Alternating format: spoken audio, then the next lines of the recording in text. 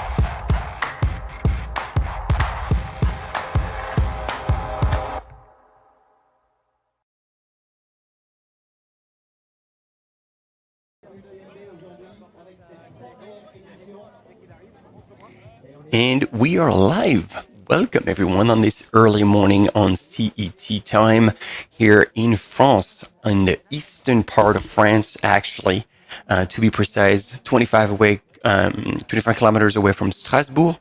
If you know a little bit about France, in the Alsace region for Trail Alsace Grand Est, if you pronounce it with the French accent, which I will offer you as a mix between English and French.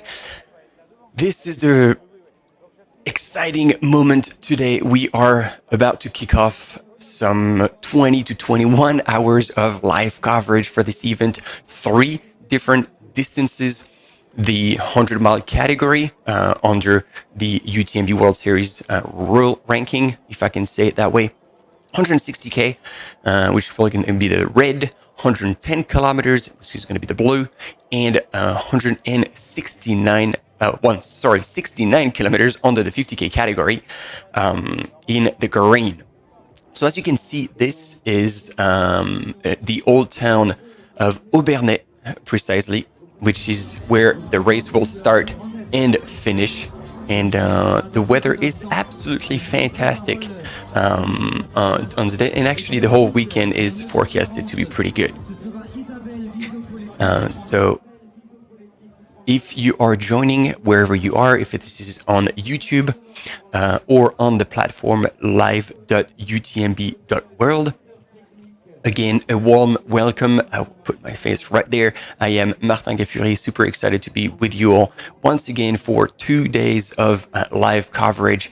And this is going to be quite fun because there's quite a lot going on. Like I said, 3 different distances. This event gathers 4 races and with over 4,600 participants for this whole event.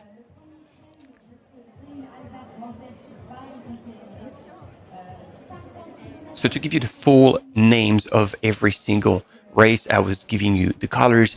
So the 100 miles is the Ultra Trail des Chevaliers.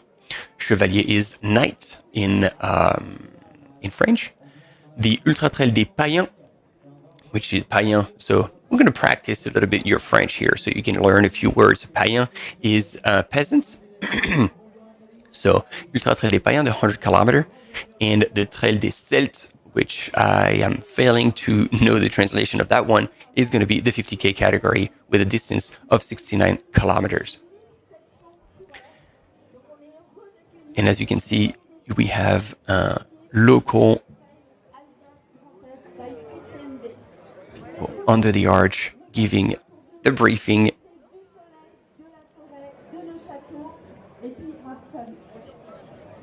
To everyone.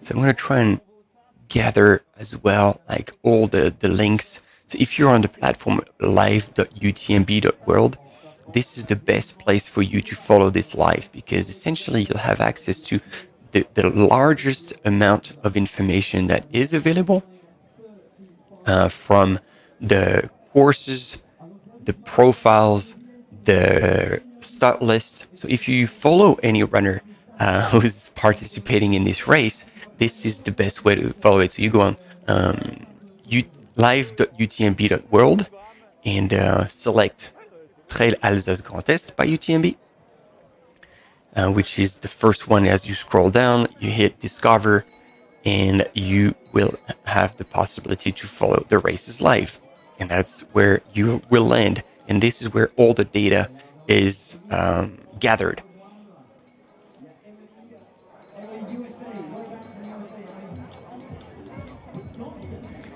And I'll share with you, and I will, of course, read all the comments. So you see the profile of 50K, which looks quite gnarly. You get a succession of 4 different climbs before heading back into Aubernais, which is where all the finish lines are located. So actually, we're in Bar right now, because this is not a loop, this is a point-to-point course. And as you can see, as much as you could potentially envision the western part of France being quite flat, as you see the skyline on those drone images, it actually is quite undulating and with a decent amount of climbs.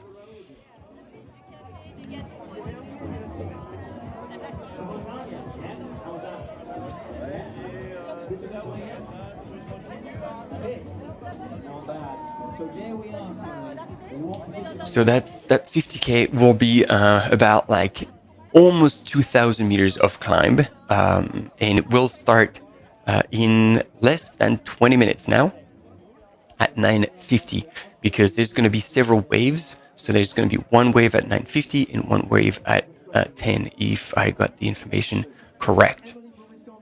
And as you can see in the background as well, this area is very known for wine region. We'll get back to it. Jasmine Nunij from Switzerland is representing Team Adidas Terex. And as you can see, she's done quite well in a few races recently, in 2023 and 2022. So she's one of the women to beat today, and will be most likely doing quite well. So the 4 climbs I was telling you about, and there she is giving interviews. So potentially we'll have a few images during this live with an interview of Jasmine. Emily Schmidt coming from the United States of America, representing Hoke. There she is on our images. She's been doing really well. She's been coming over to Europe quite a bit, racing Sierzinal and races like that. She was 3rd at Istria 100K only like probably a month ago, if that. And Transgran Canaria as well. In Trail Saint-Jacques, she had done actually quite well as well. So like I said, I didn't have all the races, but I knew she had come quite a bit. And this is something that is not to be underestimated, because once you know how people race over in Europe, what you can expect at the aid stations, it is very different from the US racing style. So the fact that she has experience here on this 50K, I believe Emily Schmidt could do extremely well. And then from Germany, Sabine Froment, if I should pronounce it correctly for our German audience. And then she's done quite well at those races at Terre de Feu. I am not familiar with this race, but in 2023 and 2022, she won it. So there we go. You've got your kind of top 3 women to look for. And I believe these 3 will try to score like the top 3 places, which would give them direct access to the UTMB World Series final in Chamonix, the OCC. Because as if you're not familiar with this, and we'll be repeating that quite a bit, but you will have the possibility, if you finish in the top 3 of one of the 35 races of the UTMB World Series, to qualify directly to the corresponding distance. So here, the Trail des Celt is the 50K, and therefore you'll be able to qualify for OCC, the 50K final. But if you ask, you can actually be bumped up to the 100K. But I'll go further into details more. Now, on to the men's. Antoine Charvolin, coming from France, representing Team On Running. And he was second last year, if you were with us, at Wildstrubel by UTMB on the 50K. As well as third at the Maxi race, the marathon race. But it's just over 42K, quite a gnarly course, and ninth at Mont Blanc Marathon in 2022. So Antoine Charvolin is definitely the man to beat today, but he's got a bit of competition still. Gigi, as we know him, Jenny Binaz-Kunius, has been with what was called previously the Ultra Trail World Tour, and is now still very present in the UTMB World Series. Earlier this year, Amazing Jungle was on the 100K. He won that. The Vibram Mare Montana as well. So he has had already a pretty solid beginning of the season, 10th at Istria by UTMB as well. Yeah, this is a very familiar faces, probably one of the most experienced runner in the circuit, with the amount of racing he's done and he keeps doing. And Émeric Damour from France as well. First at Trail Alsace, who has welcomed several times the national champs. On the 20K, Trail de la Cité des Pierres, which was this year the national champs and qualification for world champs as well in trail running. On the 31K course, and Trail du Saint-Jacques by UTMB last year on the marathon, on the 50K distance. So yeah, we do have a competitive 50K, and again, it is exciting to see such good weather on this course again for the start. And then we have Isabelle, who is now the official race director for UTMB Mont Blanc, and definitely in charge of all these races and with all the locals. So it's good to see everybody gathered on this start line.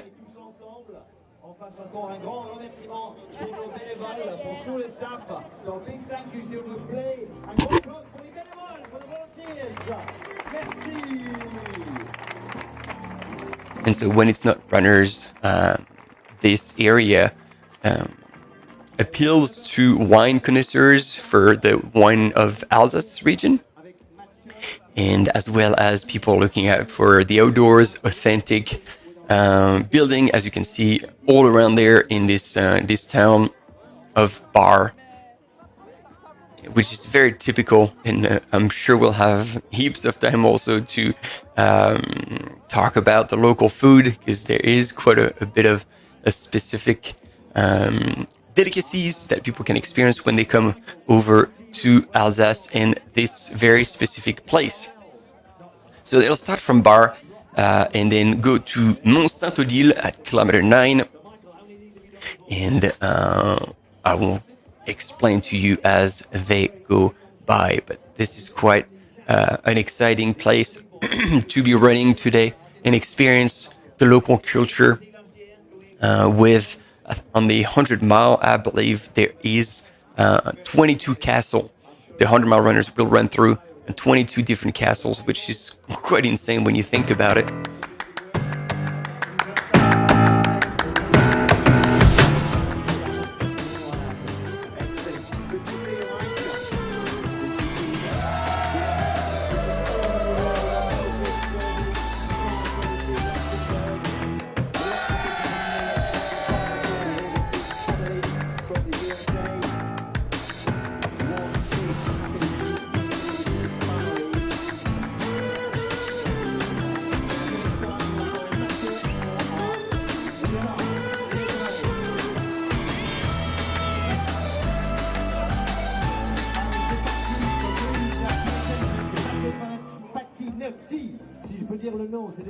There you go. You had the highlight of this Trail Alsace Grand Est to kick off 2 days of live coverage. So we're going to cover the 50K until early this afternoon, and then we'll be back for the start of the 100 miles.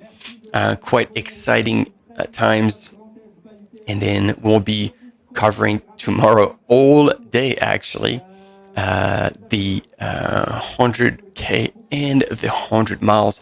And we have someone that we know very well. Here he is, Antoine Charvolin.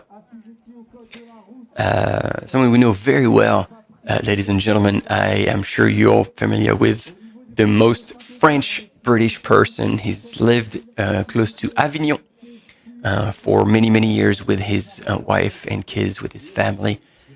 It is Andy Simmons, and he representing Scott, and he will be running the 100 mile, most likely to get his ticket to UTMB, I believe. And he will definitely be one of the favorites for this 100 miles. So we're quite excited to see how he goes. Let's hear what's going on here on the start line.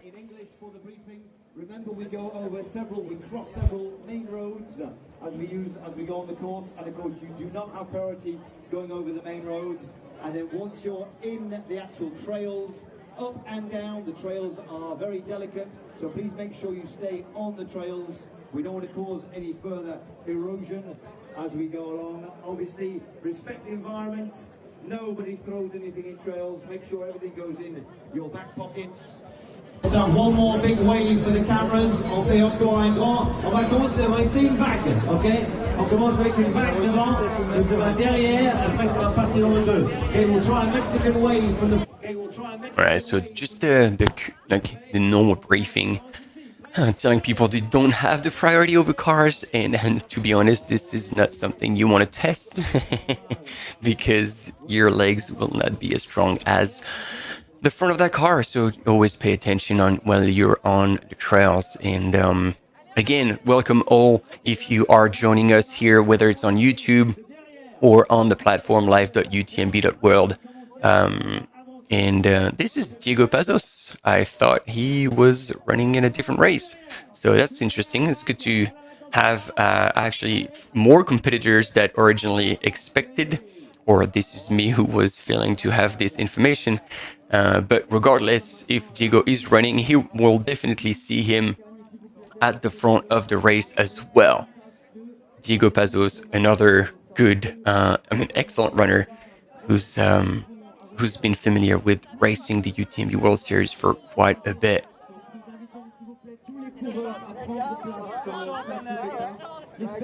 Yes, he was announced with Émeric Damour and Frédéric Poumrol as well for Brooks. So my bad. For our Swiss runner Diego Pazos, infamous for his bow tie, will be participating in the 50K.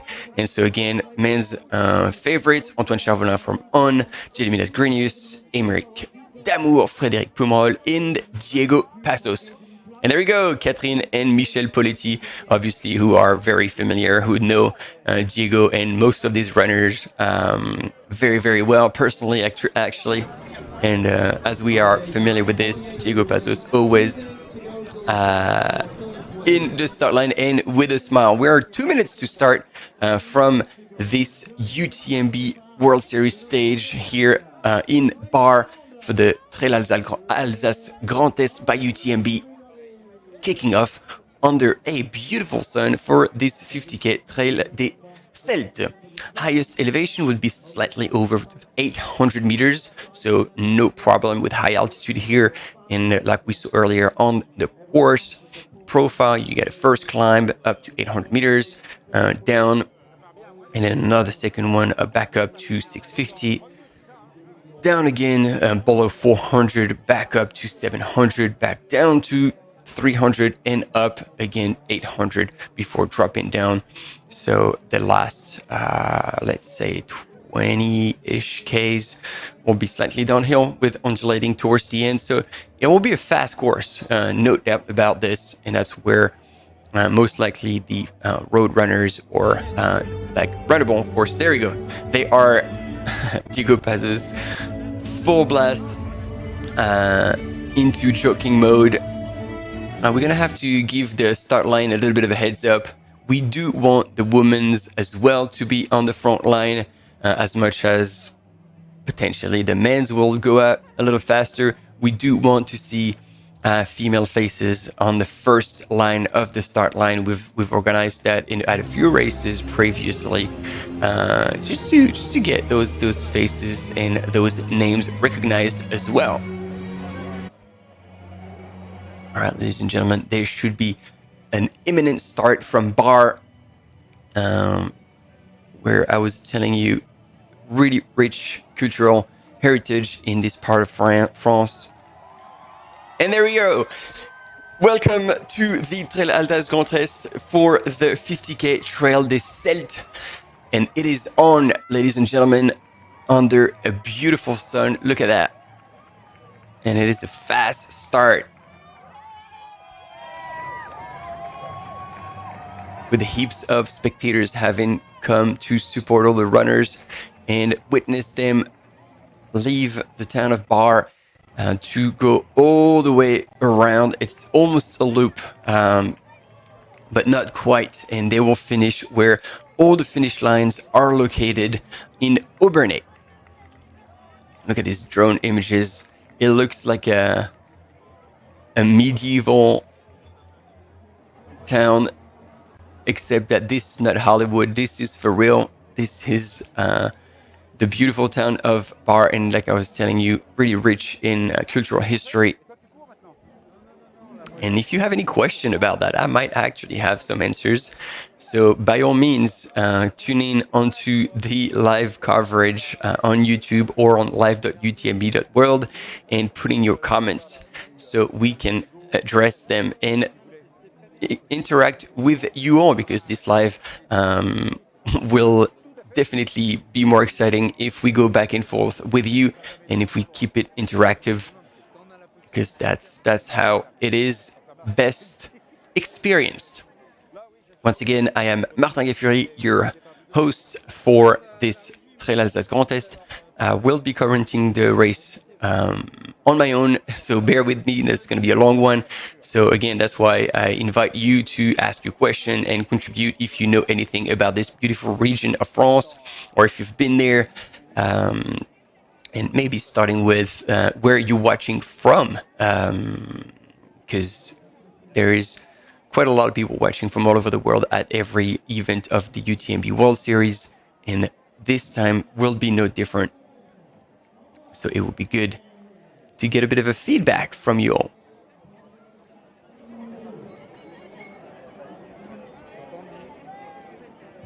C'est Denis, ouais. Après, annonce que toi, tu peux leur fournir de la... So the first part is quite undulating until they leave town, and then they will go into a first climb.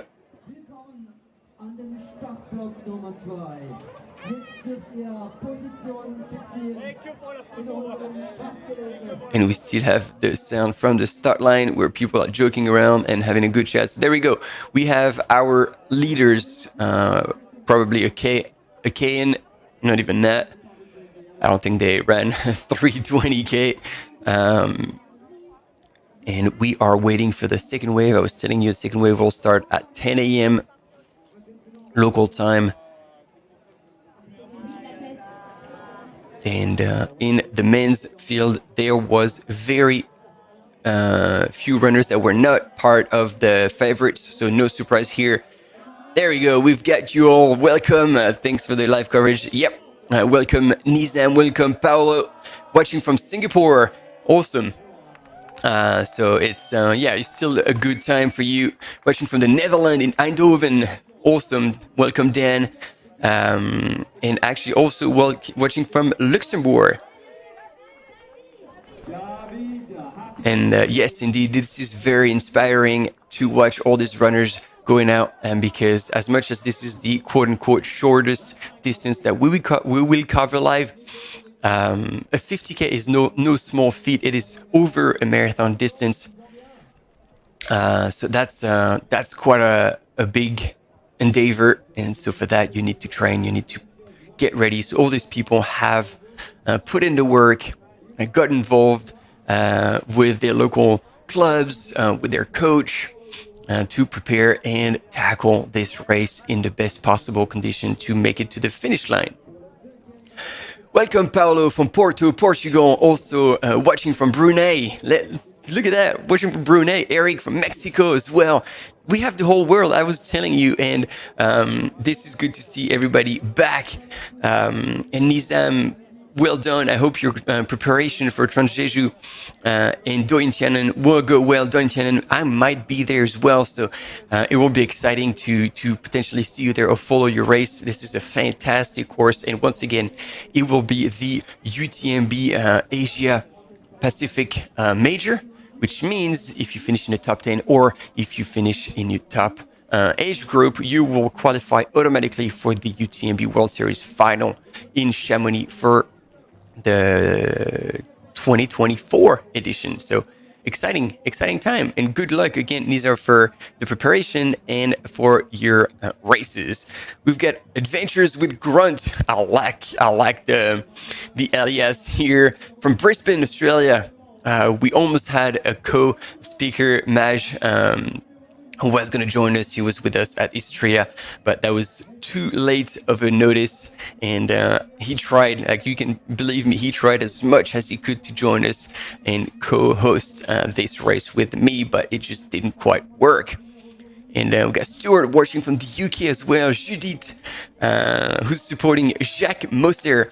Bon courage, well done, and all the best to Jacques Mosser. So again, Judith, if you're keen on following Jacques, and if you haven't already connected to the live.utmb.world, definitely tune in onto that platform, and you can find the name of the person you are following and mark it as your favorites. So essentially, every time you reconnect to the platform, you will have direct access to their result.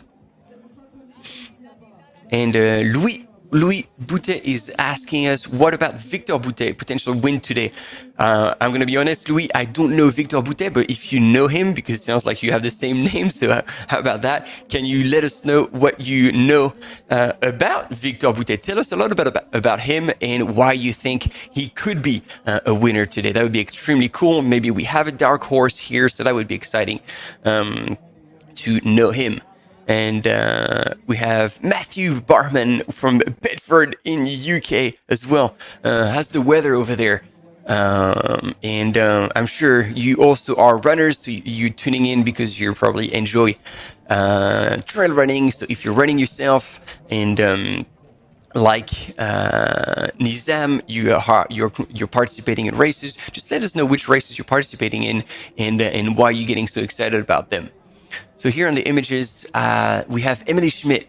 You can see from the back, from the UK, representing Oka. And I am pretty sure the woman just in front of her is our female favorite, Jasmine Nunes, representing Terex from Switzerland. So that's pretty good. We have our top runners where we expect them to be. And this is back to the start. Don't worry, this is the second wave of the 50K because there's just so many participants. We have a short commercial break and we'll be back straight after, so stay with us. The Ultra Trail de Mont Blanc is the Super Bowl of trail running. 3 times I've raced UTMB. I feel like I've underperformed every time. He sets the biggest goals possible. I kind of say it's like digging a hole. It gets tiring, it gets hard, and for some reason you just go, I'm just gonna keep digging. The places where you really grow are the ones that keep kicking you in the teeth.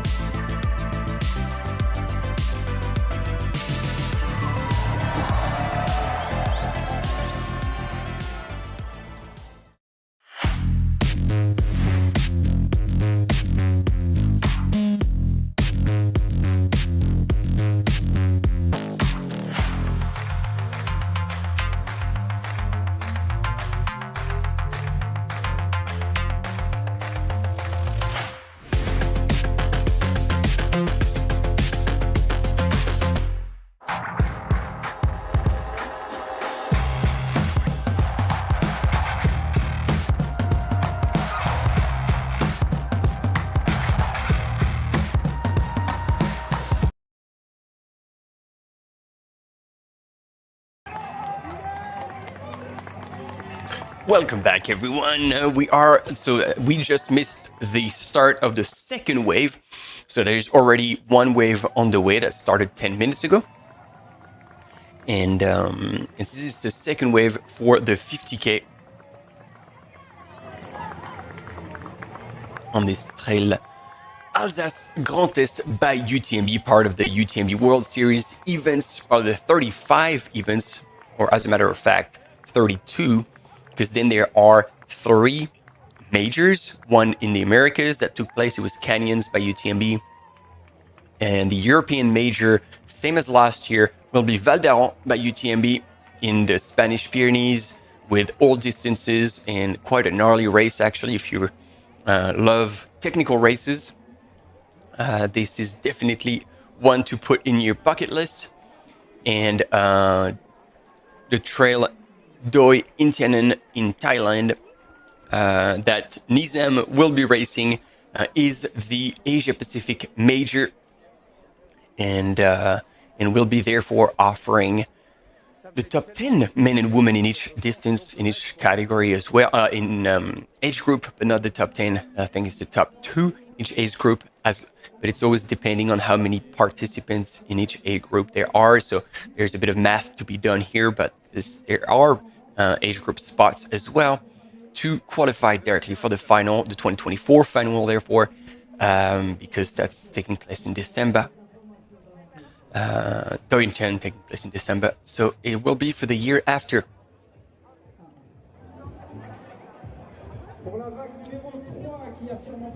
Wow, and we've got Quico, who's running 100 miles today, or tonight at 8 p.m. So good luck for that.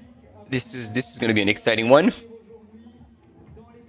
And then we also have Ducel, who will be right there running the 100K that we will be covering live. So all the best for that as well. That's going to be exciting. So we've got quite a few people here. We got a lot of trail running enthusiasts. So this is really good. I'm excited to cover these races with you all as we see live right now. The race leaders starting their first climb, one of 4 different climbs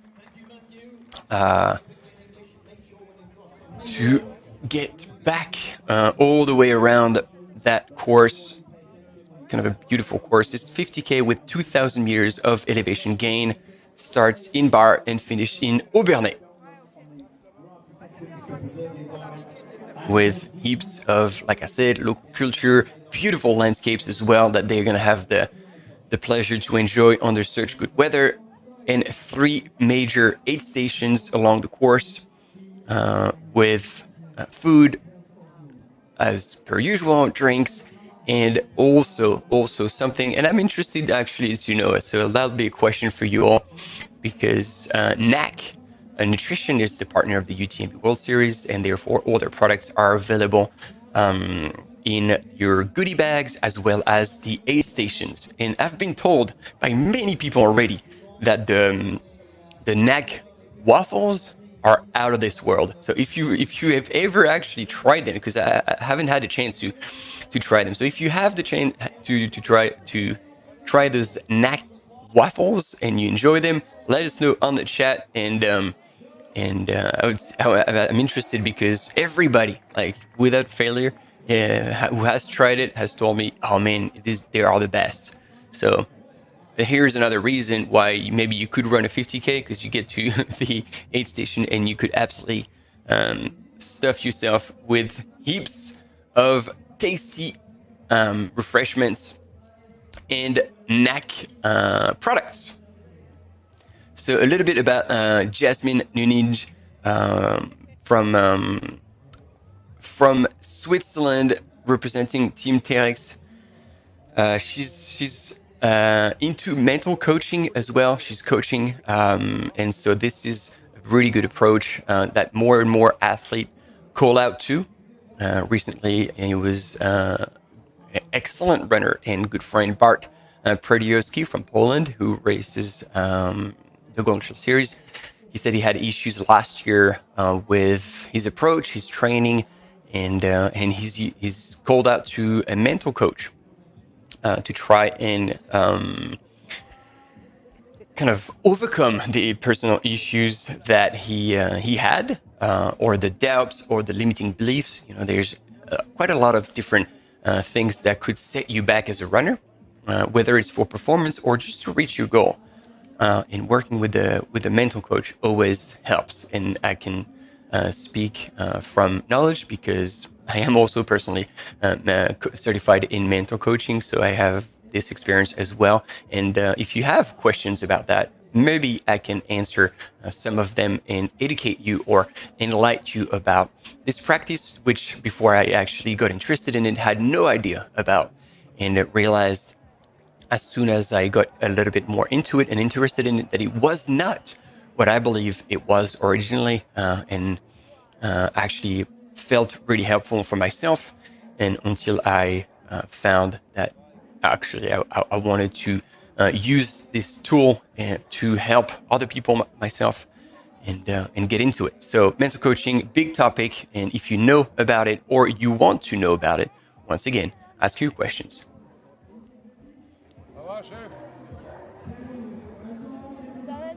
And we've got Nizam. Yes, so it's really cool because you got inspired about Ultra Trail and getting involved yourself when you saw the 2021 live stream at UTMB. So we were involved with that. And yes, again, the views, the competition, the landscape, this is something you don't get the chance to experience from afar unless you are like part of this World Series where races are broadcasted live and we get the chance, we as speakers, to share this experience with you, educate you as much as we can on the way. So that's why like you are more than welcome to ask all your questions and get involved, and get inspired yourself so you can run, because you know we've seen more and more people get involved into trail and ultra trail. Regardless of their level, they get inspired to run and they start with a 20K. You don't have to start big. All that matters is that you catch the bug, you love to be out in nature and have a healthy lifestyle as well. So a little bit of running will keep you healthy and fit. And if you have a little bit of a competitive aspect, you can come to a race, but you don't necessarily need to actually be competition oriented. You can also just want to explore and enjoy this beautiful areas such as Alsace, for the case of the Trail Alsace Grand Est, and just a matter of exploring the area, connecting with like-minded people, and making it to the finish line for a 50K, 100K, or a 100-mile journey. And I tell you that this will be lifelong experiences and memories to share with a lot of people. So always a good reason to get involved at these races. And you see, you have a lot of people waving. So sometimes you have clubs or groups of people who want to experience those races together, or even in family. Many times we've seen father or mother and children running together. I think we had a pretty sweet live coverage and an emphasis on a mother and her daughter. I think it was 2 years ago for UTMB, one of the races. It was the MCC, I believe, or even the OCC. I can't remember, but they were starting all the way down in Switzerland before reaching the finish line in Chamonix. But now we are Trail Alsace Grand Est in the west of France for the third wave of the 50K. So the Trail des Celtes.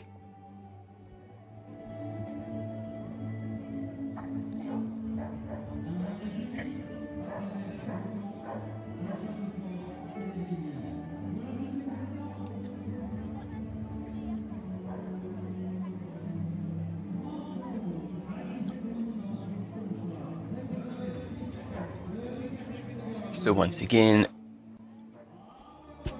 trying to hear the race briefing, see what's going on, so I can give you a little bit more of insight what's happening. I think they've communicated to everyone that the drone was there, so give a big shout out to everyone.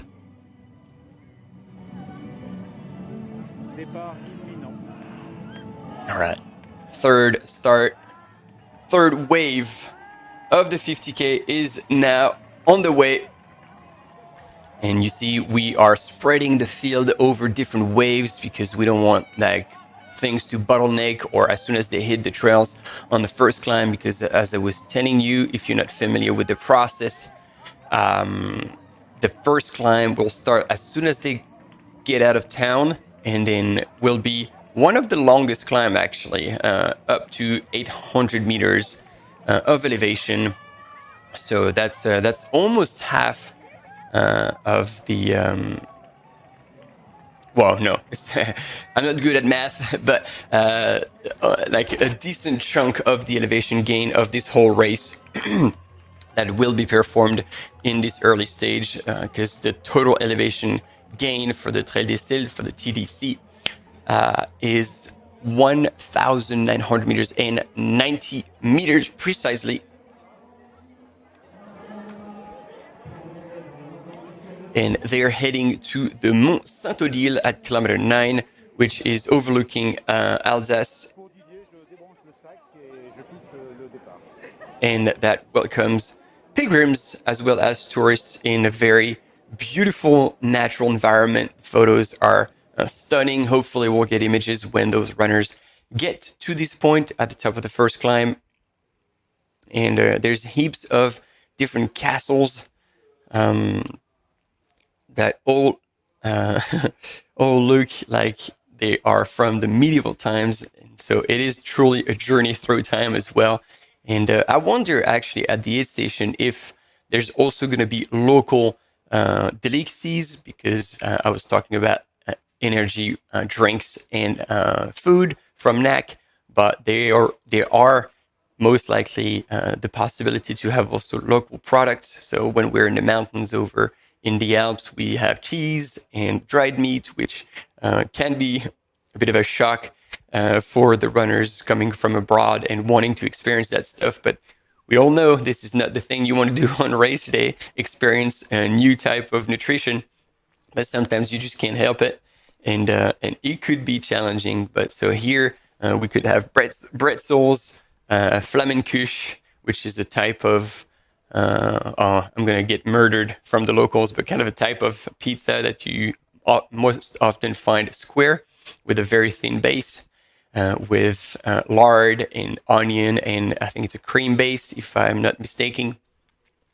And the Monster cheese, which is infamous and will most likely smell like an old pair of shoes.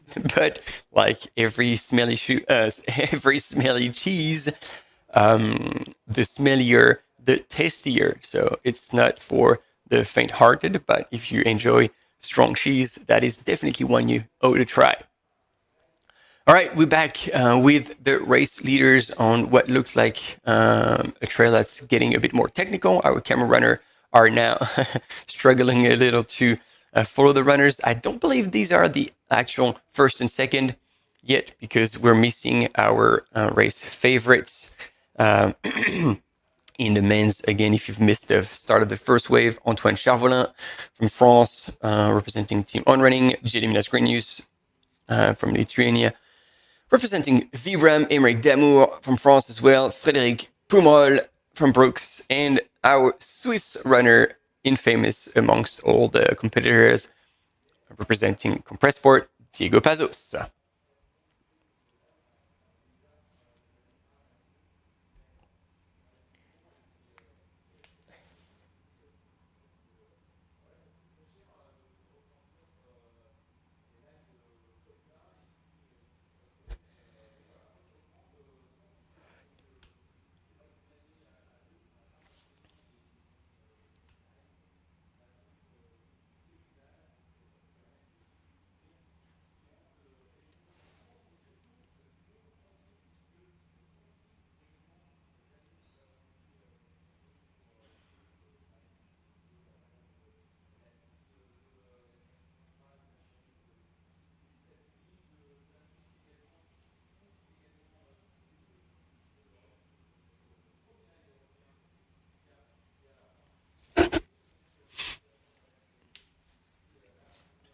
So as all the runners from the three different waves are making their way up, there we go. We got images again from the, I'm not sure those are the race leaders because we have one runner in the distance, but I can see another runner in blue a little bit further ahead. And it's interesting. Yeah, okay, the marking is here. We got a short commercial break and we'll be right back after that. Stay with us.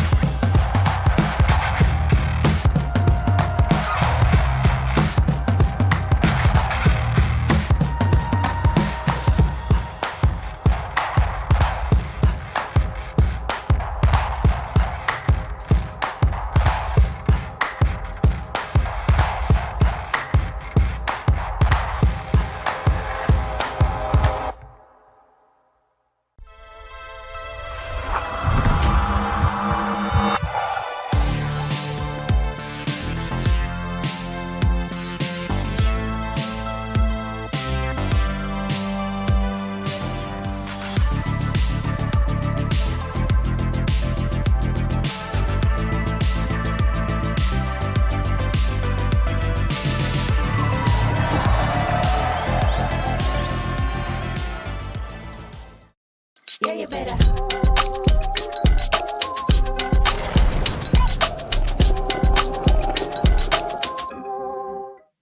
Yeah, you better.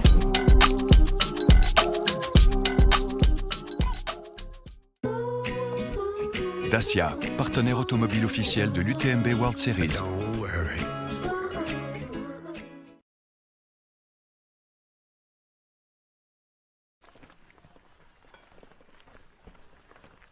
Welcome back again after this short commercial break to follow the TDC Trail des Celtes. We're about half an hour into the race after the first wave started. And I think we're following the race leader in the women's, which is neither Jasmine or Emily. So I'm going to try and figure out who that is in the women's race, if truly that was our female leader. And if you've recognized that runner and you're following the live, by all means, let us know. And Pascal has joined us as well to cheer on Nicolas Meyers, number 3900 from Belgium. I believe that's the bib number, unless that might be zip code. I'm not sure, but shout out to our Belgium friends. And everyone else who has joined the race so far. And actually, Steve, I missed your question, who's leading the men's race. So far, we don't know, but I can safely say that Antoine Chauvelin, sorry, I'm trying to get my notes together, is in the lead, but now we're back.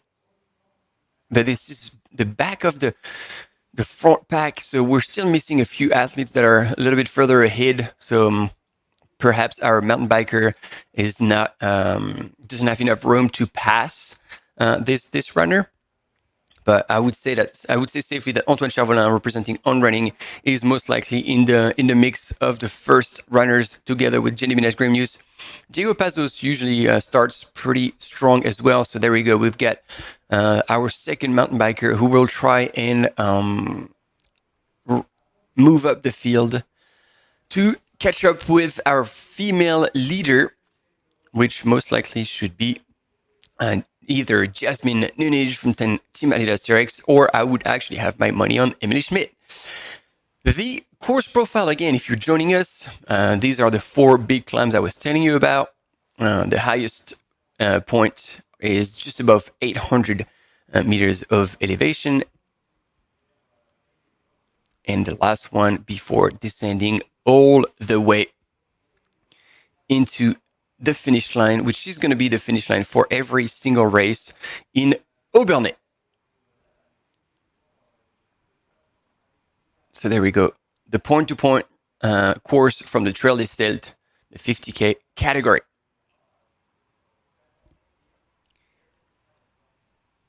And once again, we are following this runner, but he is not the race leader. So I haven't had an update. I'm going to check that very quickly. But I haven't had an update from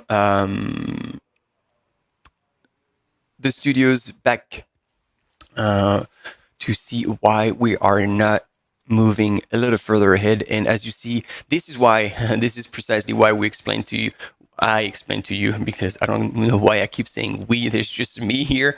That there were several start waves to kind of spread the field a little more and make sure that people don't line up and queue up too much. So again, a beautiful mix of four-wheel drive track and single track.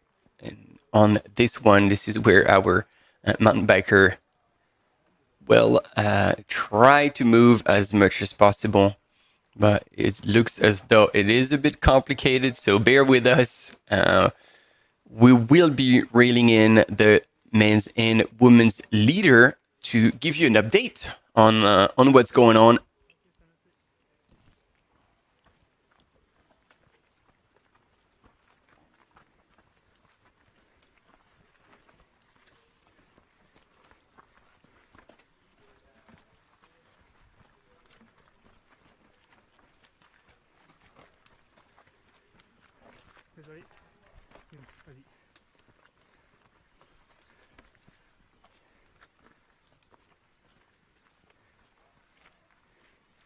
So we should eventually have a few interviews, hopefully with our men and women's leader, that we'll be able to show you a little bit.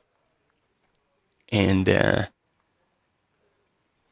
it looks like Emily Schmidt has also been here for a few days and been a tourist exploring the landmarks such as Big Cathedral as well as cheese. Because when you come to France, in which all different shapes or forms, you have to have something to do with cheese. And yes, Ducel, that's exactly what's happening. We can all cheer from the random dude who's being followed, and getting famous. Let's cheer him on. Sadly, I don't have the bib number, and I cannot read with the sun's reflection. But if you can, just let us know so we can actually cheering on with his name. But yeah, that's somebody probably in the top 10 and admittedly moving pretty well up that first climb. But there are more runners ahead of him. So we'll just wait to get an update on that.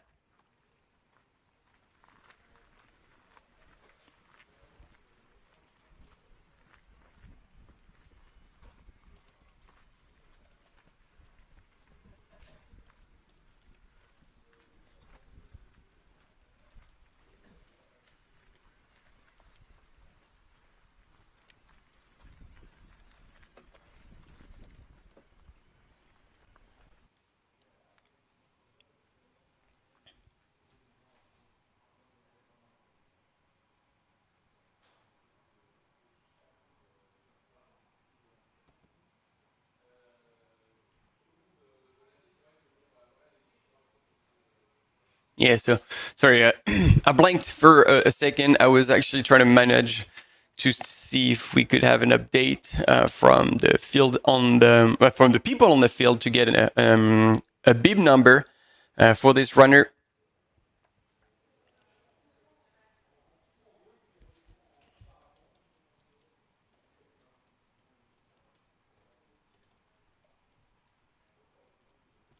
I'll try to see if I can hear anything from the field. No, I have zero feedback from this mountain biker when it's from a sound perspective. And the other one is behind the line of people making their way up to that first climb on the TDC. 35 minutes elapsed so far.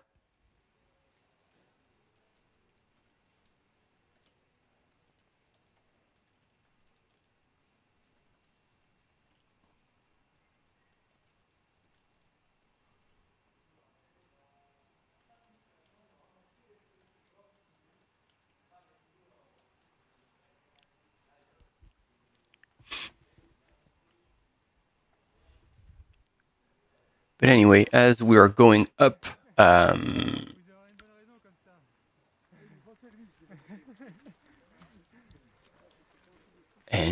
we've got a mountain biker joking away with the current runners. 35 minutes, and there you go, first castle. I was telling you at the start, if you weren't with me, that the 100-mile runners will go past no less than 22 different castles of all types and shapes. You see here the ruins, but there's much more to be seen as well from a different perspective. So I don't know if we'll have drone footage of that.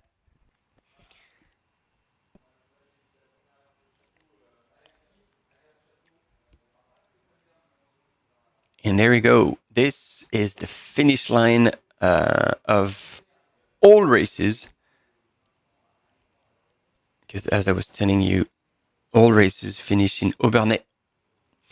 And this is the start line here in Bar, still in Alsace, where 3 waves started this morning, 9:50, 10, and 10:10 local time, to take on this 50K. Quite exciting to kick off the Trail Alsace Grand Trail by UTMB weekend. So many different distances and a short commercial break.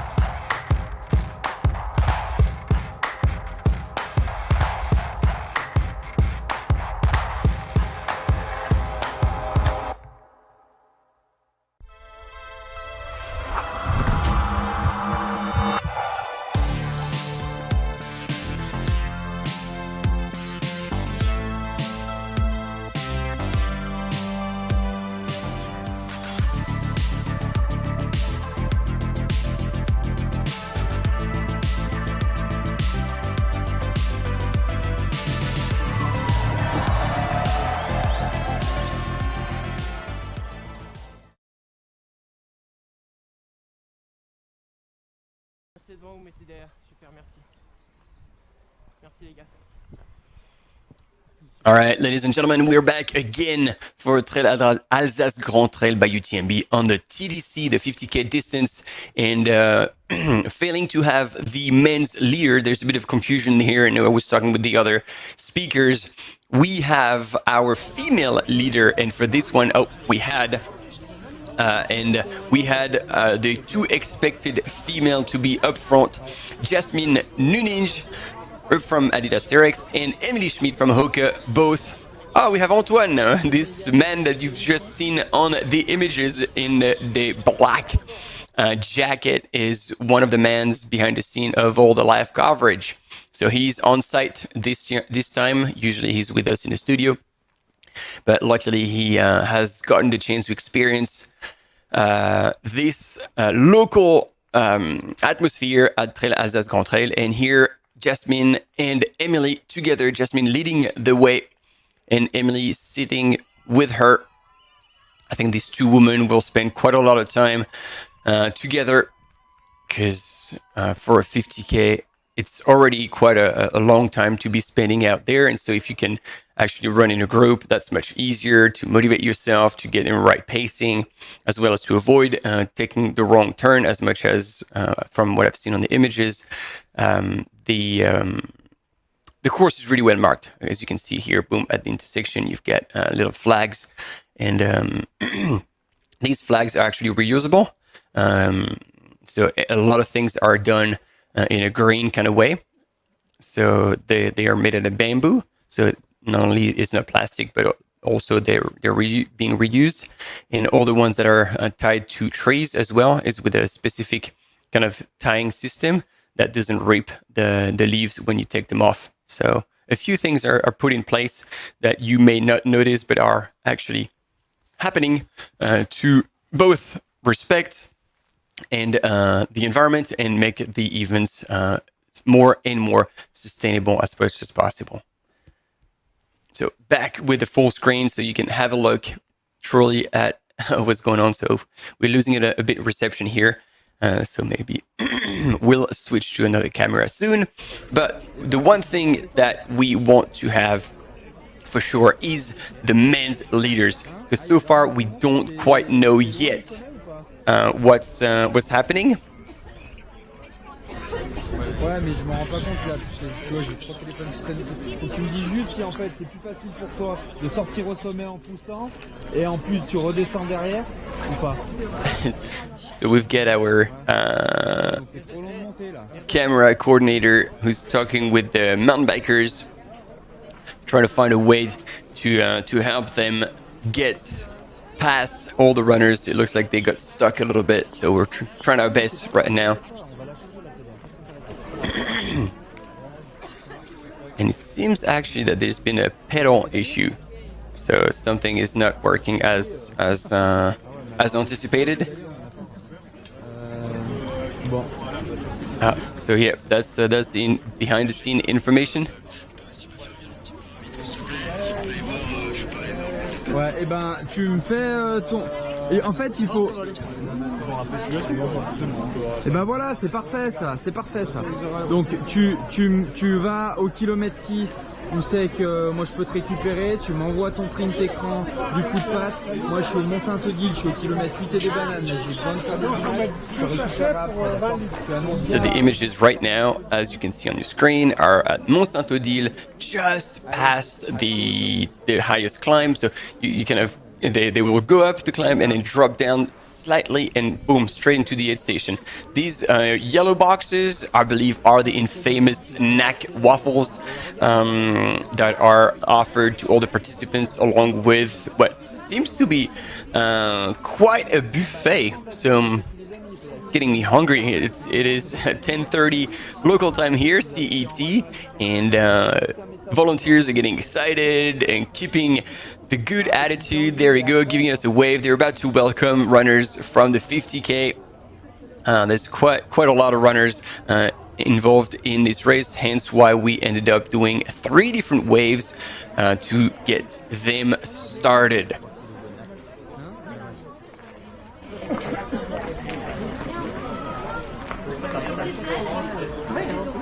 So there we go. We get bananas, oranges, cookies, knack bars as usual. I think I see dried meat as well, so they will be welcome with that.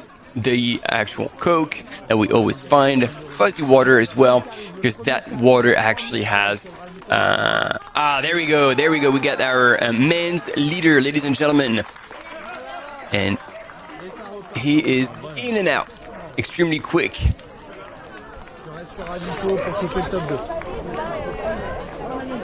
In Mont-Saint-Odile, so pretty quick.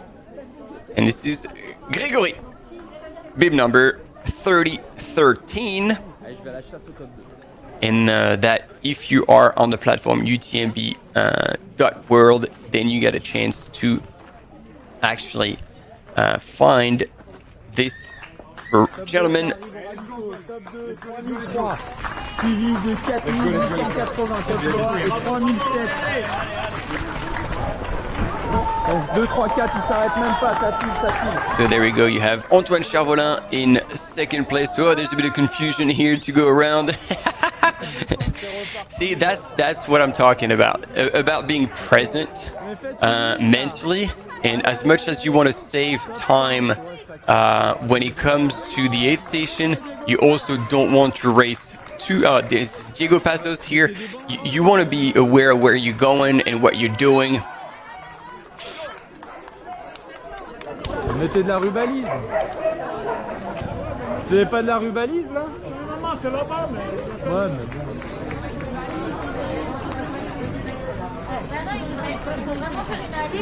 And we also see people from Adidas Terex probably waiting for Jasmine. to hand over her whatever she needs. Because there is crew access. As you've seen, those front runners went straight through, didn't even stop at the aid station because they had crew who had everything they needed. And so people are now requested to get out of the way a little bit. And now we're probably still in the top 10 still. So hopefully we'll get an intermediary ranking.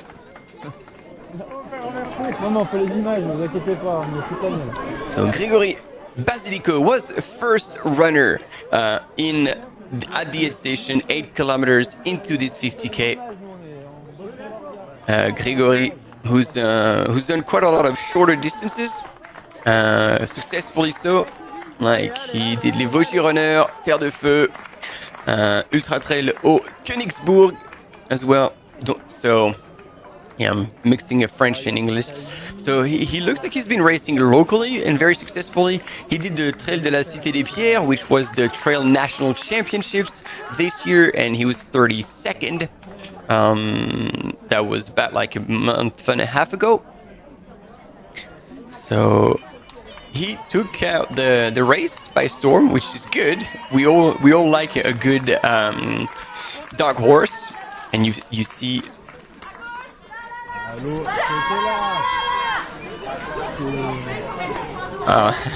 So I think it's the water station. So at the aid station, they have Coke and water and energy drink, but the runners who are actually after water we don't see it on the images right now, but seems like it's at a different location and creating just a bit of confusion. But that is being solved as we speak. You know, it's impossible to anticipate everything. So that's the beauty of it. Like those volunteers, they see the issue, boom, they get onto it right away. So that's pretty good. In second place in the men's was Antoine Charvolin, as expected, team on running, with a group of Frédéric Pomerol as well. We expected him to be there. Quentin Desouilles and Christopher Dupré. And shortly after was Diego Passos from Switzerland, Ludovic Collomb, Émeric Damour, and Arne Herbeau. To wrap up the top 10 was Michael Reto du team Taillefer. Nos amis de la région grenobloise, on leur fait un petit coucou. Hello to our friends from the Grenoble region in France, from the team Taillefer. There's usually quite a lot of people in local races representing that team. Always good people. So again, if you're joining us, this is the aid station, 8.3 kilometers into the 50K race, the TDC. We're waiting for the leaders, the female leaders. The male leaders have gone through now. So we're waiting for the female leaders. And again, like we've had images, so I think it will be pretty easy for me to anticipate the names. And this will be, if they're still running together at this point, which I believe will be the case, Jasmine Ninij from Switzerland, representing Team Terex, and Emily Schmidt from the United States of America, representing Team Hoka. These two female athletes were running together in the early stages of the race. And it looks on the screen that we're catching up with the female leaders. So as I was telling you, the top of the first climb, then they tip over, and it's only for a K or two. Oh yeah, there we go. I can spot them in the distance. So Emily has now, I believe, taken the lead over Jasmine. No, Jasmine is still leading. So as they will go into that aid station, Jasmine will meet her crew. So that will be a pretty fast transition, I anticipate. And then right behind with the blue top and orange bottom, if I got it correctly, is Emily Schmidt. So these two female runners, these are the leaders. And we anticipate them to make it into the aid station any second now at Mont-Saint-Odile.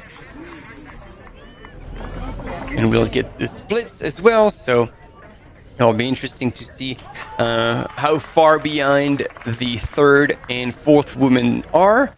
But right now we have our two female leaders running almost stride for stride in the very still early stage of this Trail des Celtes, of the Trail Alsace Grand Est by UTMB. And it's good to see some good weather because we've been covering races recently. If you've been following them, at Istria during the night, they had like kind of average weather. And then more recently at Transvulcania, this was the first runners on the crest had hail. There we go. As I was telling you, at the aid station, the crew is there to welcome our female leader, Jasmine Nunij.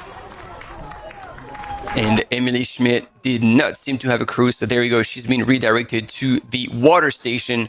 So losing a bit more time. So it shows that if you want to be competitive now, having a crew at the aid station really makes a difference, because those are free seconds that you put in the bag without having to push, while Emily having to refill her water bottle herself. Not only she relies on what's at the aid stations, but also has to do it herself. So now she's going to have to close a 30-40 seconds gap on Jasmine, and therefore run harder, while Jasmine kept cruising after receiving her self-last from the crew. So this is what happens. But of course, Adidas Terex being a German brand, like they probably had someone locally to be able to show up and help her out, while Emily Schmidt, who came all the way from the US, it's a bit harder and further to bring someone from your crew all the way across the big pond. So I'm checking the rankings just to see if we have spotted the third female yet, but it hasn't happened. So as soon as we have this information, we'll try to keep updated with you that. Ouais, mais si moi j'en ai des autres normalement, on va y regarder, d'accord? Allez, je vais venir te chercher, à tout de suite. So we're losing images from the aid station, so we may not see our third female runner unless we're coming back. I think they're toying with us right now, and it's going back and forth. Là, je suis en train de sortir de ravito.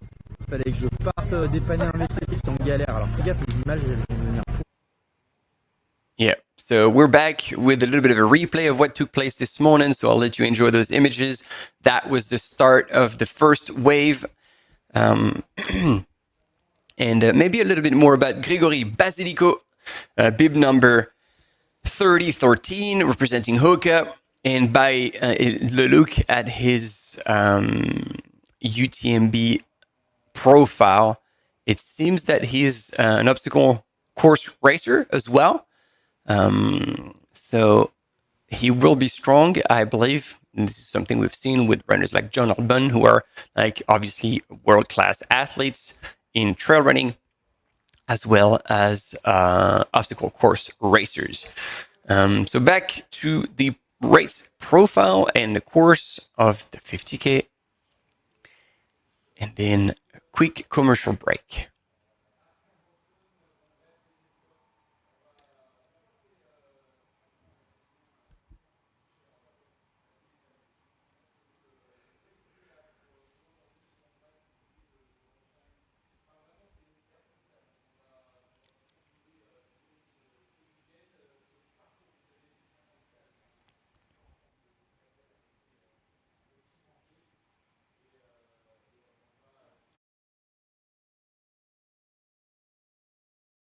The Ultra Trail de Mont Blanc is the Super Bowl of trail running. 3 times I've raced UTMB. I feel like I've underperformed every time. He sets the biggest goals possible. I kind of say it's like digging a hole. It gets tiring, it gets hard, and for some reason you just go, I'm just gonna keep digging. The places where you really grow are the ones that keep kicking you in the teeth.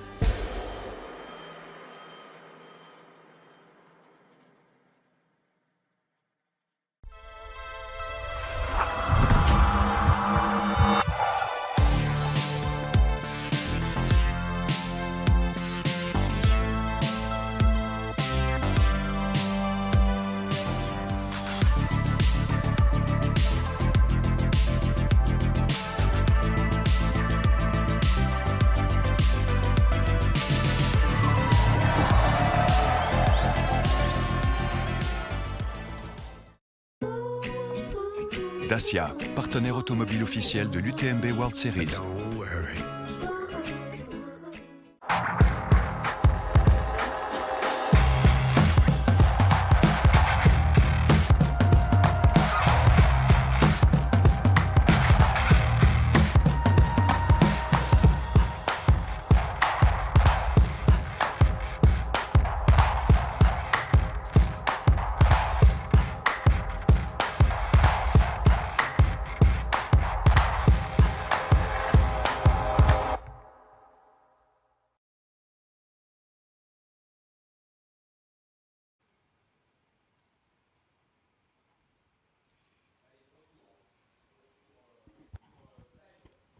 Here we go. We're back live with images again of the start this morning with 3 different waves. And here we go. We had the lead pack stretching out nice and easy with Gregory Basilico taking the lead. We didn't have images of him earlier, probably because our mountain biker could not move as fast as anticipated through the field. But that's okay, because through the aid station at kilometer 8.5, we had finally an update, a split, and that was to see in the men's category first. Gregory Basilico, like I said, French runner, we weren't quite anticipating to be there, but by the look at his results, it is not a surprise. So it's good to see a dark horse sponsored by Hoka. So again, not like a complete rookie either. And then followed by one runner we did anticipate representing on running is Antoine Charvolin, the highest UTMB index score. And followed by Frédéric Poumerol, Quentin Desouilles, Christopher Dupré, and Diego Pazos. Diego Pazos from Switzerland, who we are actually used to see on the longer distances. So we'll see what we can get.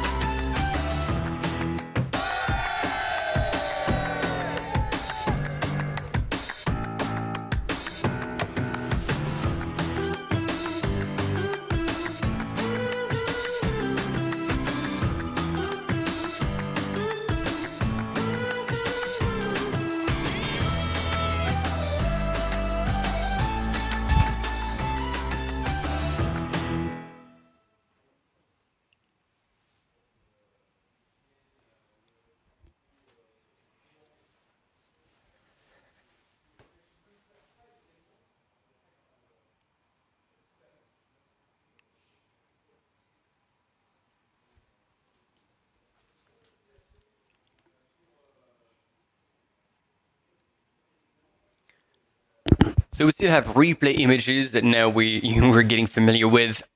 Probably not having the possibility to film on the course. I believe this is related to a mechanical issue with one of our mountain biker who was supposed to film the next section, essentially, because I've overheard that in the communication between the studios and people on the field. It seems as though they have a pedal or something issue, so they were going to try and sort this out. That's why we are right now on this replay, but bear with us because we're getting updates still from the field, and we can try to give you a bit more details. And it was Sabine Froment I don't know, Team Monster Trail. There we go.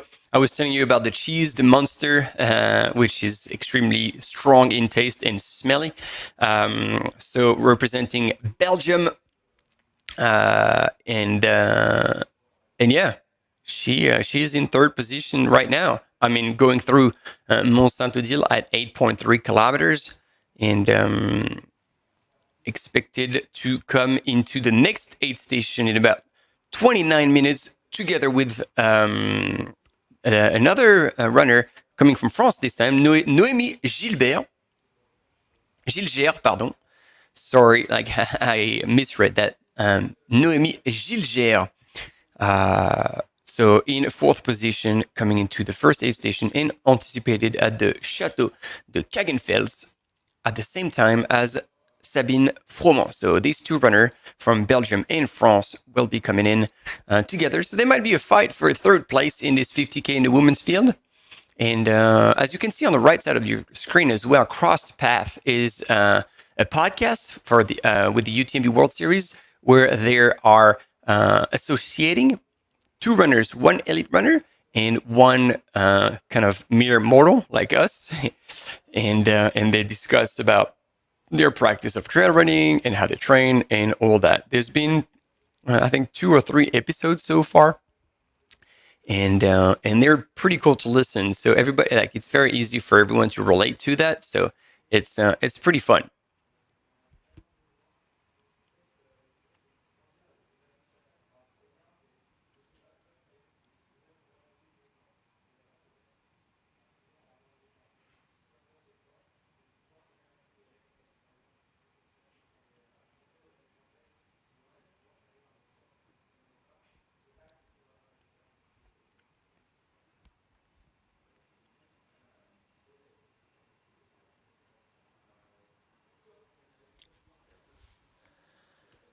All right, we've got Anne-Marie, who's supporting the Dauphin d'Aubernais, which is most likely a trail running club or athletic club, local one, Aubernais again.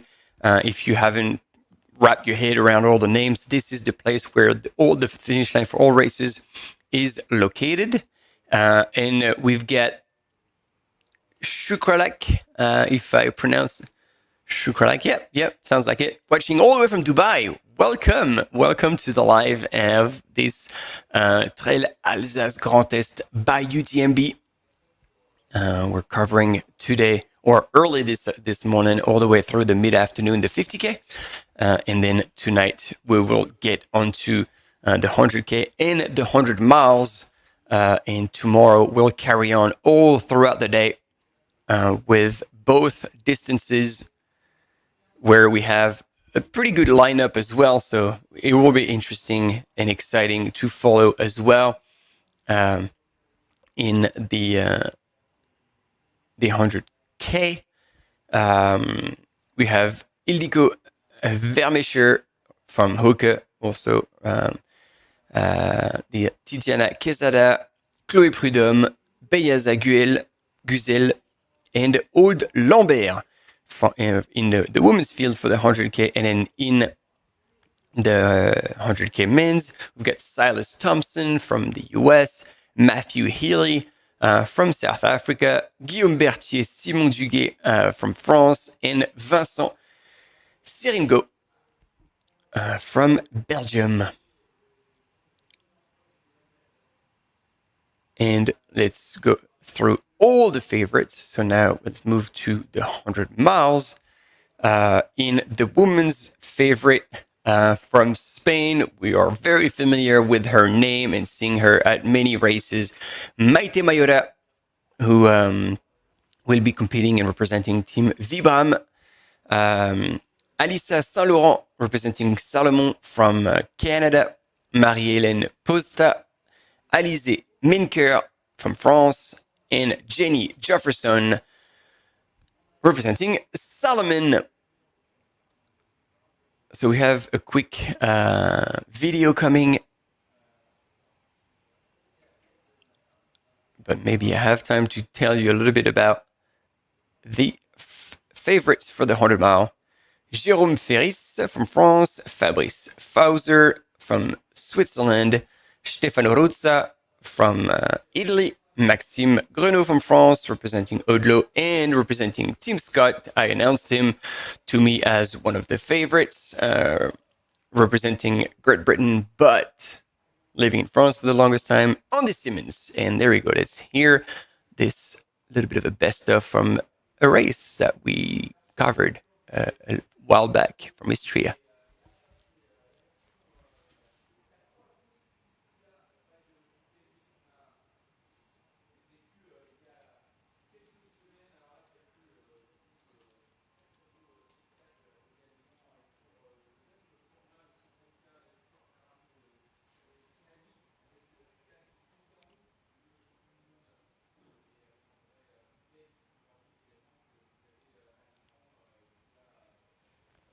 I thought there would have been a bit of a commentary, but I will do the commentary from Istria because I was actually commenting live. We saw Blandine Lirondelle on the 50K, really mastering the race and finishing extremely strong. Those were images I was telling you about the 100 miles where the weather was actually quite rough. Nag bars. Arthur Joyeux-Bouillon, who was battling it with the eventual race leader in the 100 mile, Jim Walmsley. And in a 50K, extremely fast race, both in the women's with Blandine Lirondelle as in the men's, Andrzej Witek and Stian Angermund were together really, really strong. And you see on the images that Maite Mayoria from Spain was already there trying to punch her ticket for UTMB, but she finished 4th, sadly. So she missed the spot by just one position.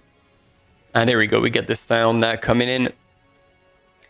And so this is why Maite is back here to try and get to UTMB with automatic entry in the corresponding distance. And I was actually talking to her partner, Yosu, very good man and now very good friend, when we were in Sagama. And he was telling me that, yes, so she's missed that spot. So she'll have to come back to qualify, although she actually has already qualified, I think, or something like this. But her goal here on this Trail Alsace Grand Est by UTMB is to fine-tune her nutrition, her race preparation in anticipation of UTMB. So the multiple purposes here for Maite Mayoria on the 100 mile that will start tomorrow. No, actually tonight. Sorry, I'm getting confused here. We'll start tonight at 7:30 p.m. Local time, and we'll run all the way through to tomorrow about 4 p.m. We're expecting the first female to get to Aubernais, the finish line, and it's the 100K that's starting tomorrow, 6:30 a.m. and there will be waves as well, I believe. So several starts to follow all the runners. So quite a lot going on between today, Friday, and tomorrow, covering this Trail Alsace Grand Est, and we are, as per usual, super excited to have you all part of this live coverage and following from many different places. At the start, we have all the people coming from all over the place. I don't know if there's been more country represented right now, but we had Singapore, Eindhoven in the Netherlands, Luxembourg, Mexico, Brunei, Vancouver. I actually missed that one earlier. Cave, if you're still listening, welcome, Vancouver. Brisbane, Australia. It was quite a bit. There's quite a bit of following, so it's super cool to see people from all over the world getting excited about the trail running in general and ultra running. It is a passion shared now by so many people all over the world, and that's why we're stoked to offer you those images. So like I said, if you're joining us and you're wondering why we still have the same images of the replay, it's because there's been a technical problem with one of our camera person on a mountain bike, and so their pedal or the bike, something happened with the bike, and so they couldn't actually keep up with the race leader and offers these images. So we're just nice and easy on the replay, waiting for the images that I believe, are showing right now on the right-hand side of your screen. That would be the first woman. So if that's the case, no, they are still together from what I can catch. There's a bit of motion here on the screen with several screens appearing. I think I can put it back in full screen. It's good because I have been given the Stream Deck as well, so I can operate it from from where I am as well. So I've put it in full screen. And Mathieu Gaillot is with us as well, saying Allez le scat. If you can tell us a little bit more what the scat is, I'm not too sure. It's probably like a running club.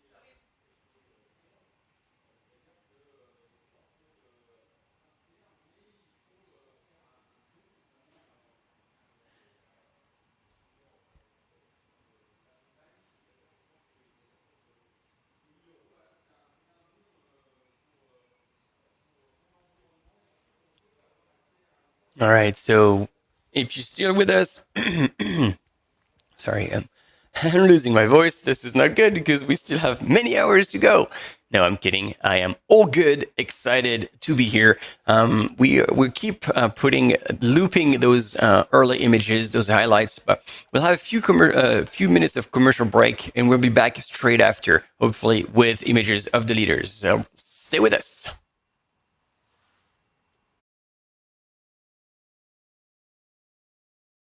Yeah, you better.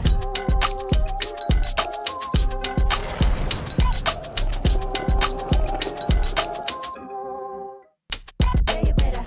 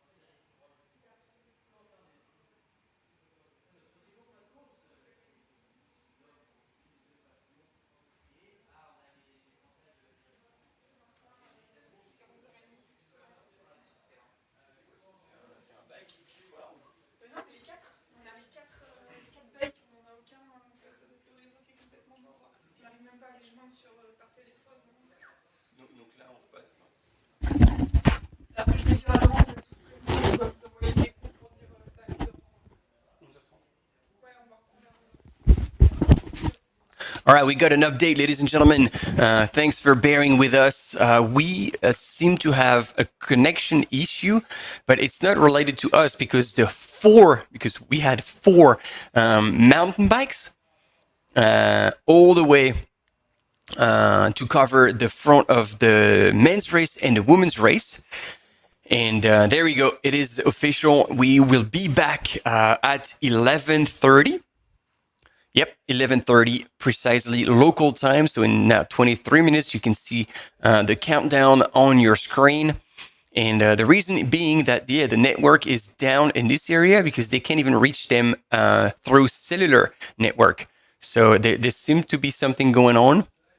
And we don't really know what it is because and this is maybe the time to tell you a little bit about how the live coverage works. And the team goes out on the course way ahead of the event to check out every section and then to make a decision where they're going to put mountain bikers, we're going to put runners if the terrain is too technical, as well as have a look at every area and make sure there's enough coverage to offer images. So the work has been done, so it's no failure on our end, sadly, because usually if it was a problem on our end, it would be a quick fix.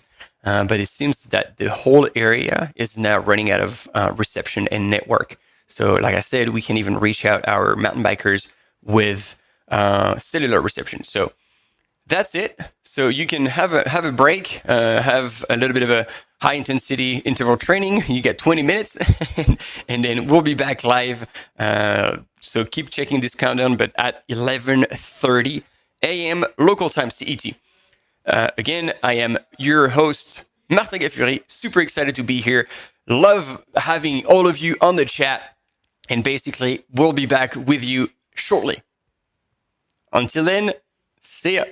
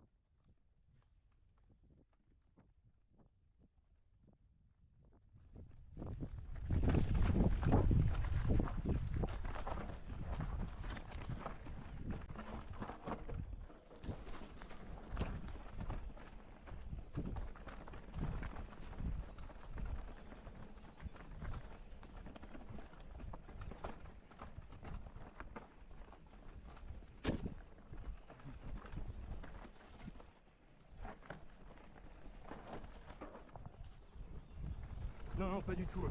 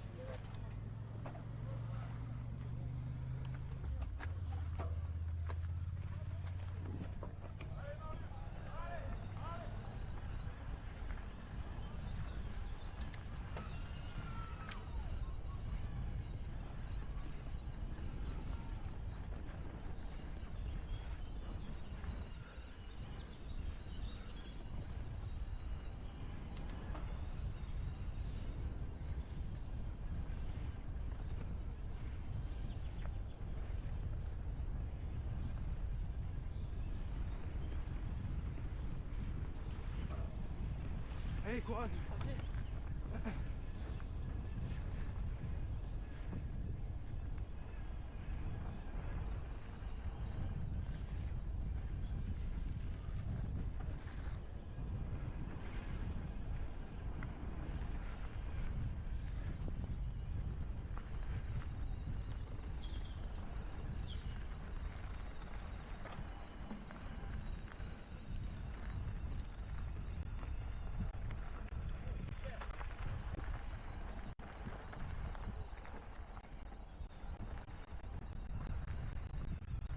Ouais, là je pédale.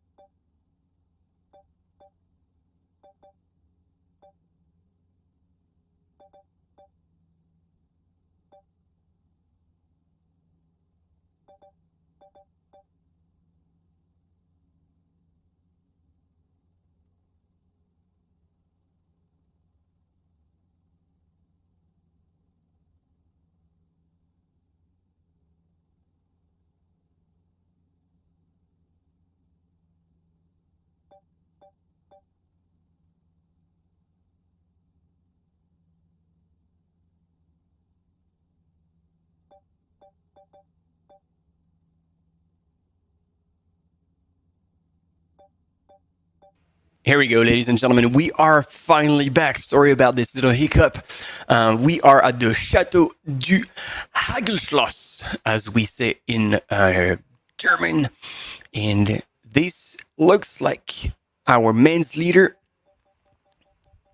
But we'll get the confirmation very shortly, because we were looking at the rankings and it seemed as though some of the front runners had a bit of a misguide or something, because on the second checkpoint, quite a lot did not go through.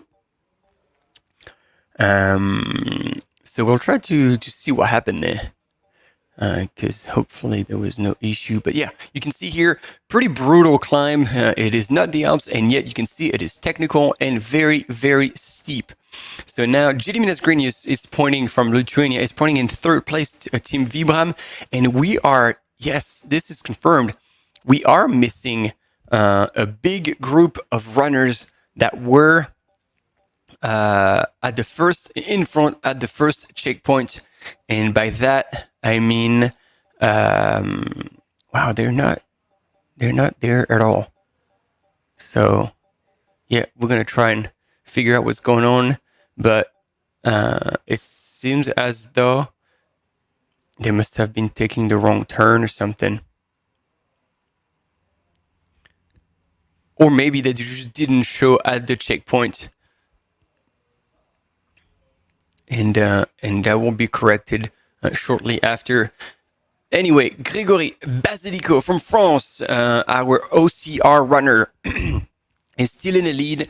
And that's the person we saw right at the beginning. And then Émeric Damour, also from France, Gediminas Grinius from Lithuania, Arne Herbo from Belgium, and Aurélien Bovard from France, followed by Marius Nagel. Marius Nagel, sorry. And then this is from the club Dauphin d'Aubernais, who we had somebody on the live telling us about the Dauphin d'Aubernais. It was Anne-Marie Linard. And then we also have Paul Duché, also cheering on for Polo. And good luck to Sylvia and Arnaud as well from Mathieu Gaillot. So here, this is pretty tricky, I believe, because you get drone footage from within the forest. So you got to dodge branches and trees, but pretty good skills here from our drone pilot, trying to make up for the recent issues we had with the live coverage. So trying to figure out, what is happening. Let's look at the ranking. Oh, there we go. We are back, and it looks, it's not like it looks, it is for sure from Switzerland, and representing Team Terex, Jasmine Nunij is in the lead. Unless about 10 meters ahead is Emily Schmidt, who has pulled away slightly. I still believe at this stage in the race, both women will be running quite close still. I don't think anyone will try to make a move on this 50K. And we are being told that, yes, there has been issues with course marking, I'm afraid. And some of the runners ended up going the wrong way, which is too bad.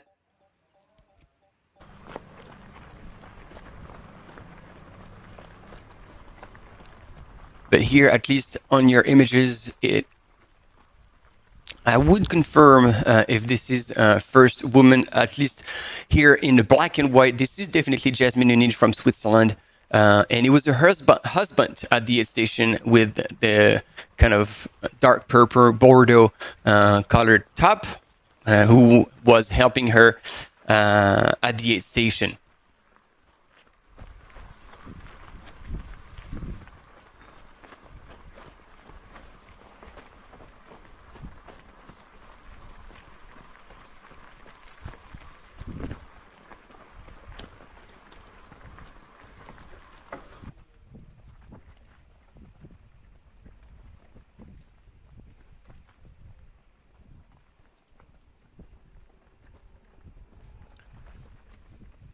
And now we're moving past quite a few runners I believe, to try and catch up with the race leaders, try to understand what's happening.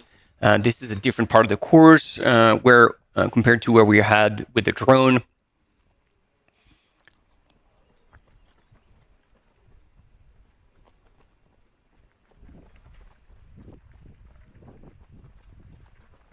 And as much as we don't have the race leaders, you can certainly appreciate the landscape on this kind of playful single track going through the forest. Quite lush and green. Until we have an update. So this is still a very steep hill where I believe we're seeing like probably somebody running up the top 10.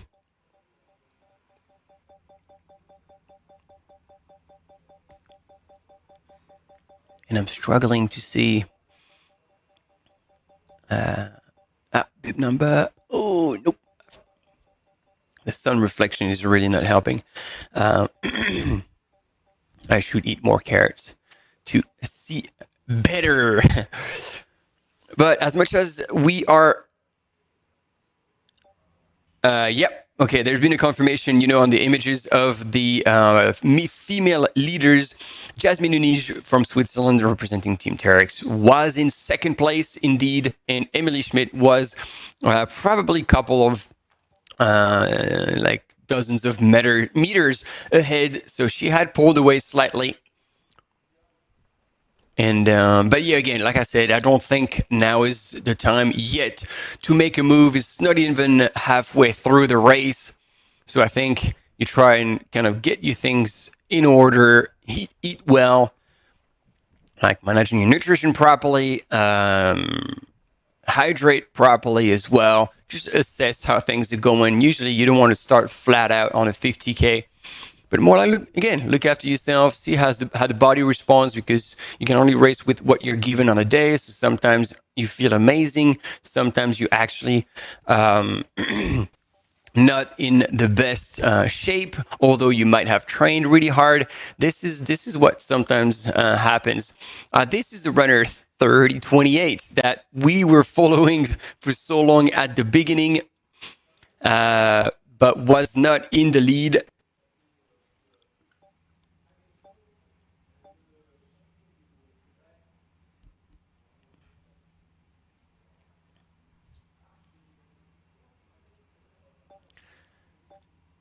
And it is Florian Gutfried from France, Team Instinct Trail, who we were following. So there you go. He used to be the unknown runner, and now he is now identified. Florian Gutfried, who's probably still running within the... Oh, no, he's in 12th position right now, overall, in 7th in his category.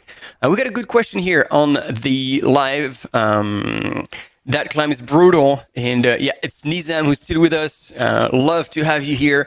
And this race bans the usage of hiking poles. I don't think so, but it's just that it's such a runnable course for probably 95% of the time that it is not worth so much having poles for every the rest of the course. So maybe this is the one climb. Maybe there's going to be a couple of such steep sections, but that's all. Like, as you see here, very runnable, even on the road. So it wouldn't justify taking in poles. So my understanding is that I don't think the poles are banned, and we will see that tomorrow and even tonight at 7:30 p.m. local time at the start of the 100 miles, and because of the distance will be longer. See, oh, there we go. Right as we talk about it, 2 people with a quiver and poles. So here is your answer. Very good question again, Nizam. Thank you for asking. The poles are allowed, and what a gentleman, like letting the woman go as he's pulling out his poles to get onto the climb. So I'm glad I was right on this one. Poles are allowed, and it's just that many people, especially in the front of the pack, would decide that it is not worth carrying them because they will be likely to run most of the climbs. So there you go. You have your answers. If you have any other question, by all means, ask them on the chat. That's what we're here for. And we're in for a really long time, covering the 50K today, and then the start of the 100 mile this afternoon and tonight. And all the way tomorrow, 14 hours of live coverage, ladies and gentlemen. I think this is going to be a first, and we will be with you the whole time. And by we, I mean I, Martin Gaffuri, your host. Let's put it here. This is me, still me, and so far I'm looking pretty good. But I tell you what, tomorrow I will probably be looking very spent and tired. But that's what it is. That's what it costs to be with you all, covering these races live. And this weekend, Trail Alsace Grand Est, especially with the weather that looks extremely good, will be once again a very fun event to cover and share with everyone.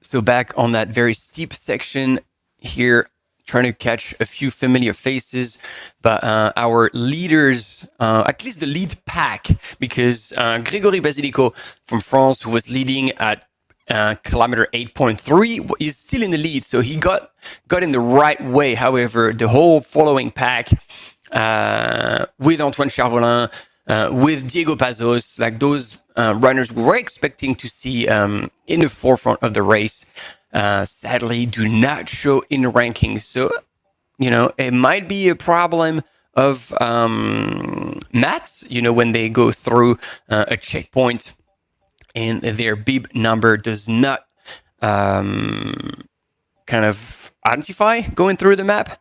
But if it's not that kind of a problem, then it means that a whole group of runners have actually gone the wrong way and are now probably trying to get back on course and get back to their positions. But depending on how far they've gone, it could take a while. So.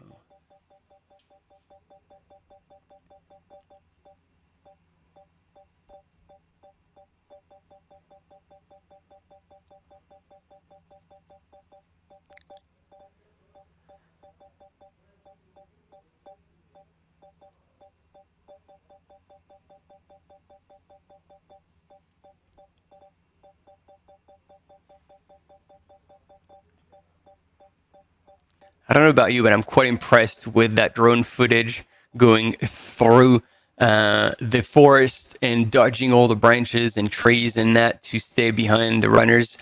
This has definitely evolved, and we go from one drone to the next. I think this is the next, the section that these runners have gone through. So quick road section before getting onto a climb. And if you have missed the 3D climbs that we have explained, if you go on live.utmb.world, you'll find all the details about runners, about the course profile, the map, the 3D map.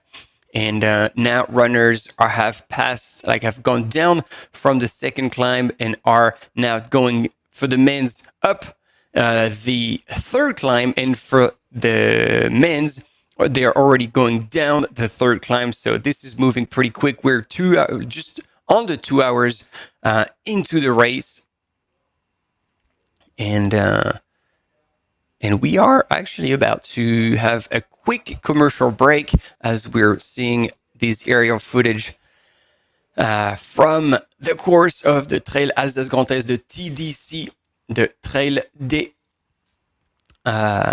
Celtes. Sorry, I blanked here. And okay, we might have someone, so I don't know if we're gonna go through the advertising or not. Maybe not. I think it's good if we can delay this a little bit just to see the men's leader, in which case it would most likely still be Grégory Basilico. And nope, apparently we're switching back to the drone. So we're trying to bring you the best of what's happening in this race right now between the men's and the women's. My assumption is that a whole group of runners who were the chasing group have gotten lost, and therefore are not showing anymore in the rankings, at least at the at the forefront of the race. On this race, we do not have any type of GPS tracking, so we don't have anything alternative to check where the runners could be. In second place, Émeric Damour from France as well. Bib number 3005. And like I said, currently sitting in second place. And he's also done the French national champs earlier, the Trail de la Cité des Pierres. That's 30K. He was 35th. Won the Trail des Cabornis 20K. And ran OCC. So he has already run the final of UTMB World Series in the 50K category. And he finished 37th there. Tour des Filles, like he's raced quite a lot of races. Trail du Saint-Jacques by UTMB as well, which he won in 2022. So not a surprise to see him currently sitting in second position and might even come creep up on Grégory Basilico. So we shall see what's happening. We're only, like I said, just under 2 hours of racing and almost past already the halfway point.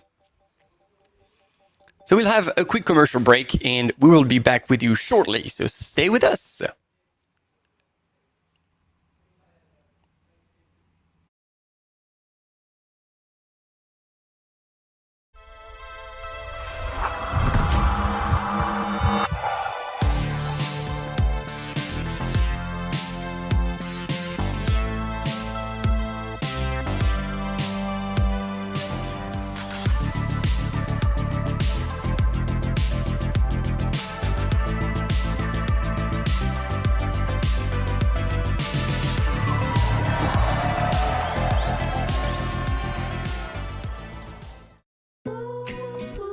Dacia, partenaire automobile officiel de l'UTMB World Series.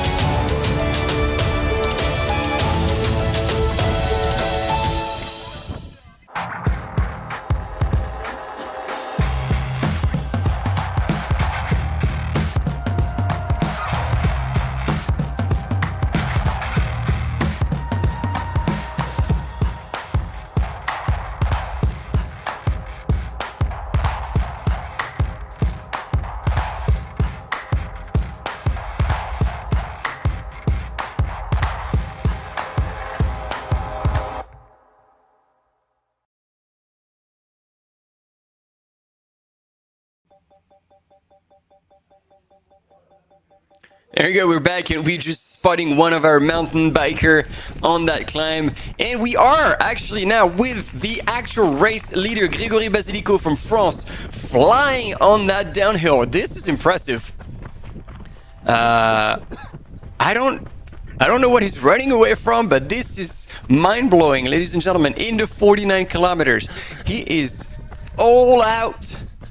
I don't know if he's trying to like open a break or if he was running together with another participant that he's trying to break away from, but that pace, ladies and gentlemen, it is insane.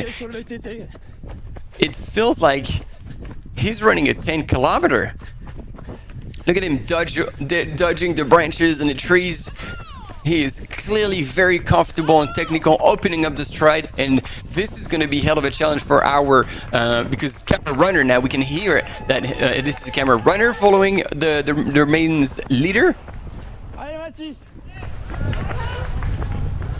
And there we go, there's a relay, and he's starting now with one of our mountain bikers, so very good transition here. Boom, there we go, we got the images.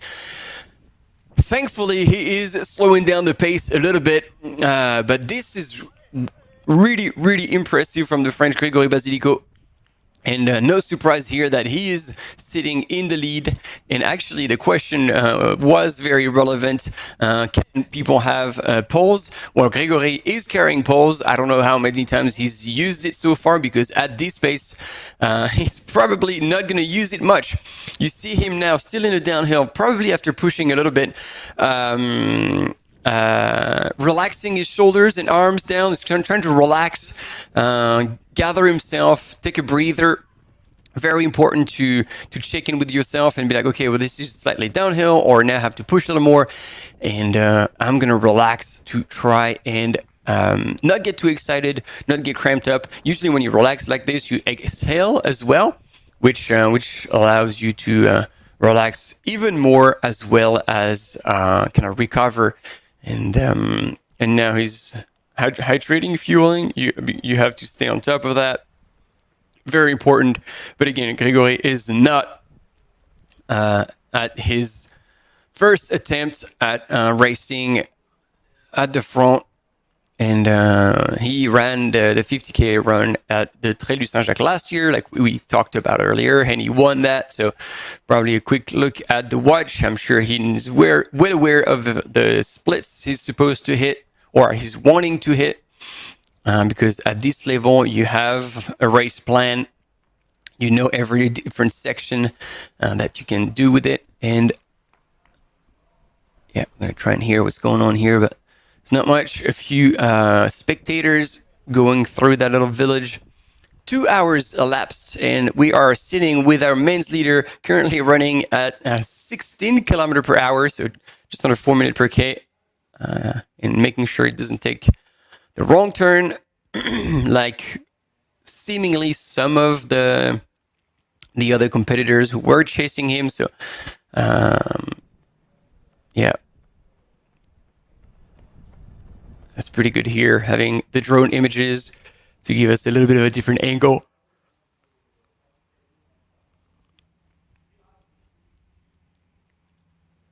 Careful with the power line still. It's getting pretty close. And yeah, you see how things alternate between drone and mountain bike. And I believe we had those images slightly earlier before we cut up. So this might be a right-hand turn up the hill, if I'm not mistaken. But again, this is the first time we're covering this race live, and I have actually not raced it myself. So it is always yeah. See, I mean, it is well marked, but as a runner, you really have to pay attention. And also now we have GPS watches that are extremely powerful, and it's easy enough to download the GPS track and then put it on your watch, and therefore you'll be notified as soon as you're going off track. So here we go, ladies and gentlemen. Gregory Basilico leading the 50K, the Trail des Celtes of this Trail Alsace Grand Est by UTMB, with his crew, probably his partner or a friend. So, as we said, taking out what you don't need.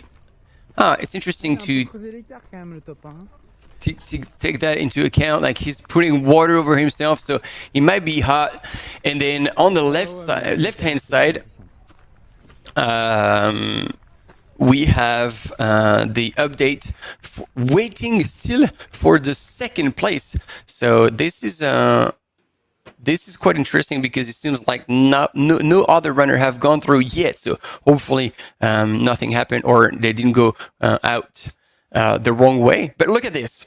He blew out of the aid station at an incredible pace again.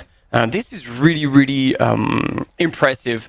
Either he's really taken his level up a notch, or he might not be pacing himself exactly as he should, but he looks comfortable. And these are the three chasing runners, and I'm pleased to report that at least in first place it's Antoine Charvolin representing On. So maybe things are back in order. It will be good to have a few details when we get the chance to talk with them, if they indeed have gotten lost. And on the right hand side, with the Gregory Basilico going up the climb that I was telling you about, that I was anticipating earlier.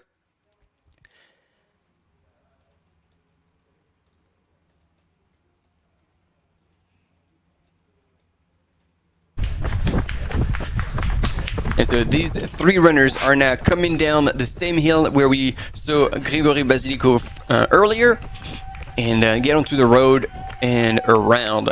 So we'll get a better idea. And I don't know if there's another mountain biker who's going to be with them or no. I think it's our camera runner who will try to follow them. But this is quite an incredibly fast pace.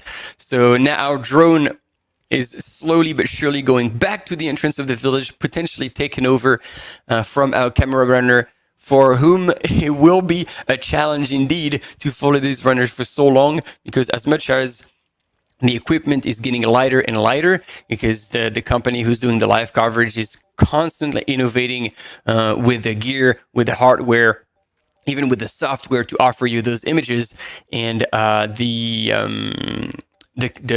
whole kit that the camera mountain bikers and runners are carrying is now down to 1.6 kilograms, and then you get the camera that they're holding in their hand and aiming for at the runners to get the right framing. So it is lighter and lighter, yet when your mind is into filming and there we go. That's Emily Schmidt, I believe, leading the women's race right ahead, and nearly took the wrong turn again. So our mountain biker is now catching up with Emily Schmidt, coming from the US, representing Team Hoka. And it seems that Emily has now taken the lead over Jasmine Nunez from Switzerland, representing Terex.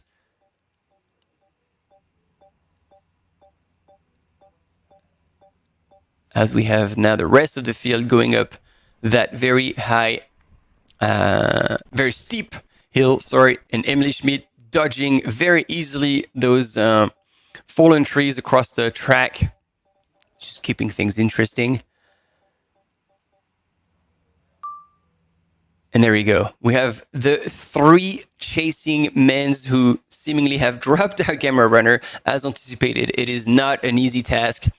And I'm going to try and see who we have together with Antoine Charvolin, who we anticipated. And there we go. Our camera mountain biker is turning around, going back with them, or not. Maybe going to pick up the lead woman, currently Emily Schmidt, as per the recent images that we got to see.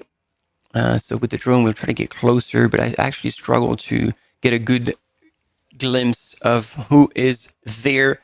And in the rankings, it still doesn't allow us to have all the data. Gediminas Grenius from Lithuania, who we all know, doesn't seem to be in that chasing pack, although he was marked as third at the last aid station, and he's said that he should hit the next aid station very shortly. So hopefully, again, nothing happened when he came to course marking and taking the right turn. We saw Emily hesitating with a course, and Gregory Basilico being saved last minute by our camera mountain biker, telling him that he was overshooting this upcoming right turn. And see, now there's a volunteer that's there in the middle of the road just to make sure they don't carry on going straight across. So who do we get on the live coverage? Is there anyone else not able to get their eyes off of this live coverage? Here's the aid station I was telling you about, where we should anticipate to see them now very shortly. It is called Klingeltal, and they're coming in and out right away. So as you see, the teams are there, the crews are there. And Antoine Charvolin in and out, followed by that gentleman in the blue t-shirt that I so far can't tell who it is. It might be Émeric Damour if anybody is following the live in English for some reason and know this French person. I believe you guys will be following the coverage in French.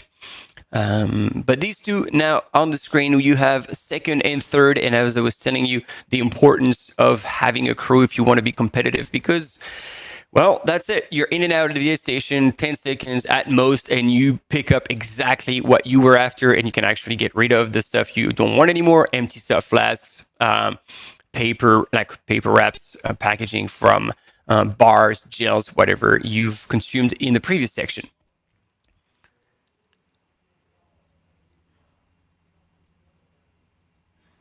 And they're out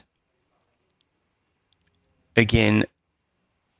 So yep, I'll be expecting, hopefully, some of you to help me out with who that runner with the blue t-shirt is. That would be quite helpful.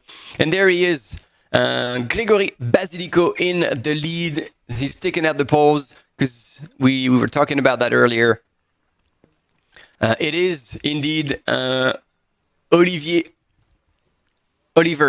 Kirks.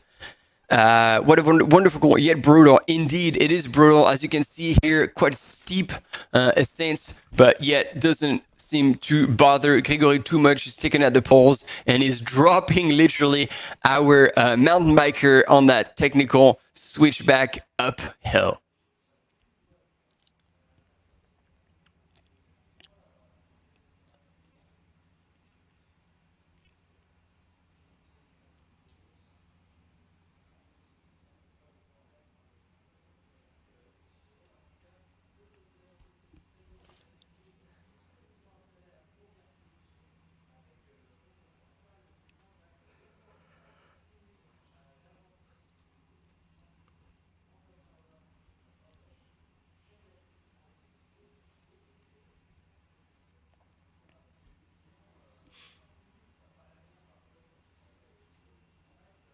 So as we're going back to the aid station of Klingenthal,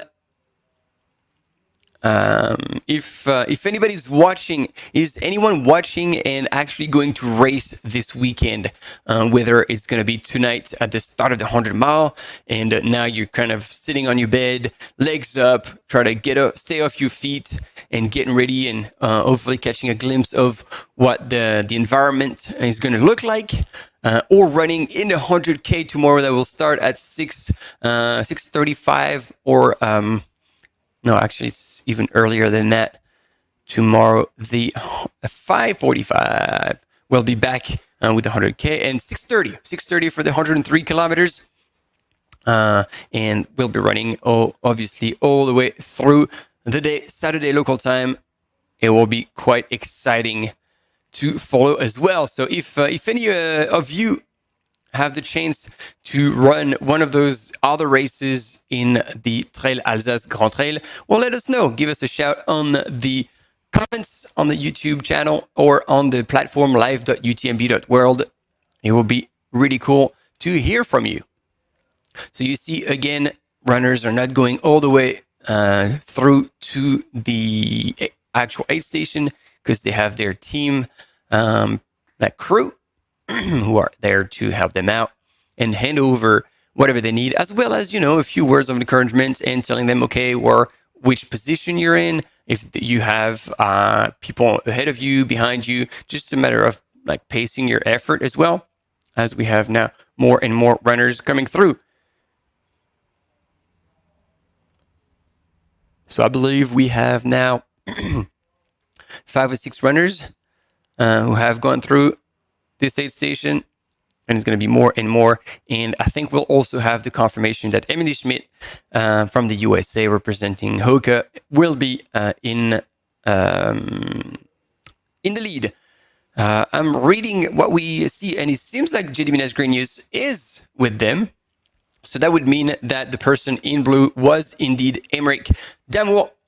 And we means we have 2 French and a Lithuanian runner. But as much as he's from Lithuania, I think he's a citizen of the world, JD Minas-Grenius, who's traveled so much across the globe to explore some of the most amazing locations through racing, all sorts of distances. Usually, Gigi is a big fan of longer distances, all the way to 100 miles. He was with us at Doyen Tianen at the end of last year for the Asia Pacific Major. And we've seen him already at the beginning of this year at other races by UTMB.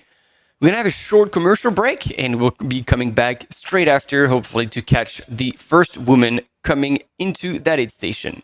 Stay with us. We'll be right back.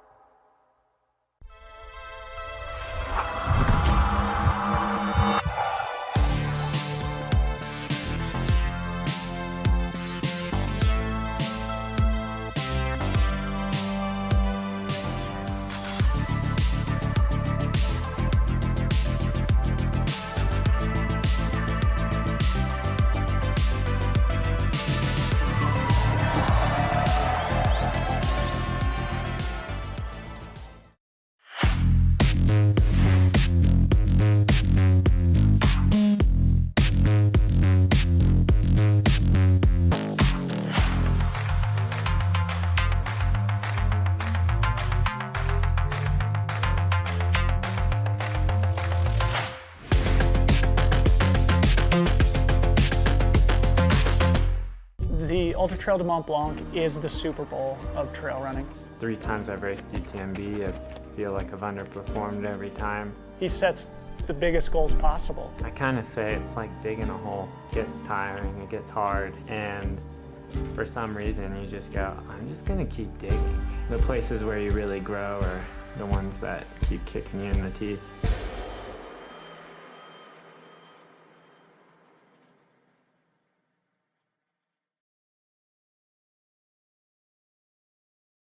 Dans la montée, si le chemin est bien carrossable, il va revenir.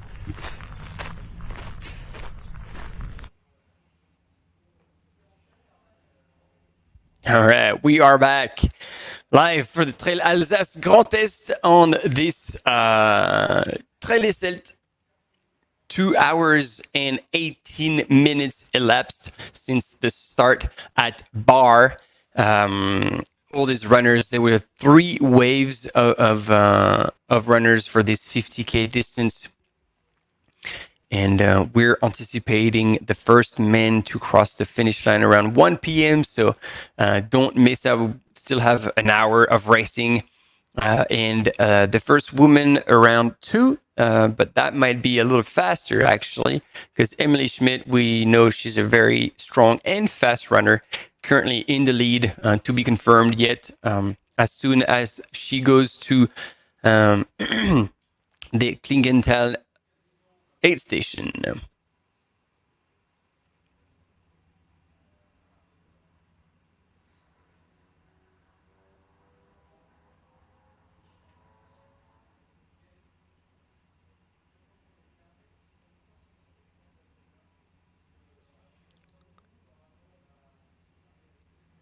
But I believe there must have been an issue because I'm currently looking at the ranking on the live.utmb.world, the provisionary ranking, and I am not seeing Antoine Charvolin, who, however, I am almost certain that we had on the images in the chasing group.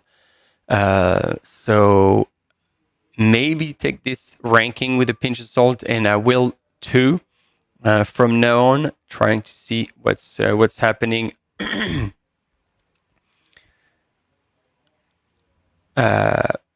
yeah, it was indeed Antoine Charvolin and Diego Pazos who we saw on the images. And I believe it was Émeric Damour, the third runner, who was chasing as well. So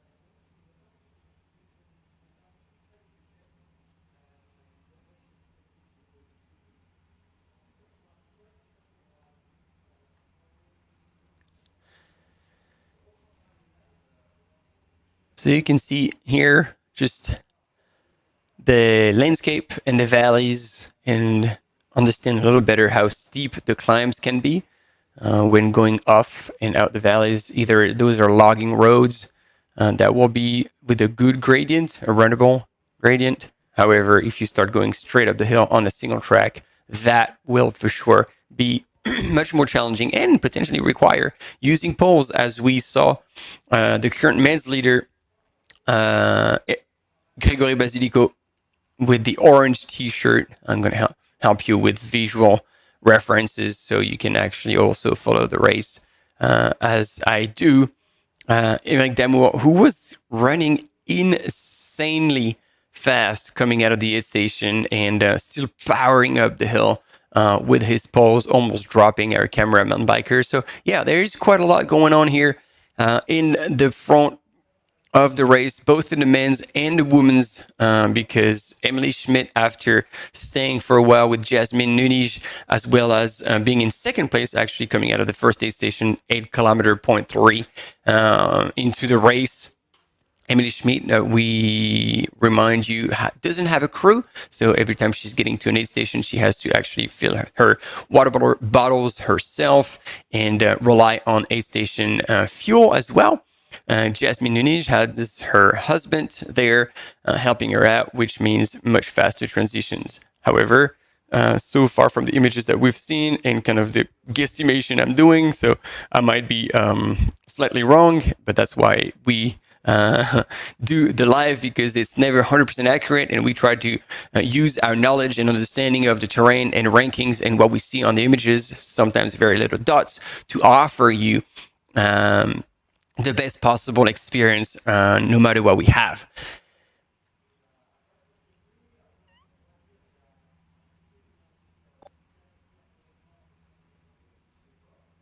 And Oliver Kusk, yes, we will absolutely cover the 100-mile race. Oh, there we go. We got an update, ladies and gentlemen. And as I was telling you that there's some unexpected stuff, Jasmine, with a smile on her face, is leading the women's race. So either she has passed again Emily Schmidt, or Emily Schmidt has never been in the lead. And earlier when we saw her, we were filming the second woman and we were calling it the first woman. Whatever happened, we just got the confirmation from our camera runner on the field, Jasmine Nunes from Switzerland, as I was telling you earlier, is not second but first. She is leading the Trail des Celtes 2023, part of the Trail Alsace Grand Est, and still looking pretty strong and smooth here on that descent. Team Adidas Terex, who have inherited from a new type of pack. As you can see, it wraps around her very, very well, and this is also a quite lightweight pack. And can you believe this? This is not a mistake. Jasmine Nunes is 50 years old, and yet she is running like a demon right now, looking extremely smooth and strong on that descent. It shows that if you're smart, longevity in this sport is totally possible.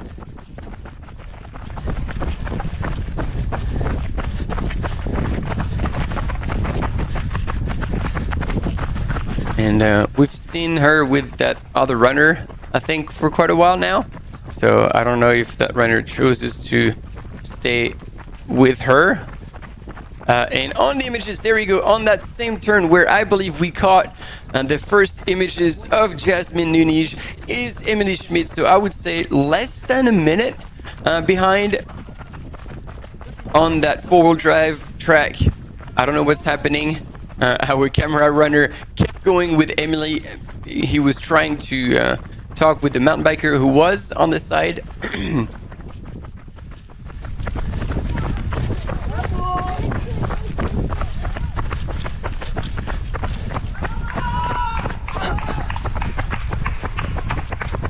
And the spectators cheering on.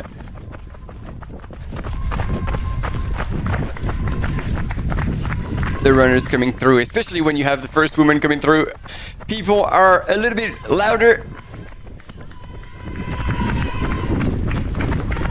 yes, if you're joining us today, we are covering the Trail Alsace, the 50k distance that started this morning at 9:50.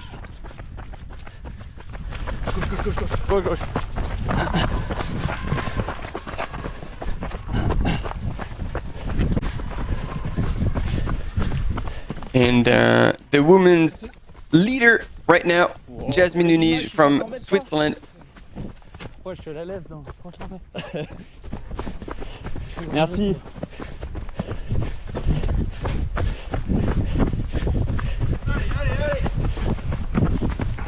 And the famous Allez, allez, allez from French crowd that you will hear at every single trail race in French speaking countries. So France, Canada, Belgium, Switzerland for some parts.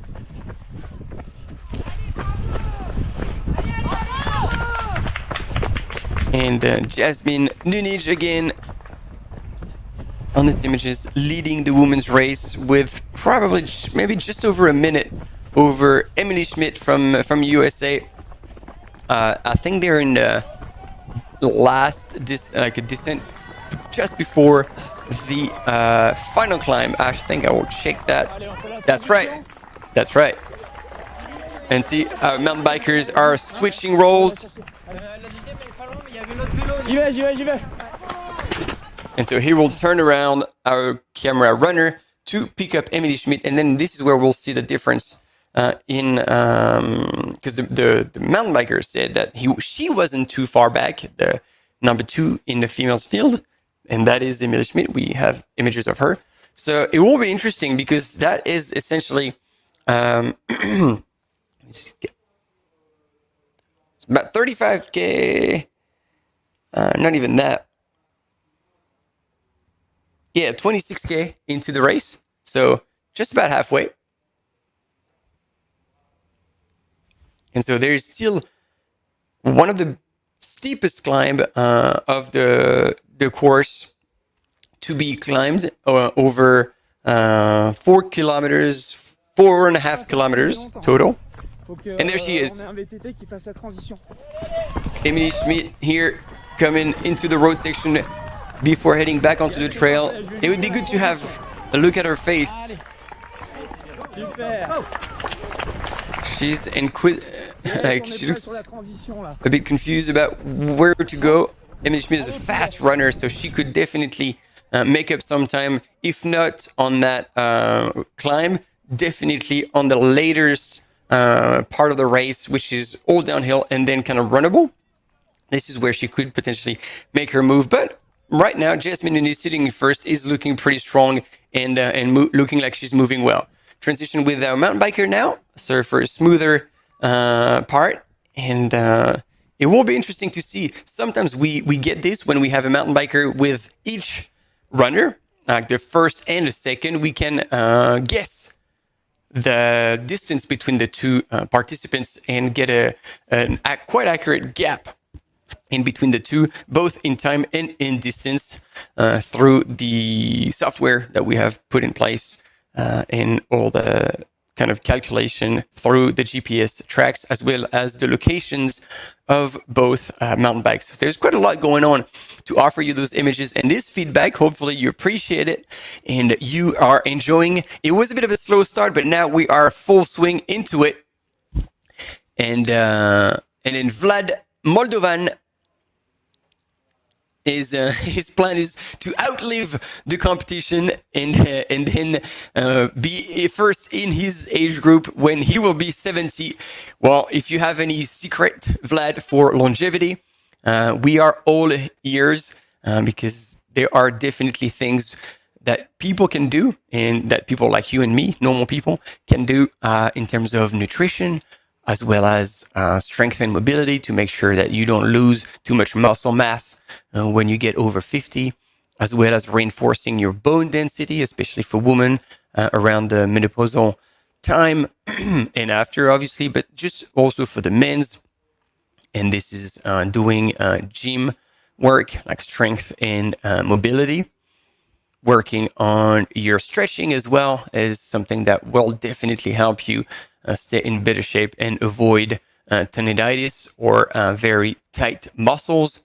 And then, yeah, there's heaps of different things. I will not say everything because, you know, Vlad, I don't want to give away all the good tips because otherwise you will not be leading your UTMB age group when you'll be 70. So I want to give you that. And we're back on the women's race, sorry, with Jasmine Nunes that we can see with these drone images still running in first. And she's just turned to get to the aid station. So actually, as soon as she gets to the aid station, we will get an accurate ranking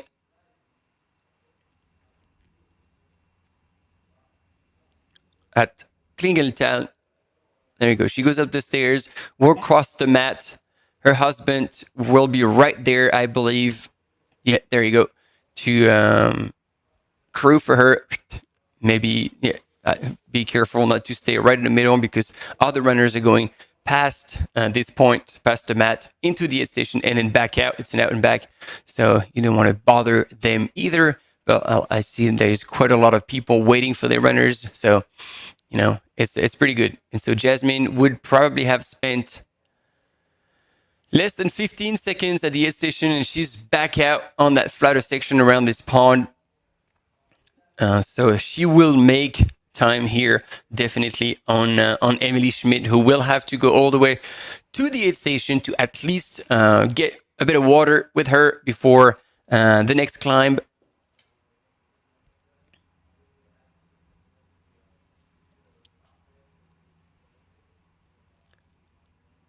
Yeah, so it looks as though, or maybe it takes a little while to update, but Jasmine Nunes currently marked in second on the live.utmb.world platform is 100% in first in the lead coming out of the aid station here.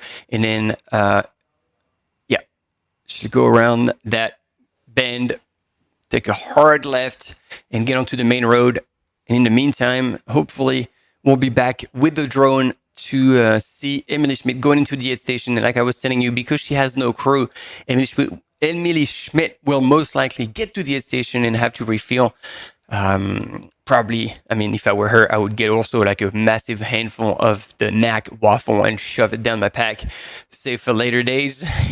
Because again, I've heard that they were absolutely delicious.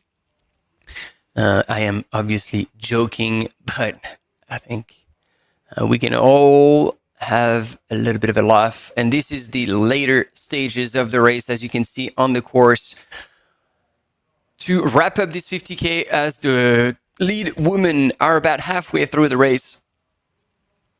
And Jasmine Nunes moving pretty well. It looks, by the look at the trees, it looks like it's pretty windy, so it's good that they are sheltered. But let's keep that in mind when when we'll see those runners in the more exposed area at the last part of the course. I'm blabbering here because I'm desperately trying to find Emily Schmidt, see if she has gone through the aid station yet or not on those drone images. That is not her. Emily Schmidt will be with a blue and orange top from Hoka. So that is a runner, and if that's if this is a female runner, then that would be Sabine Froment from Belgium, Team Monster Trail. And we're back. Oh wow, we're back with our mystery runner. I think he's paid the camera crew to just always be on the images and get that kind of exposure. I'm trying to refresh the platform live.utmb.world. However, it still marks Emily Schmidt in in first position, which is not the case. She is sitting in second, and Jasmine Nunes from Switzerland is actually in first right now. So I was hoping to see to have some sort of a split between the two women, but I am failing so far to have the right data.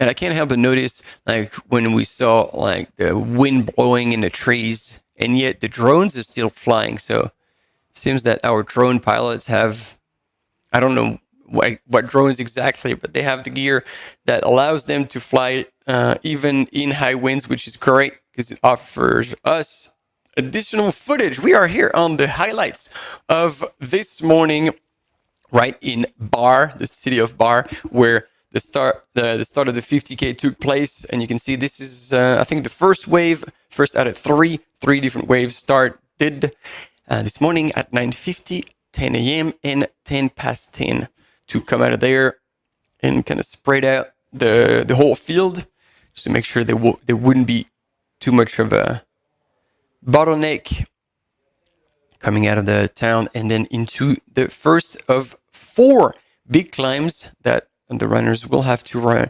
cover on that first 3/4 of the race, almost 2/3, because after the last climb there is about 20 Ks. Some are downhill and then undulating into the finish line, which will be again the same for all races. So this is going to be where all the spectators will have the chance to sit, stand, and cheer all the runners coming from the 50K, the 100K, and the 100 miles in Obernai. And as much as the wind is blowing, the weather is still pretty good for the runners, probably ideal temperatures right now. And I'm wondering how Gregory Basilico is doing, who was our lead runner, who had come through the station extremely fast, extremely composed, and left even faster. So quite an impressive performance here from the French runner. And he was followed by Émeric Damour, Antoine Charvolin, and Diego Pazos, which is not what the current rankings are telling us, but this is the information we got from the field with the camera runners and mountain bikers who obviously know these runners and are giving us the updates as we go.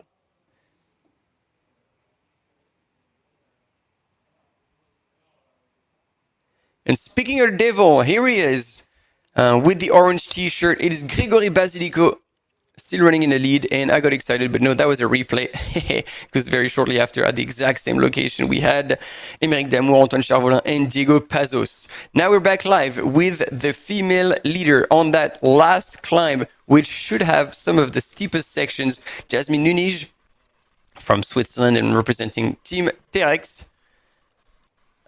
Still tiptoeing and looking pretty strong on that climb. We sadly didn't have an idea of how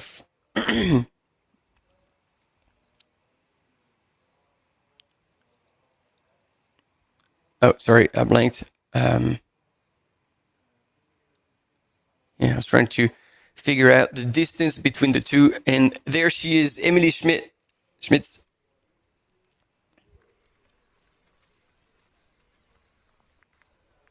See if we can hear something. No, it's hard to catch anything, but Emily's still moving pretty well right now. I think the two ladies are about the same pace or so.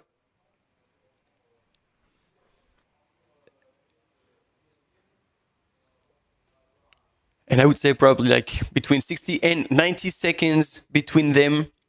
I don't know if Emily Schmidt has received any type of information while she was at the aid station about how far ahead of her Jasmine Nunes was. Like I said, one thing for sure is that Emily Schmitz is taking a little bit more time at each aid station because she has no crew, so she has to do everything herself. So this is a bit of a time given away, but you know, it is how it is. Sometimes you don't have access to crew. We have a short commercial break and we will be back just after that. Stay with us.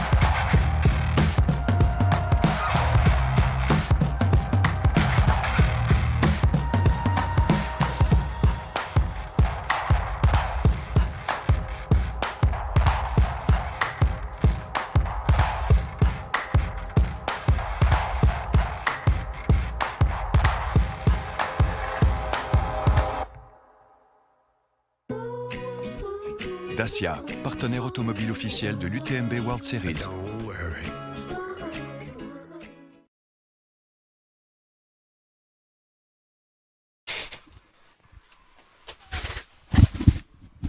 All right, team, you're still watching the Trail Alsace Grand Est by UTMB. I am still Martin Gaffuri. We're here with you on the live coverage. Let's give you a little bit of a hey, this is still me. Hopefully you are excited about this race that is now coming live and coming into play. We still have Gregory Basilico in first place in the men's, followed, we believe, with a group of 3 runners, Émeric Damour, Antoine Charvolin, Diego Pazos, about all together. And then right now on the images with our mountain biker that's struggling a little bit on that very steep section and rocky section, kind of trying to dodge boulders and trees. Jasmine Nunij from Switzerland, still tiptoeing up that steep climb. Very impressive pace for the Swiss runner. And we believe between 90 seconds, 2 minutes, 2.5 minutes behind is coming from the US, Emily Schmitz, representing Hoka in the women's field. We don't really have an update on the third female yet. But we will tell you as much as possible. Now, back to the live. But thanks for being here with us.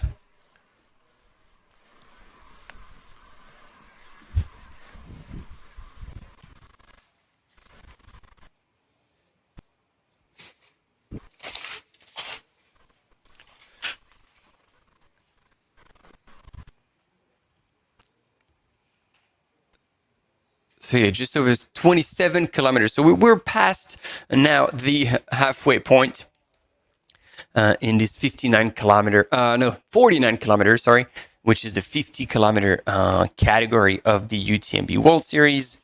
Therefore, the top 3 runners, male and female in this race, will get automatic entry into the UTMB World Series final in Chamonix-Mont Blanc at the end of August.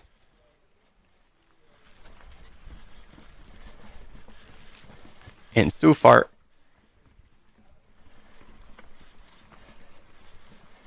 Jasmine Nunij, Emily Schmitz, and I'm going to take a wild guess here, Sabine Froment from Belgium.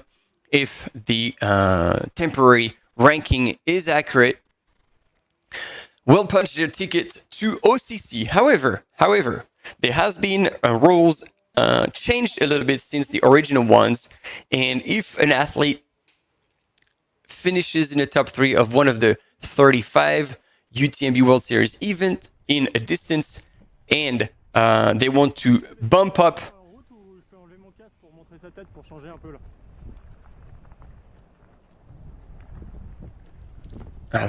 We're back with the men's leader, and our mountain biker is going to try and go ahead. So we have a good look at him. Look at him. All in control, looking extremely strong.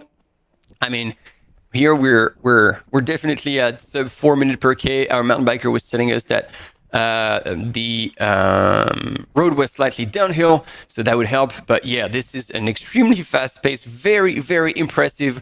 Gregory Basilico, and if he indeed chooses to take his ticket to OCC, if he wins the race and get automatic entry into the UTMB final, then he will have the possibility, like I was saying, to choose to race OCC. But if he wants to bump up the distance, then he will be also possible for him to race in a CCC.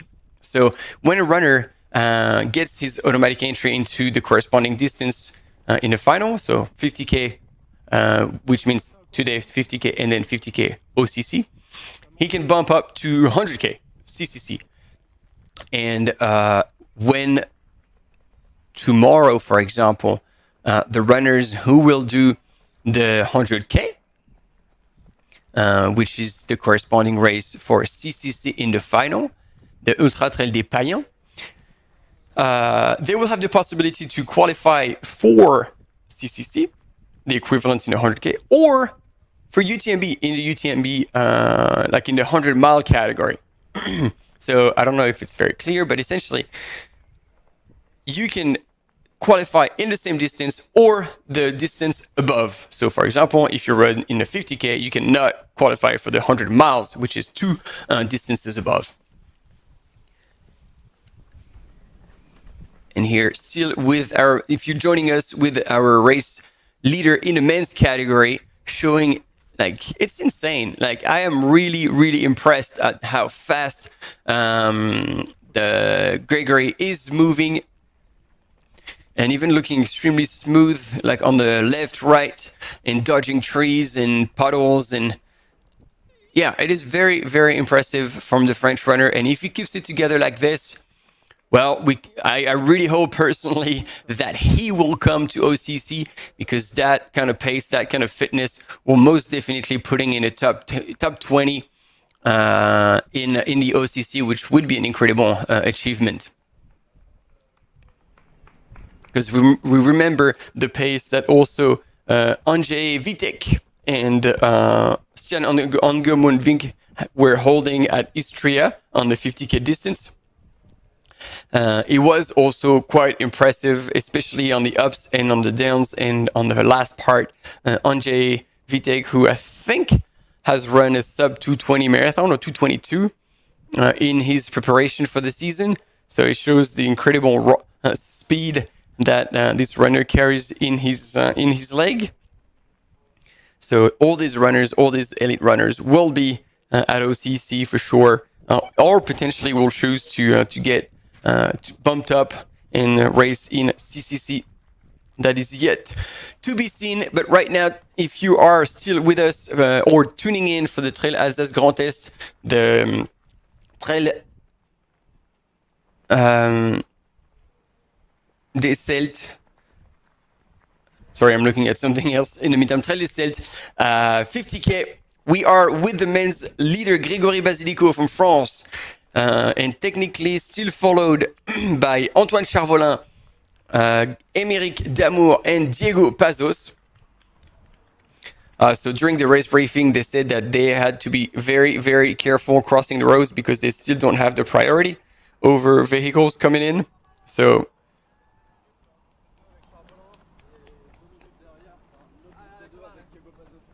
let's see. Il y a le live, tu peux regarder.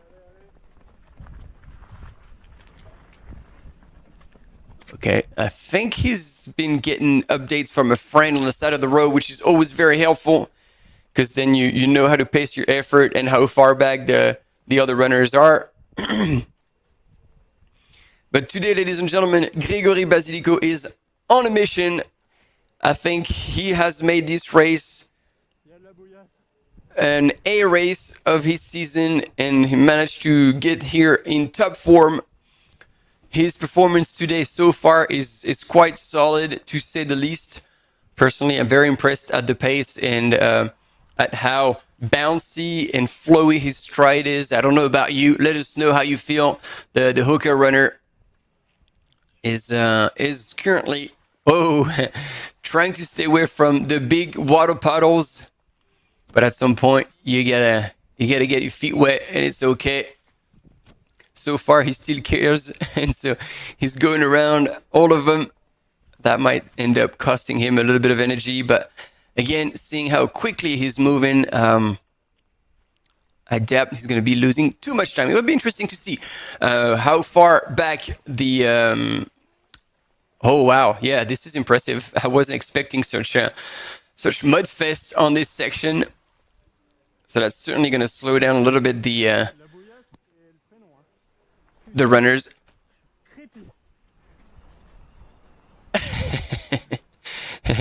And our mountain biker is joking with the studio.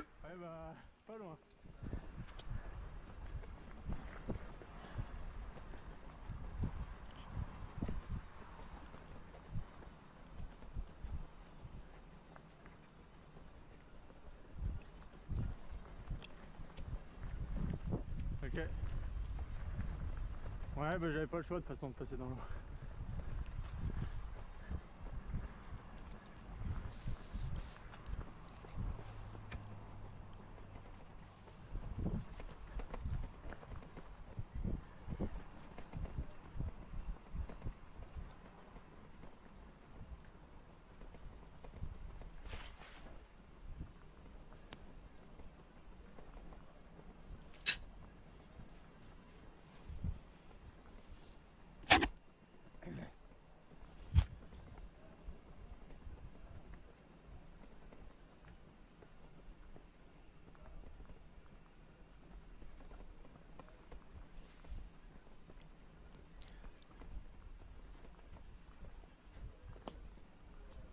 So yeah, there we go. We get votes on the live. Will Grigory Basilico stay in the lead all the way to the finish line?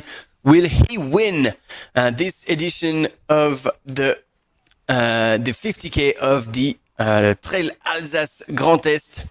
Or will he be reeled in by the chasing group? You can put your answers on in the comments, both on YouTube or on the web platform live.utmb.world. And I think his performance today from Gregory will help him increase even more his UTMB index score. And so currently they're running at 15k an hour pace. Ok, mais normalement il est actif, non? Le mien, personnellement. Le Team 10. Which is still quite impressive.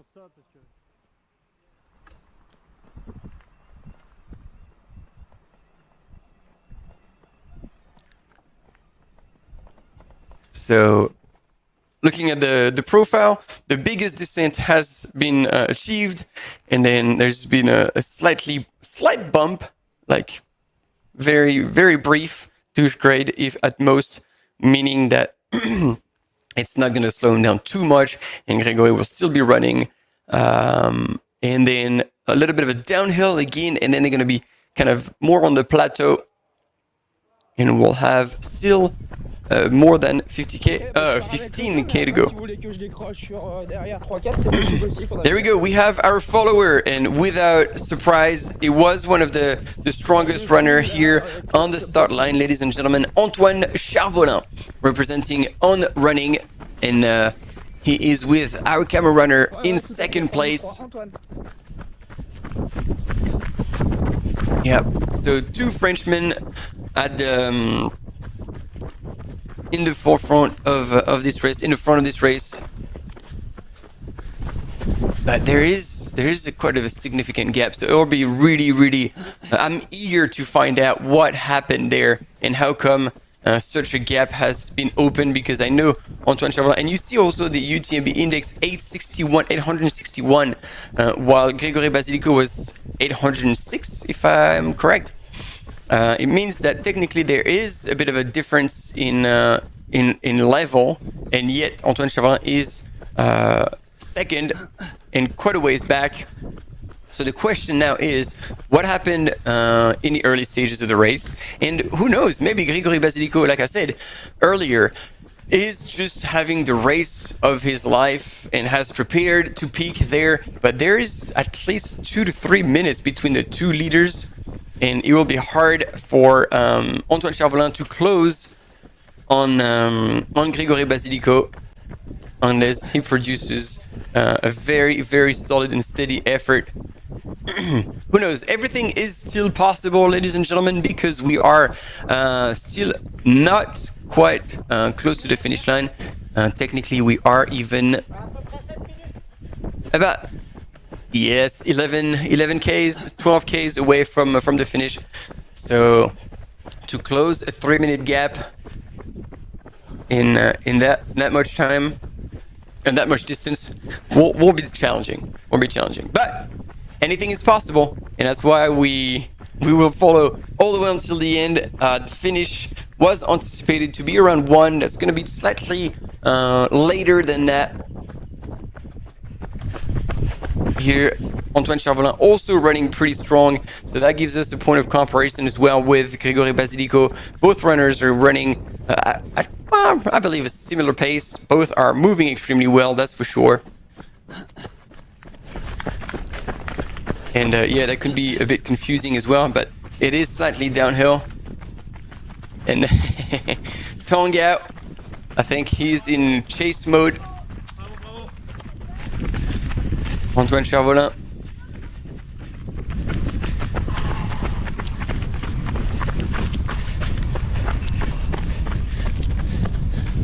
Trying to relax, as we were saying, on the downhill. Keep your shoulders down, arms low, breathe out. Try to avoid any type of stitches. When you get a stitch, it could be several reasons. One being you're running out of air, meaning that you're not breathing out all the CO2 that's building up in your lungs. Voilà, bah, du coup, t'en as fait péter un. Il y a Diego Pazos qui était à 2 minutes au dernier château avec un autre gars. Et derrière, c'est encore 4 minutes plus loin avec le Lituanien. Haha, we got the update. So he was asking how far ahead Grigory was. I didn't catch the actual splits, but then he was asking what's happening behind. And Diego Pazos apparently was at 2 minutes behind, and Gediminas Grimius another 4 minutes behind. But that might be, I don't know how accurate this information is, because again, the ranking seemed to have been missing a few runners. Because, for example, Antoine Charvolin here on these images did not record in the last points and only later.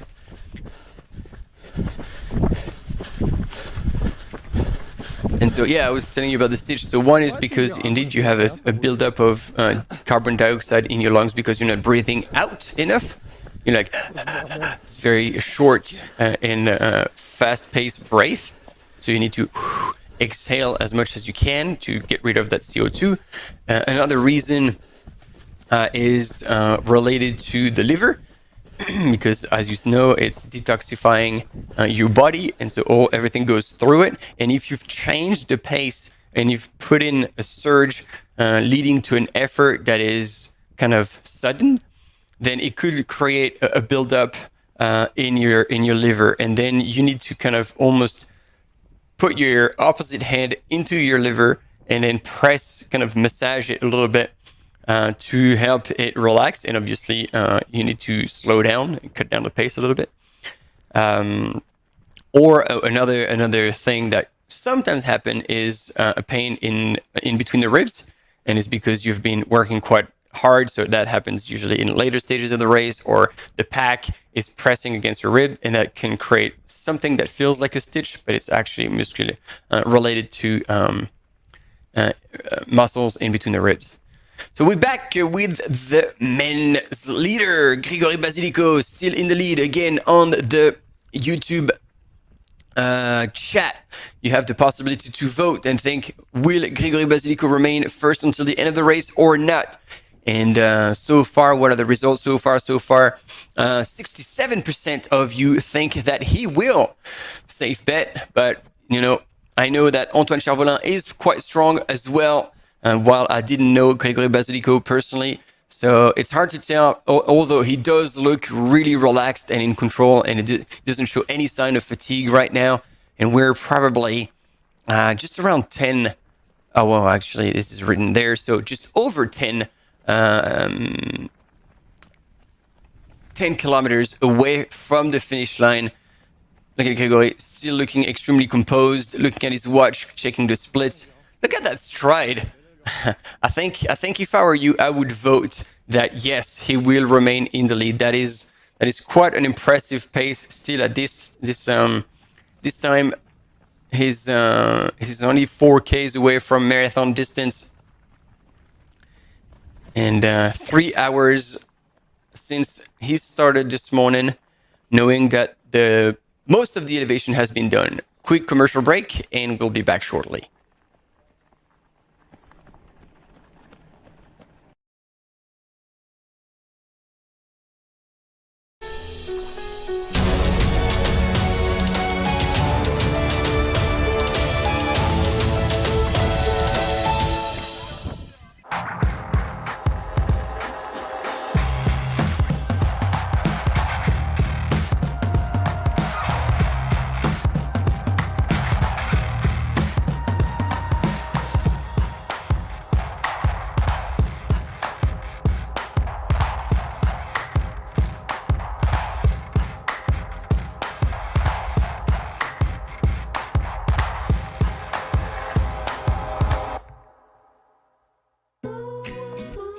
Dacia, partenaire automobile officiel de l'UTMB World Series.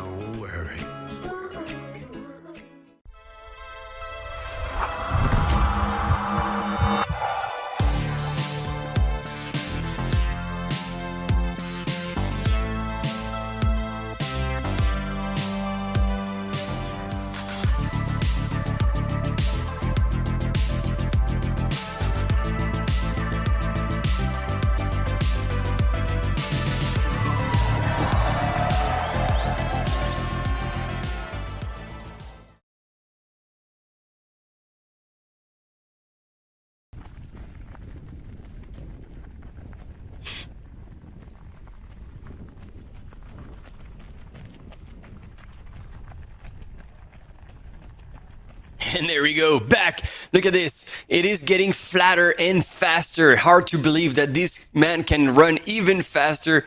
But right now, we are definitely sub 4 minutes per K. This is incredible what Grégory Basilico is doing right now. Literally pulling away from the field. He's now head down, focused, but still looking smooth and no sign of fatigue or muscular fatigue. Still a very good looking stride. Some spring in his legs. Yeah, it is mind-blowing to see him go. And yes, I was telling you before, and I confirm, he will blow completely out of the water his own UTMB index score. That will go definitely higher than 806 right now, 806, where he's currently sitting. The French hookah runner today is showing that he is definitely one of the world's best in the lead of this 50K of an ultra, of the ultra running UTMB World Series event.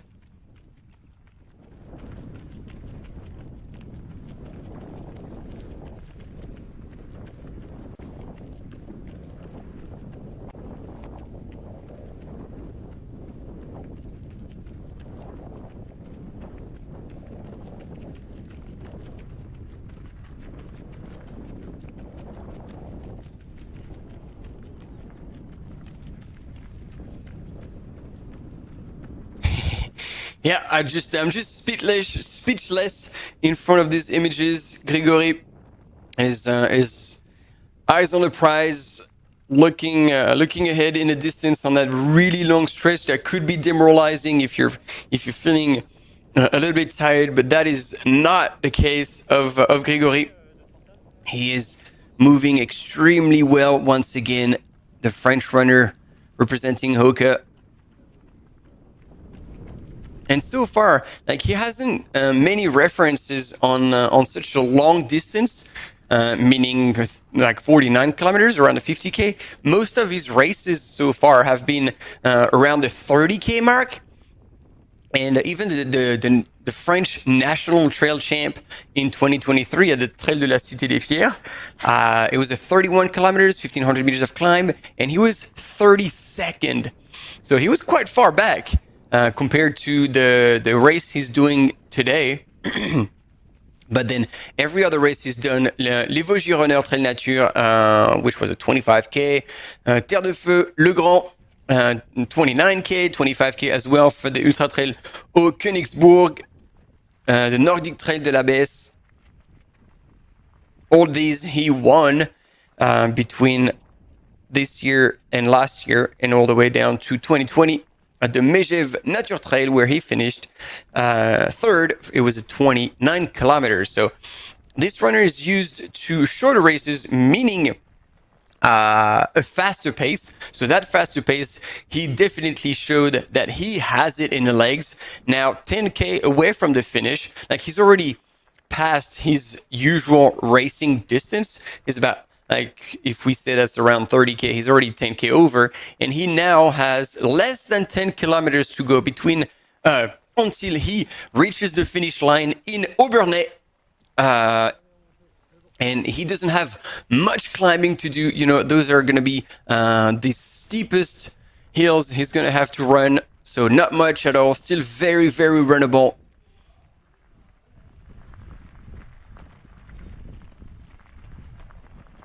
Yeah, quite a strong run here from Grégory Basilico. Big shout out to our French runner, French crowd, and actually also in second place is from France, Antoine Charvolin, representing a team on running. It'll be good to see how far back he sits in second place so far. And from the information from the field that we received, Diego Pazos was apparently running in third, and Gediminas Grimius in fourth, about 4 minutes back from Diego Pazos.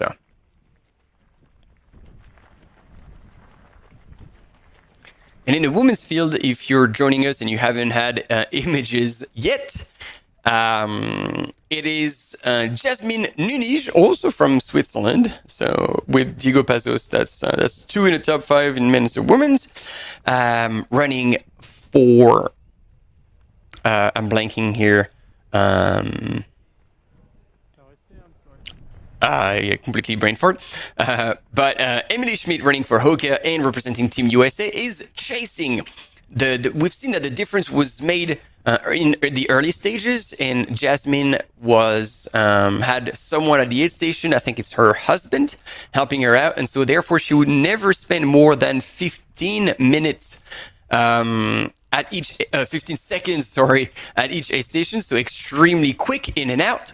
However, Emily Schmidt was always taking a little bit more time, and so those seconds were kind of falling, like increasing the gap between the two female runners. And there you go, Jasmine Nunes, of course, Adidas Terex, which have been saying for quite a bit since the beginning of the race. I just lost it because I was looking at 3 screens at the time to try and give you as much information as possible at the same time, so I'm gonna have to focus as our good friend Moises Jimenez keeps telling us. That's his life motto, and he works pretty well as an entrepreneur, as a pro runner representing Team The North Face.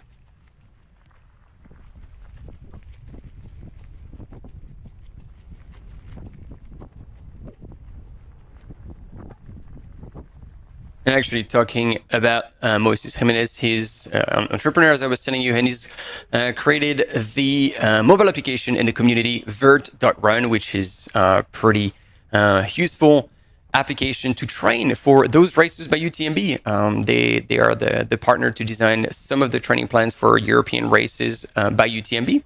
And Trail Alsace Grand Est was one of them. So if you need a little bit of guidance and you want to have a coach, but you cannot necessarily afford one, the service is extremely thorough. And for 25 euros per month, you can actually have access to a training plan dedicated to a specific race. In this case, the Trail Alsace Grand Est. For each distances, there was a specific training plan. And when you sign up to the training plan, you get allocated a coach who will follow you personally throughout your training session and the lead up towards the race. So you get insights as well as tips as support. So that's pretty good. Vert.run. Check it out if you're interested in training for some of the best UTMB races in Europe, as well as many other races. Still, if you're joining right now, our French runner Grégory Basilico, representing Hoka, is storming into town.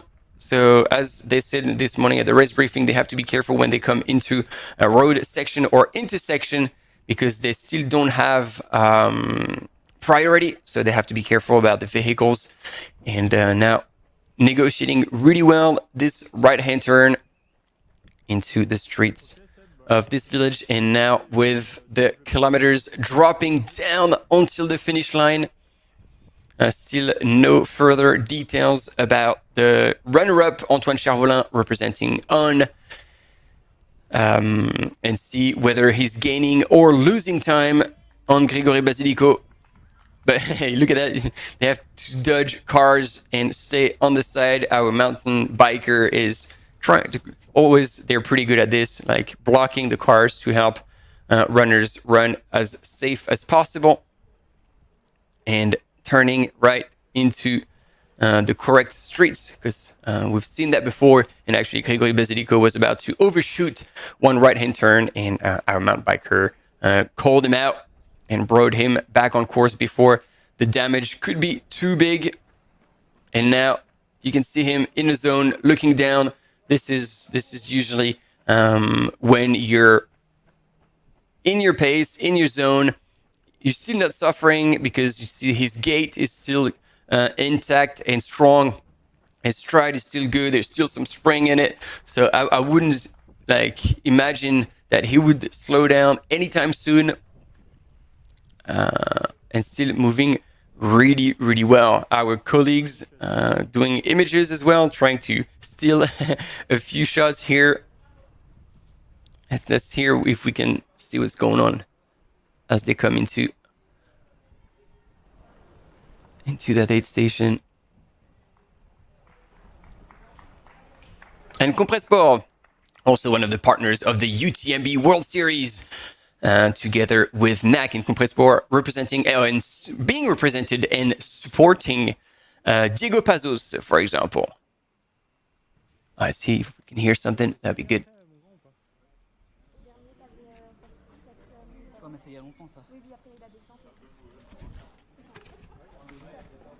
All right, so it sounded like last checkpoint. He had 7 minutes lead. That was before the downhill.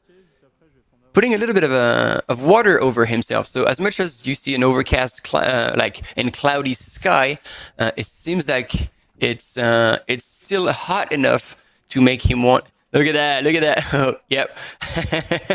We appreciate the thought. It's like, oh, I'm gonna save my legs down the stairs, but no, it didn't slide as much as anticipated, and that's all right. He's still going out pretty strong. And again, referring back to putting water over himself, if he's feeling a little hot, it is understandable when you're running at this pace that you'd want to cool yourself down. Putain, ça craint la prod.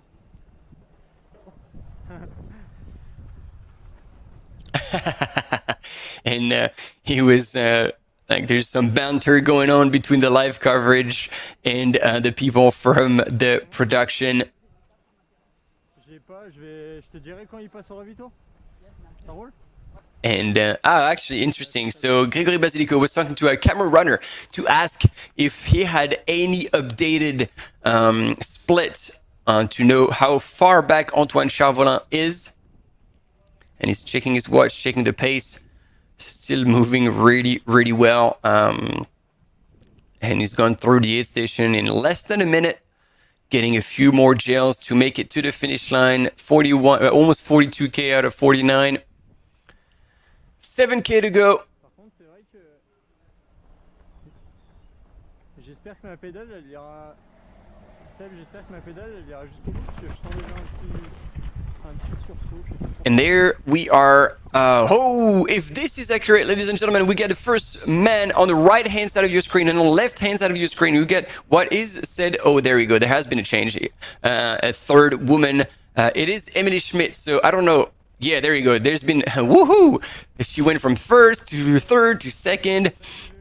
So far as I knew, Emily Schmidt was in second place behind Jasmine Nunij from Switzerland, representing Terex. So now if we're filming Emily Schmidt, is it because we've missed Jasmine Nunij, or because Emily Schmidt has made a move and has now taken the lead in the women's race at 29.6 kilometers, so 20 Ks away from the finish. It is yet to be determined. Oh, there we go. She is in first. So that is confirmed from our camera runner. Emily Schmidt from the United States of America, representing Hoka, has, for the first time in this race, taken the lead. And he's guessing that there's about 2 minutes difference between Jasmine Nunij and Emily Schmidt. Emily Schmidt now sitting in first, and he was saying that she was running much faster downhill than Jasmine Nunij, and therefore she took advantage of that to not only pass her, but potentially open up what could be like a 2 minutes gap. So a lot has happened in the women's field, ladies and gentlemen, to keep that race always interesting. 20 Ks to go. Emily Schmidt from the US has now taken the lead of the women's race. And back on the right-hand side of the screen, Gregory Basilico has taken the poles out for that climb. It is like a bit of a douche grade, but at least using the poles, he's freeing his legs a little bit and keeping the pace fast and keeping his competition honest. There was a bit of a struggle at the beginning of the race to provide you with images, but now look at this. We have both the men's and the women's leaders right here on your screen. Grégory Basilico from France representing Hoka. So actually it is 100% Hoka lead right now, both in male and female races. Grégory Basilico, who's less than 7 kilometers from the finish. And in the women's race, it is Emily Schmitz from the USA, also representing Hoka, like I said, and she is 20 Ks from the finish in that last descent. So in the course profile, it was 4 big climbs. She's in the descent of the 4th climb. So she is the last descent. Then there will be a bit of a flat section, a bit of a bump, but very small. I'm stopping here. Oh yeah, there you go. I thought there has been a problem on Gregory's side going off course, but there was just a bit of a shortcut for a mountain biker. Is back on course. That's all good. So yeah, Emily Schmitz still in the last big descent of this 50K. And she made really good ground on her competitor, while Grégory Basilico has now gone into full power hiking mode with the poles and still moving really well. We have a short commercial break coming up, but stay with us because we're gonna be right back, and there's still a lot going on in that 50K of the UTMB World Series event, the Trail Alsace Grand Est. Stay with us.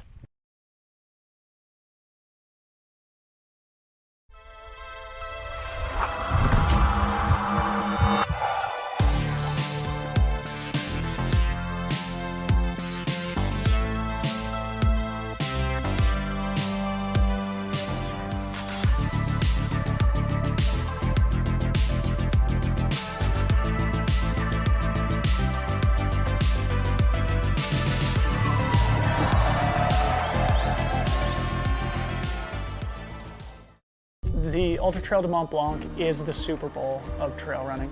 3 times I've raced UTMB. I feel like I've underperformed every time. He sets the biggest goals possible. I kind of say it's like digging a hole. It gets tiring, it gets hard, and for some reason you just go, I'm just gonna keep digging. The places where you really grow are the ones that keep kicking you in the teeth.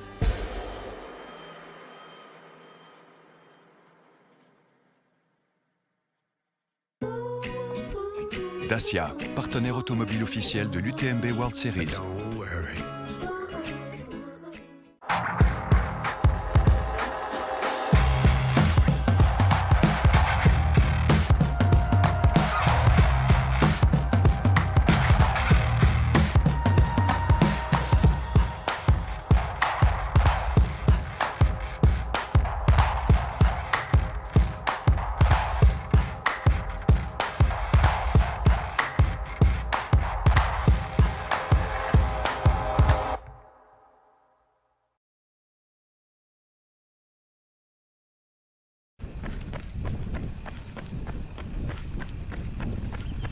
There we go, ladies and gentlemen. Welcome back to the 50K of Trail Alsace Grand Est by UTMB. We are following the female leaders, first and second in the 50K. Like I said, it is Emily Schmidt on the right-hand side of your screen, representing Hoka and coming from the USA. And she's recently taken the lead, taking advantage of that last long descent to pass Jasmine Nunij from Switzerland, representing Team Adidas TRX. So we got these two women about less than 20 Ks now from the finish line, over 29K precisely, 21K, 30K into the race. And we've been told through the camera runners that indeed Emily Schmitz had been running downhill that last descent way faster than Jasmine, and this is where she took advantage of her downhill skills to not only close the gap as she was originally running in second, but also increase, take the lead and increase her lead.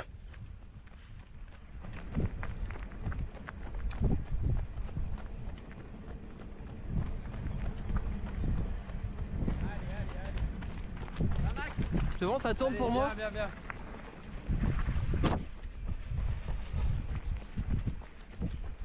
Yeah, so quite an exciting beginning of the race, or at least first half or 2/3 of the race.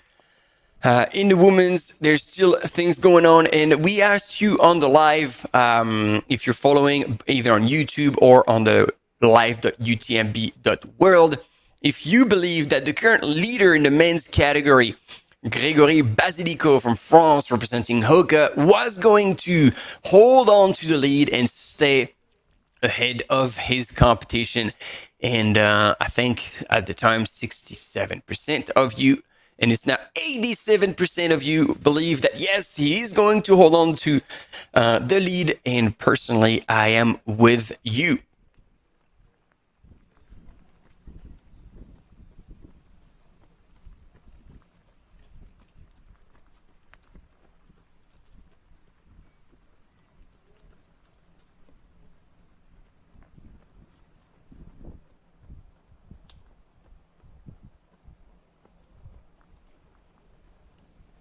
And we get Jibang in the comments on YouTube, who says, "Go Grégory." So we have supporters for Grégory Basilico from France. I'm sure there's a lot of people watching and following, potentially more people on the French channel, rightfully so. And here the English-speaking channel is covering for all the international crowd. It is exciting to have this possibility. We even have, because we're so close to Germany, we even have a German channel with my co-commentator, Alain, who's been also commenting at Wildstrubel last year, and he's currently offering coverage in German in case you'd like to practice your German. Here we are with Emily Schmidt on that very muddy and twist and turny section that Grégory Basilico was earlier, about like 10, 15, probably not, 15, 20 minutes ago. Emily Schmidt is now, if you're joining us, if you missed that thing, she is now leading the women's field. She's passed Jasmine Nunij from Switzerland, and is now moving in first place, leading the Trail des Celtes, which is the 50k distance of the Trail Alsace Grand Est.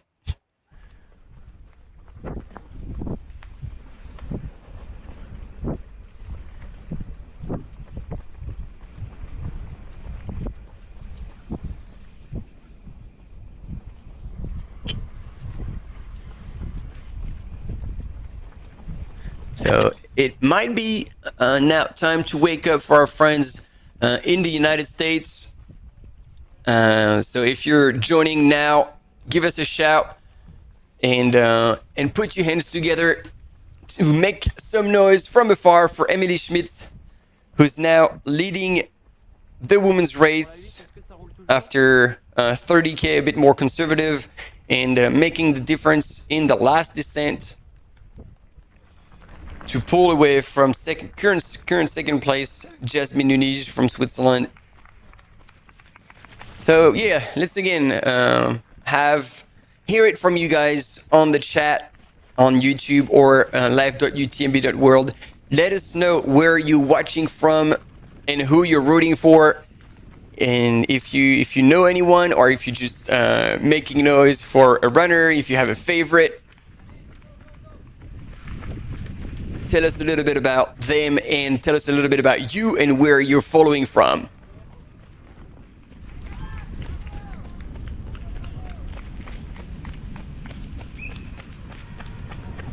Yeah, so here you see crossing the road, volunteers have stopped the cars to keep it safe for the runners.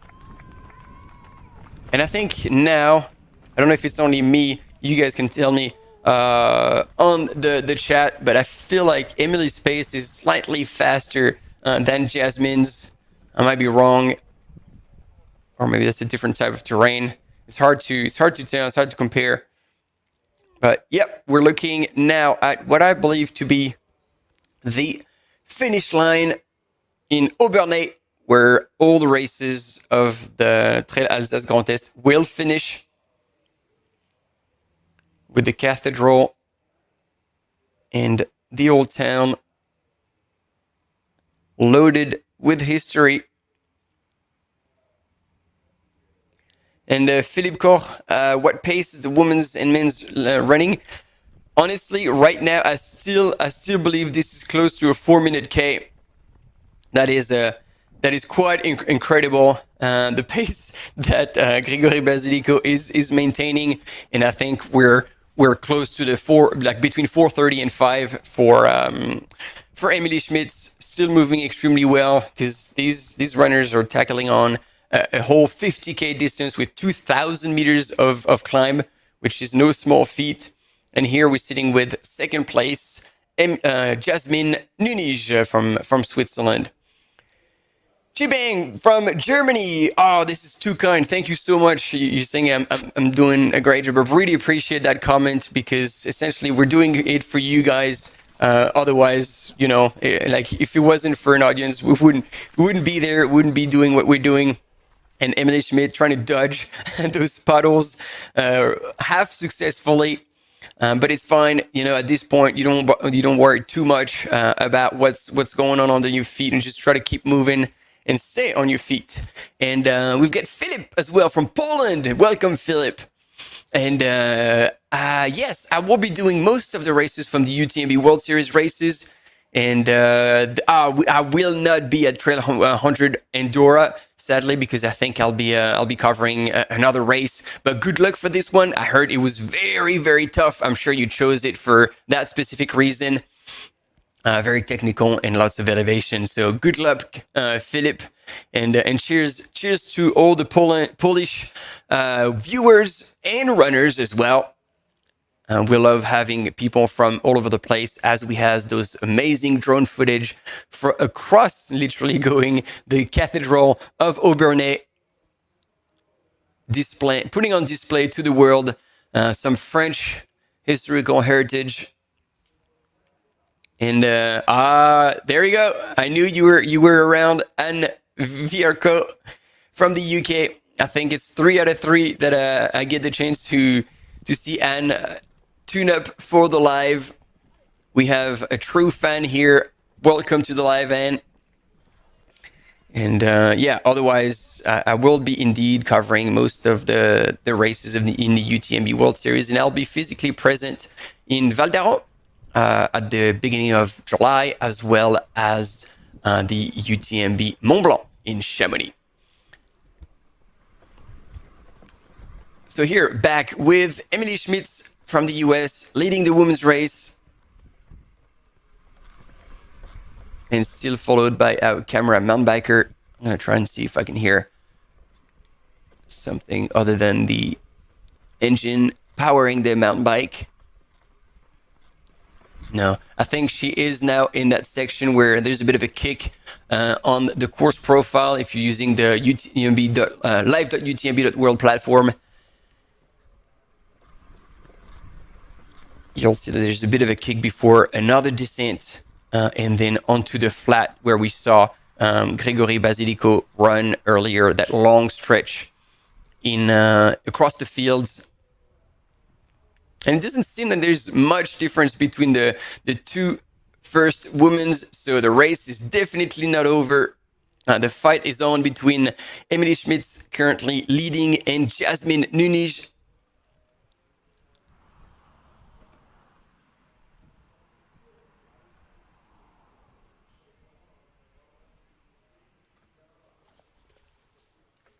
Oh yeah, those are deep puddles, ankle deep.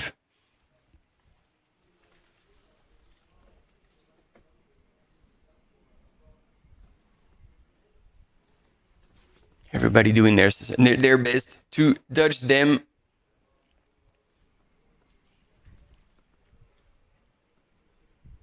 And that's where technically you want to use the cross-country running tactic of making sure your shoes are tightly on your feet, because if you go through the mud and you lose your shoe, which happened to the best of us, well, that's That's a minute or two lost right there to go back, find it in the mud, put it back on. So yeah, I'm the first to be surprised about like finding so much mud on this terrain. I wasn't expecting that, and it's fun. It's making it a little slightly harder on the foot, and it will force every runner to put their technical skills to the test, dodging those puddles, going left, right, and center. And again, Gregory Basilico showed us. Oh, there we go. Showed us how skilled he was for that. And we were talking about poles earlier. It's like, yeah, are the poles forbidden because we couldn't see any? But now you see, even running fast on that very slight uphill, he's making the best out of his poles. Or actually now putting them away. Maybe he knows that at this point, the uphills are gone and he can now put them away. It's all running from now. He is less than 4Ks away from the finish. He could definitely smell the barn. I thank all of you who responded on the poll that Gregory Basilico will remain first until the finish line. You were absolutely right. Antoine Charvolin, currently sitting in second, might be chasing hard, but right now, today, Gregory Basilico looks like he was the fastest man on that 50K. Meanwhile, the fight is still well ongoing between the first two women, Emily Schmitz and Jasmine Nunez. And I can't wait to have an update on the split between these two female runners. Because technically, with the anticipated times, they're both estimated at the same time in Rosheim aid station, where we saw Gregory Basilico go through not too long ago. So they are expected, barely a minute apart. No, not even a minute apart. So yeah, the fight is still on. And if you're like, it would be interesting to ask the audience that question: who between Emily or Jasmine will come in first into Obernai, which is going to be the finish line of this 50K of the Trail Alsace Grand Est, the Trail des Celtes.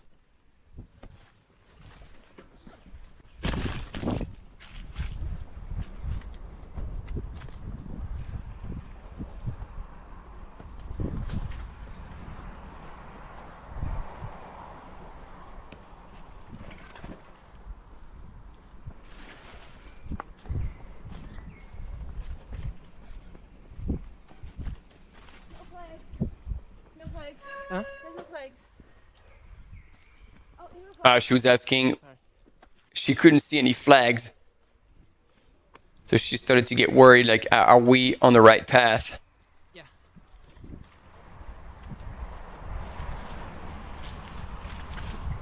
But usually our camera mountain bikers are pretty good at spotting those flags and making sure they are on the right path. There we go. Here's a flag. Boom. A bit of a freak out moment here for Emily Schmitz. But it's good to always keep in check and make sure that you are on course, because things could happen very, very quickly, as we saw earlier. And there we go. We told you we had the ability to offer you that kind of new feature this year, to know the distance between two runners. And there's 730 meters precisely between Emily and Jasmine. Emily still sitting in first place and Jasmine in second, chasing. And so the interesting data will be to know if that gap increases or decreases when we'll get to the next aid station. That will come at the bottom of that climb. So they're still going slightly downhill all the way down to the aid station. So there will be still a little bit of a flat section, I believe, before that aid station. If I memorized the course correctly, while we had images of Gregory Basilico in the lead in the men's field. We've seen him go through that terrain already.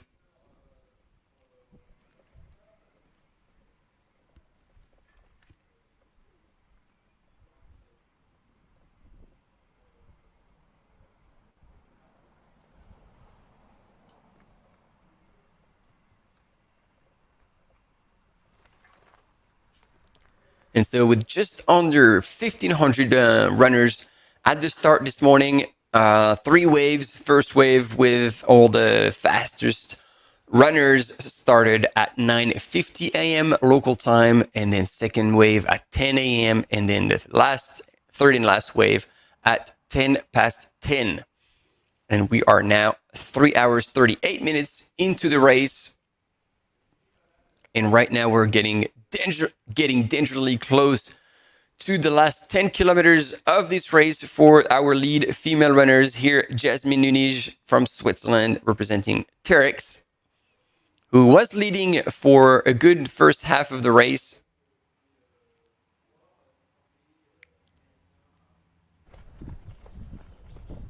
And back with the first man. I don't know if the distances are accurate or else he's been running quite a lot and not covering any ground. Because earlier we were already in the last 4 kilometers.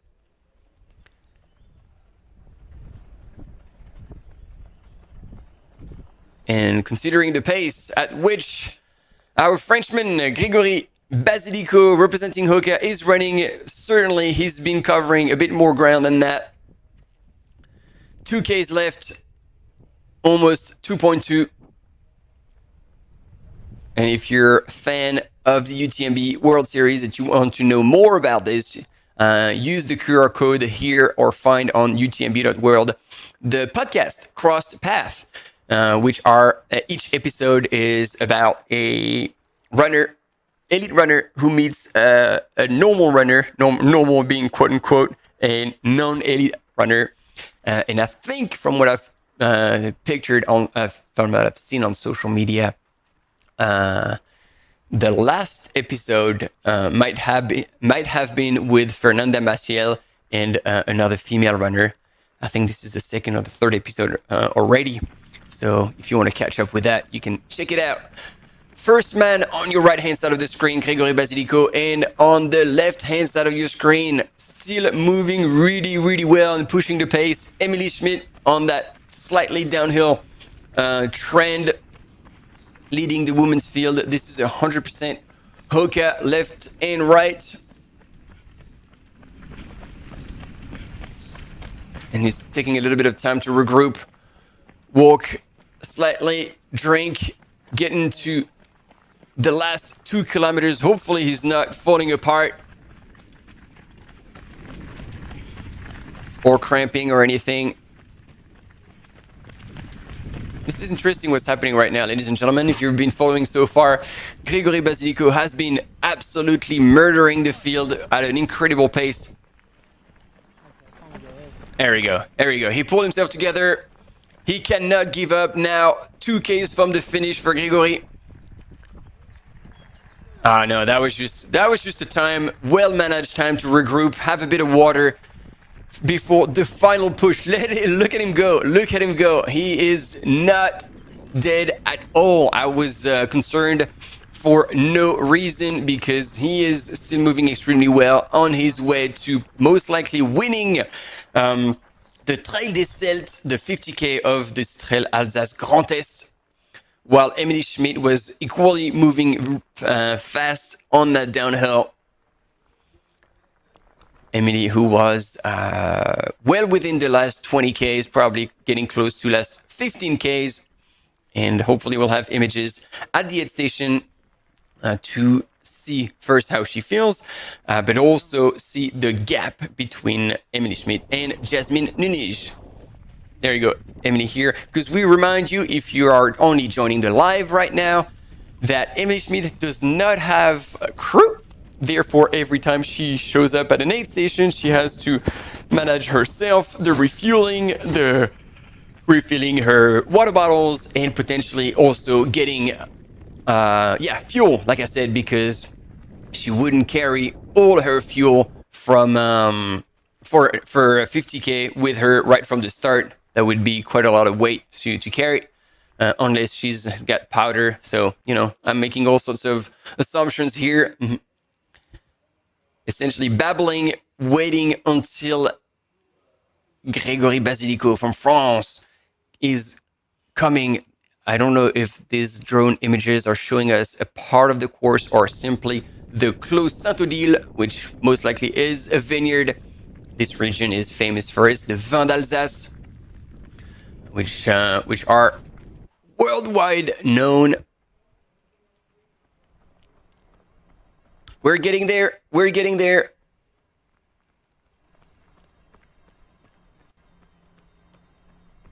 Less than 1,500 meters.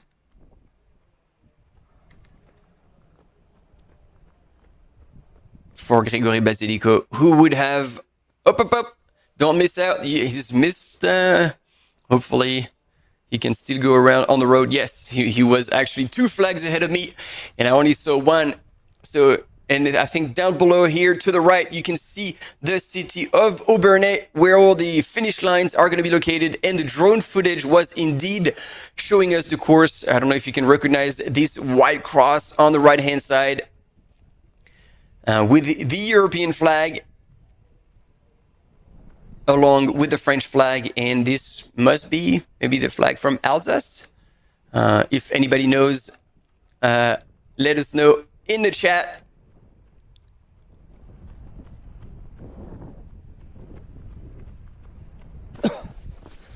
Sabine, c'est bien ça, bravo, bravo Sabine, allez, allez Sabine, allez. Oh, there we go. I can hear someone cheering, saying "Allez Sabine." Our third female runner, third place in the females field. Sorry, I can't find my words. And this is Emily Schmitz in Val d'Aran when she had run a very strong 50K. And she's about to repeat that. But as Anne was mentioning, I think she was right. There can be still a massive fight between Jasmine and Emily.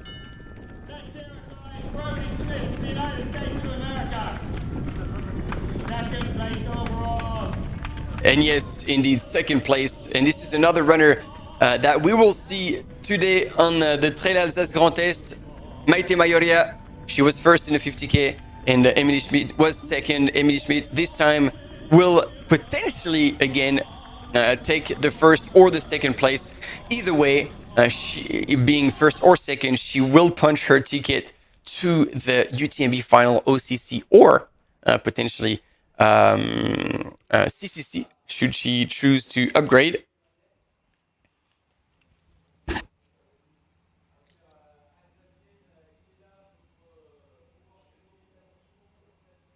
And there we go in the final kilometer, ladies and gentlemen. 3 hours 46 minutes to cover 48.8 kilometers so far. That is insane pace with just under 2,000 meters of elevation gain and loss. Ladies and gentlemen, you are about to witness the win in the Trail des Celtes 50K of the 50K distance of the Trail Alsace Grand Est by Gregory Basilico, French runner representing Hoka,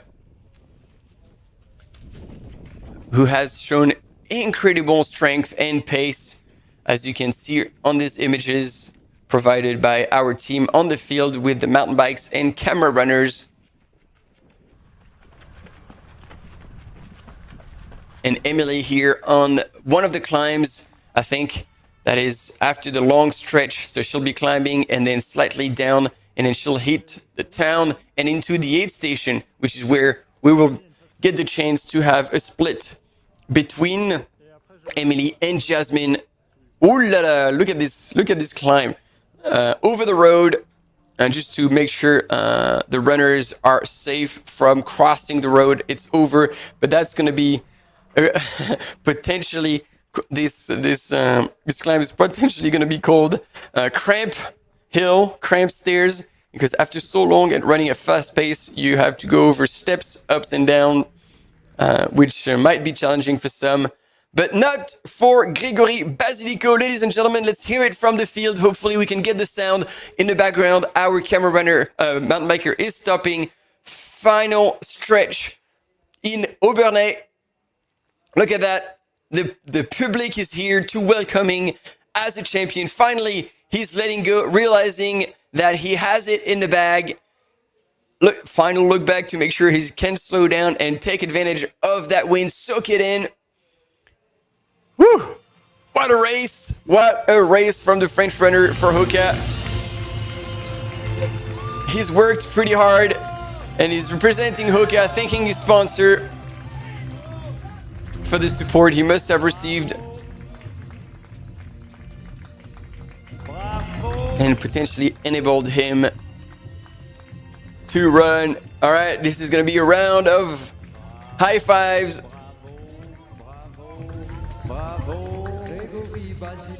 And there we go, his partner there.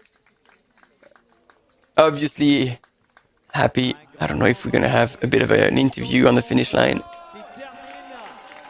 Qui termine cette première Alsace Grand Est by UTMB. On va lui donner quelques petites secondes. 3h48 minutes, 10 secondes. Voilà donc le nouveau temps à battre. 3 hours 48. Ok, Gary, vous pouvez parler? C'est bon? Ok, on y va. It D'abord, sounds like we have an English speaker on the finish line, so we'll probably have translation at the same time, which will make my job si vous easy. pouvez, racontez-nous brièvement comment ça s'est passé la course. Voilà, je voulais grande course, c'était le premier objectif de la saison.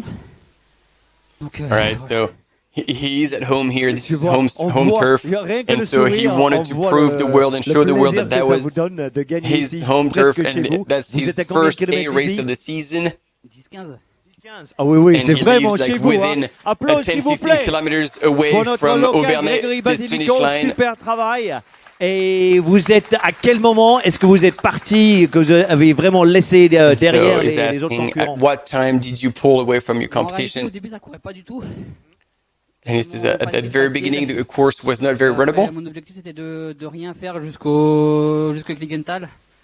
Et au final, So Combien de until kilomètres là? Kligenthal, bah, he- Kligenthal, j'avais prévu at de voilà, de kilometer rester cool. 26, Et au he final, kind of c'est pas stayed mon easy. Mon état d'esprit, c'est jouer, être But punchy, comme like on that's dit, not voilà. what the way he races.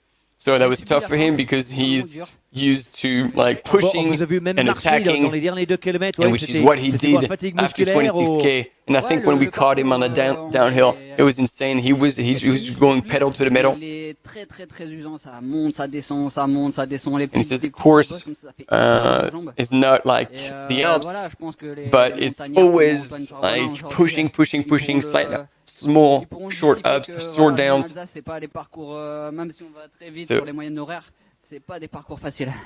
Et So c'est it shows raide, that les as petits much montées as des we're sens, c'est raide ou still c'est juste running technique? quite fast, Comme je it disais, is nowhere near easy petit. tracks. Faut toujours en remettre, sinon on a l'impression qu'on reste collé. Et voilà, il y a quelques montées sympas, donc voilà, j'invite. Alors ouais, en gros, vous êtes toujours en train d'attaquer. Alors c'est à partir de kilomètre 26 So yeah, que vous étiez tout he seul. started Et après, attacking vous at les êtes kilometer plus jamais 26 revus. and then Non, un kept petit peu pushing avant, and all the ups and downs Parti un petit peu because avant. he says you can't Après, j'ai really fait relax, un otherwise you feel like you're not moving at all. Et après, je me suis redétaché à partir du kilomètre 12-14. Et puis après, à partir de là, je les ai plus jamais revus. And so starting at kilometer 14, that's where he started pulling away truly and never ever saw anyone else. Et au final, tant mieux. Hein. La fin, And he c'était said, vraiment. well, I'm not going to complain about that. That Eh made ben, it encore grand félicitations. a Merci. better win, Et a better win. restez pas loin.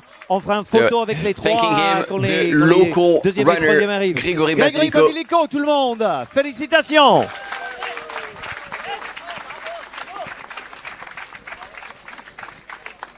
And Michel Poletti présent Excellent. Et maintenant, on Always attend le deuxième et on troisième. the finish line to welcome the winner, Michel Poletti, like an incredible runner himself. Like I remember talking with him at Doi Intien in Thailand last year, and I think he was he did the 100K, and that was his.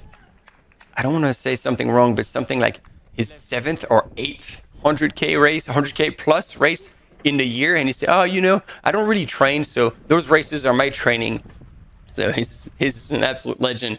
We're going to leave you on these images of Emilie Schmidt leaving the women's race, coming into the aid station. We got a short commercial break. We'll be back right after, and we'll have, therefore, a split, hopefully, between Emilie and Jasmine Nunij. Stay with us.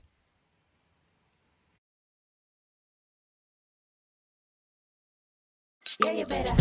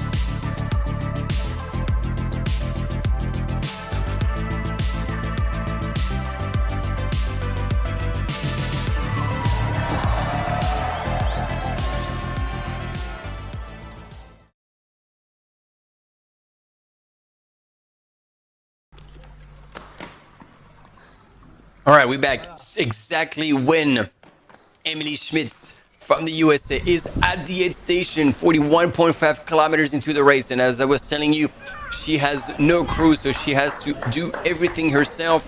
And she is leaving the aid station 3:54:45. So that's the time to keep in mind to try and get the split between Emilie Schmidt in first position right now and Jasmine Nunij from Switzerland, who will be most likely coming into the session in second place. So we'll have a split there. And Antoine Charvolin running down, but looking like he's got a stitch. Running nowhere near as fast as he used to. So hopefully everything is okay for the French runner representing on, or maybe he's simply been told that the chase is over because first runner has already crossed the finish line a while ago, and so he's coming into town, nice and relaxed, because perhaps there's also no one behind. And at this point, we say that in ultra, when you can finish freewheeling. This is the start of the recovery, because pushing hard all the way until the end, and the harder you push, the later in the race, the longer the recovery is going to be needed. So you get the volunteers pointing out in the right direction. Final look back. And there we go, Antoine Charvolin from France.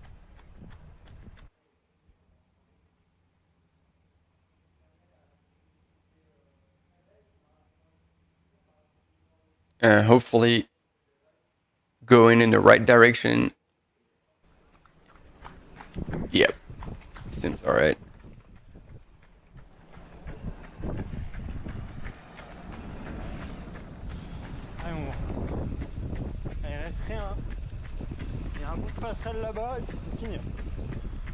Looking back, there might be a fight we're not aware of.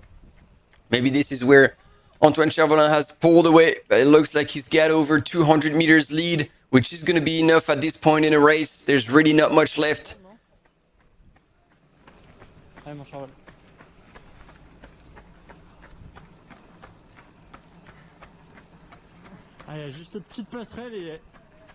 There you go. The little bridge above the road. Try to relax. And these are on the left-hand side images of Antoine Charvolin, I think, winning the Wildstrubel by UTMB. Second place, sorry, again, Yes, it was Kevin Vermelin here who had won the race. That's right. So that's going to be another second place. He's now, I'd say, almost exactly 100 meters from the line. He's doing the hand claps with the public. Et allez, on applaudit très fort. Et on va taper dans les mains de Antoine Charvolin, jeune athlète de 25 ans qui s'apprête à occuper la 2e place de notre classement.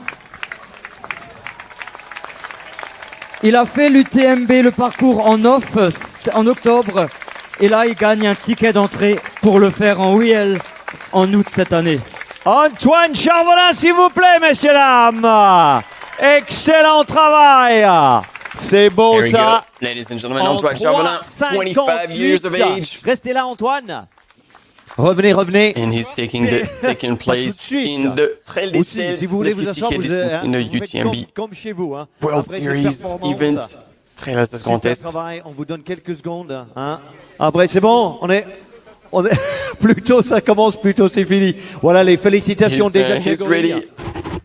Yeah. Et on va dire, Grégory, vous The two runners congratulating each other. C'était mieux, ouais, le parcours était très dur par sa non-difficulté en soi. Parce que du coup, t'as jamais de repos. And it says like the course was actually hard because of the lack of difficulties, meaning that there were no massive climbs. So he said you just always have to be pedal to the metal and full gas. Du coup, enfin, il n'a pas eu trop de problèmes, mais moi j'en ai eu un peu plus.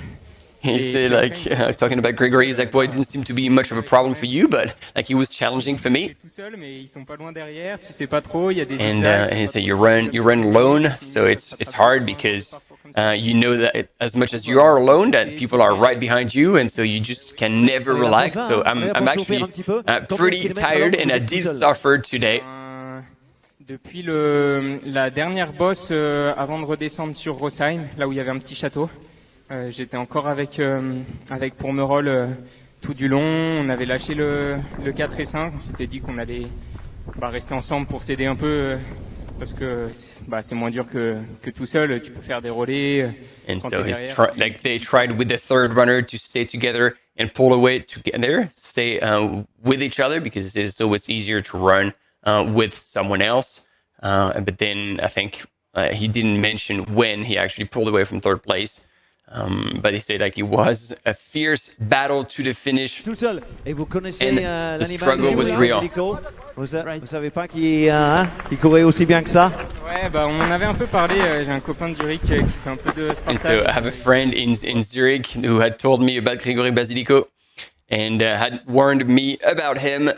Today he was indeed the strongest. Ouais, ça court vite. Hein. And yes, he ran pretty fast. Vous avez entendu au micro que les 3 premiers, vous gagnez automatiquement en entrée au World Series UTMB Chamonix. Voilà, exactement. C'est une bonne nouvelle. Hein, bonne nouvelle. Est-ce que vous allez être là? Bien sûr, cette année et l'année prochaine, du coup, avec ce pass. Excellent, super nouvelle. Alors s'il vous plaît, encore un tonnerre d'applaudissements pour Antoine, notre deuxième finisher. There we go. So confirming that he will come to the UTMB final in Chamonix at the end of August this year. And in the meantime, we have Emily Schmitz in one of the final climbs, still tiptoeing and moving really well here. I remember Grégory Basilico was here using his poles to go up. On voit 2 personnes en fait arriver. Pour la vidéo, j'attends juste pour le photographe qui prenne des photos. And then they're holding back our camera mountain biker. Oh, what's happening there? There's a sprint finish that might not turn into anything, but ladies and gentlemen, this is a very strong finish here. There's 2 runners. Oh, that was close. Diego Passos in the background will take 4th place ahead of Christopher Dupré from France. So this is a full French. And Diego Passos, late surge for the Swiss runner representing Compressport with a smile. Excellent. Oh, regarde-moi. And congratulating the top 3 runners with a smile on his face. It must have been hell of a battle between Diego And I've already lost the name, sorry, of the third place finisher in the men's, Christopher Dupré. Christopher Dupré scoring a beautiful third place. Also familiar with podiums. He won the Eco Trail de Paris 30K. The race Les 40 Bosses 20K as well. Trail des Châtaignes 15K. So it's good to see that these runners are still 20K to 30K specialists and stepping up in distance a little bit on those bigger events. Qu'est-ce qui se passe sur cette course? Ça doit être vachement difficile. Comment t'as géré ça? Ouais, c'était super, on était vraiment sur un groupe de 4-5 là. Moi j'ai commencé So I really enjoyed running in a group of 4 or 5 runners. And then I've raced with Diego together. We've helped each other, we've pushed each other in the ups and in the downs. And I decided to like give everything I had towards the end and try to pull away. I absolutely loved it and I'm super stoked about finishing a third here. Nos 3 premiers, on va les récupérer pour une photo. Donc restez dans le coin s'il vous plaît. Et nous, on se prépare à accueillir dans quelques instants le 5e finisher.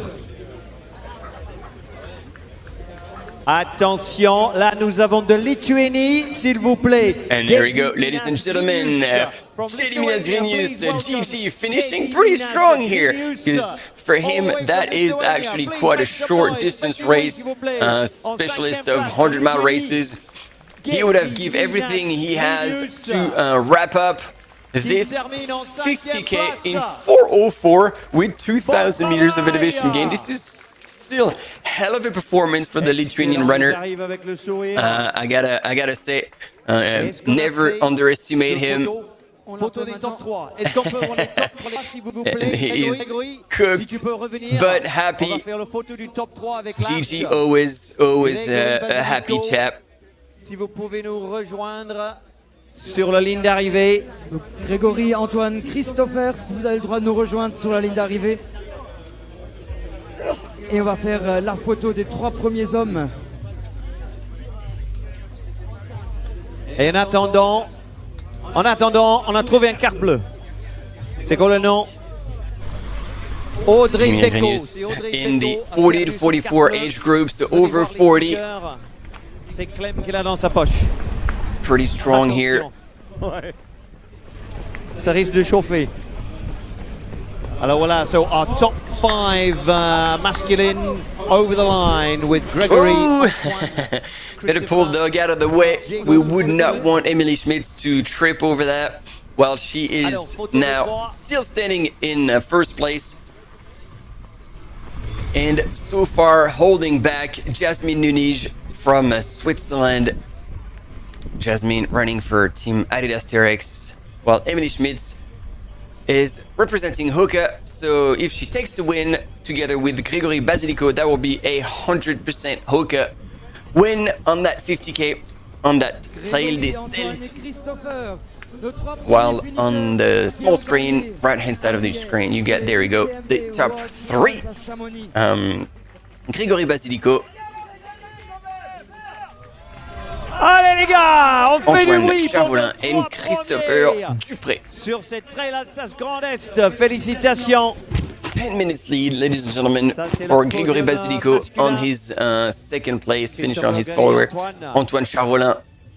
And as I was telling you, his UTMB index score is most likely going to jump a few points, undoubtedly.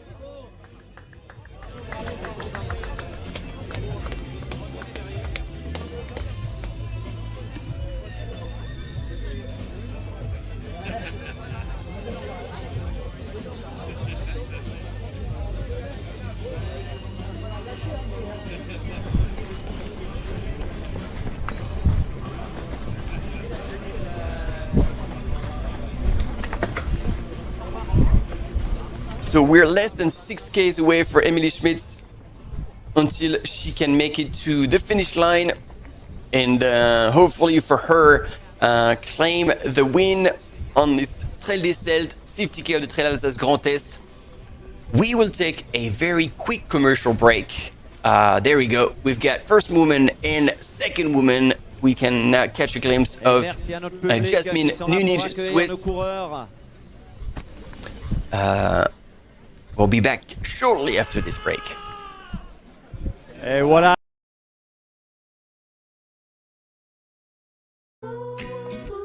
Dacia, partenaire automobile officiel de l'UTMB World Series.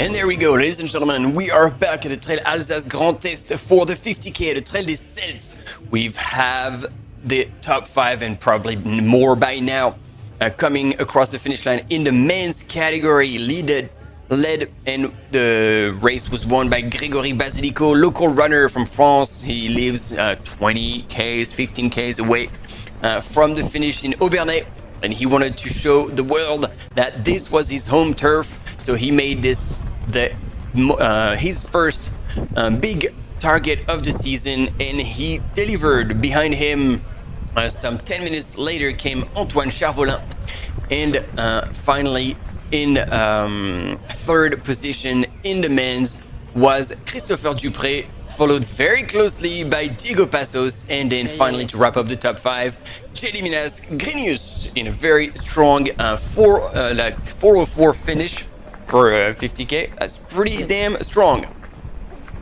Now we're back with the female leader, Emily Schmitz, representing the US, and with Hoka, she is on her way to the finish line. As you can see, less than 5k to the finish now, and it's mostly downhill as well. So we had originally, before the commercial break, images on the split screen with both Emily Schmitz in first place and Jasmine Nunij in second place, and it looks as though they still weren't neck to neck. So that's going to be maybe a close finish, but it looks like Emily Schmitz made her move. Actually, she did make her move at the last big descent. There's four main climbs, in that race before getting onto the plateau. And so in the last descent, after the fourth climb, Emily Schmitz made a big difference, gained the lead that Jasmine Nunij owned so far. She was in the lead from Switzerland that whole time, and Emily Schmitz made a difference there and has been pushing since, didn't look back at all, and then still is climbing pretty strong here, still tiptoeing, still running. As we say, she can probably now smell the barn. 5Ks to the finish, and this will be in the books for Emily Schmitz, punching her tickets to either OCC or CCC, because as we say, the corresponding distance in the 50k is OCC. However, they have athletes who qualify have the possibility to bump up in distance.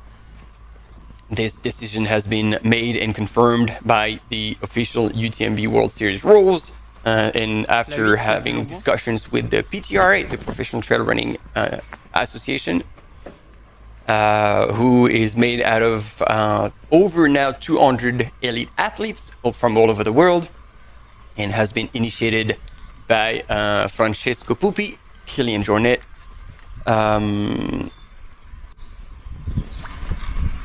I'm blanking on his name. I can see his face from Switzerland. Very strong uphill runner. There's been two... Oh, I'm confused here because I feel like they've gone on different tracks. But maybe it joins back. There's really not much between the two runners, actually. There's probably like 2 minutes, if anything. Do you guys keep track of that on the chat?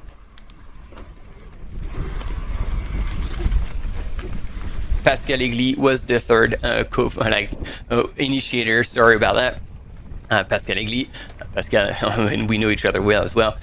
So anyway, Pascal Egli, Francesco Pupi, and Kylian Jornet had started PTRA, which with the goal of representing elite athletes. They've been joined now by over 200 elite athletes to try and maintain and conserve the integrity of the sport. And obviously, UTMB, as one of the leaders of this sport, has been chatting quite a lot and exchanging with the PTRA and making decisions such as giving runners the possibility to qualify to bump up in distance. So if they want to qualify for UTMB, they don't necessarily have to race 100 miles in the 15 month leading to the event, because this is for as long as the qualifying time, will last.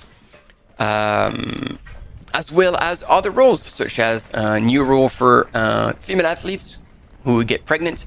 Their entry can be pushed back for, I believe, up to 3 to 5 years. I don't have the exact details, but now this rule has been made official by the UTMB World Series, so you can check on the website. So such things that are defended by or brought up to the race's attention by the PTRA, and then UTMB World Series has been very open, keen, and flexible to adapt their rules to suit the athletes and the sport in general better. In the meantime, we still have those beautiful drone shots of the city of Obernai in Alsace. Obviously, I'm going to state the obvious here, and with a lot of cultural and history in that old town. Emily Schmidt, I would love to see how close or how far these two women are. The last split we had was 730 meters, but that was already 15-20 minutes ago. So if somebody's moving better, this could be increased or decreased quite a lot, quite quickly.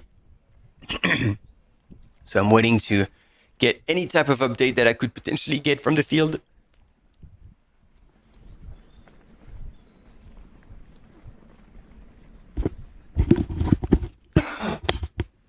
Excuse me, a bit of a cough here.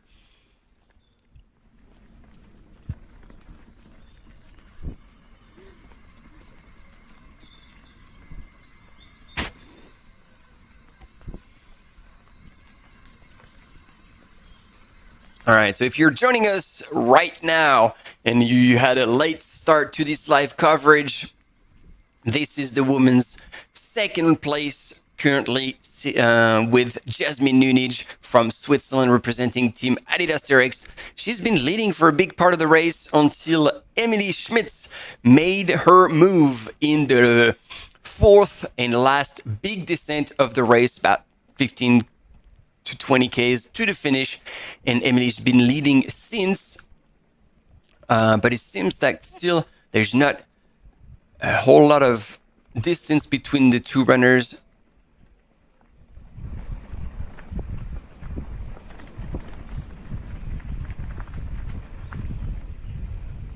But seeing that Emily Schmitz had made the difference in the downhill, and now this will all be downhill from there, is that going to be favor the American runner representing Hoka, or is Jasmine Nunij going to be able to close that gap and come challenge Emily?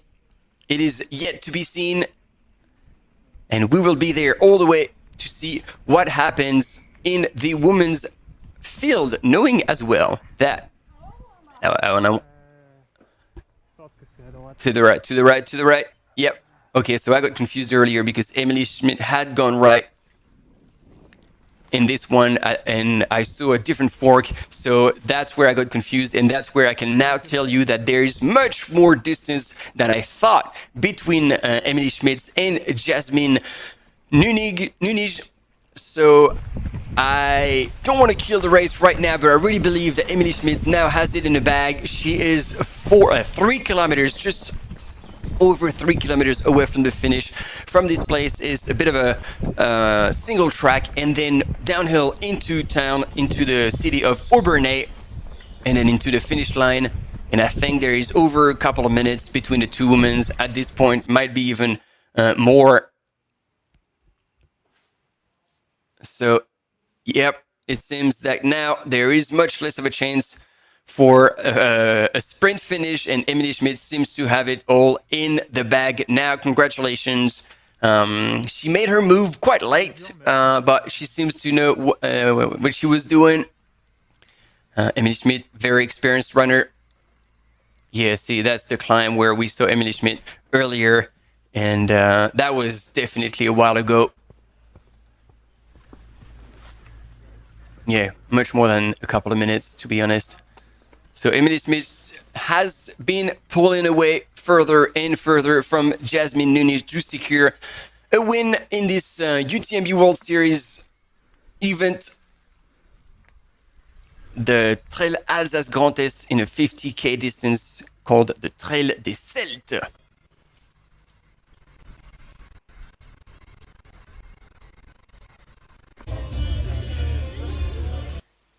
And as we are transitioning back into the finish line, let's talk about the third place in the women's category, Team Monster Trail from Belgium, Sabine Froment.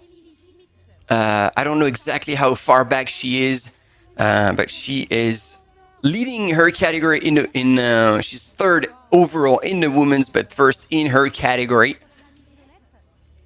and 44th overall.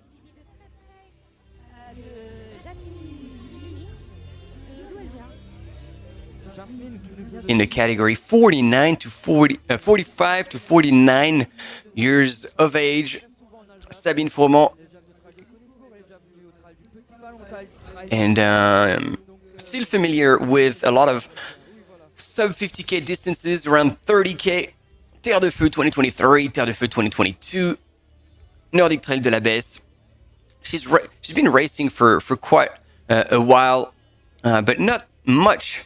Like, essentially, she's done only one race since the beginning of last year, Terre de Feu 2022, which she won. And then she won again that very same race on the 26th of February 2023, and is now in the 50k.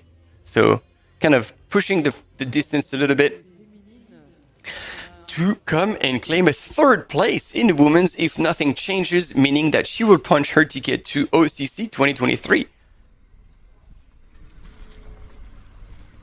at UTMB Mont Blanc at the end of August in Chamonix, which is not a small feat, knowing that every year many people apply to enter and there's always a lottery. So those races, these 35 UTMB events, allow people from all over the world to race locally and punch their ticket, guaranteed, into the final in Chamonix.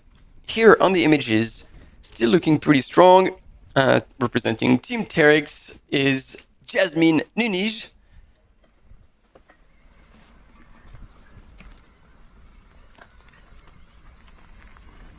And she's, believe it or not, 50 years old, as per what we've received.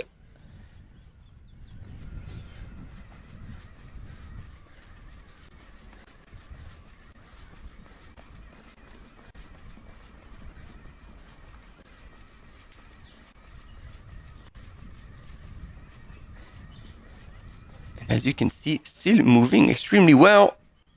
Strong field in the women's field as well.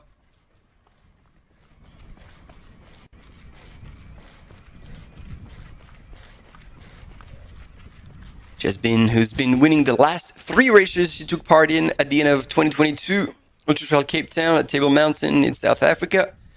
The 50K, which was the 50K category, but it was essentially a 34K. She won that. She won also the Terre de Feu in France, 20Ks, and now the Vosges Runner Trail Nature and 25K that she also won in 2023. So now she will most likely come into second place, also very good in this UTMB World Series event.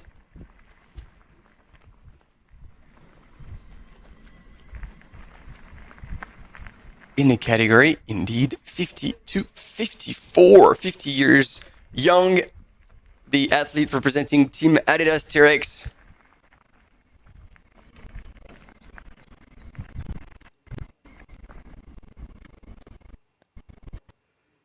À 9 arrivées. Et au passage à Rosheim, eh ben, Émilie Schmidt, c'était 12e au scratch. Donc voilà, sur 1693 partants. C'est pour vous donner une idée.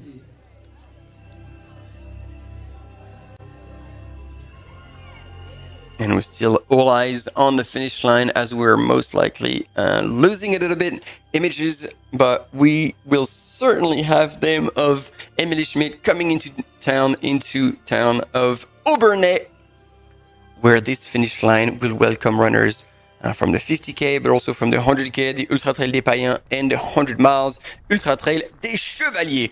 And speaking of Emilie Schmidt, there she is coming into town now. Strong and steady.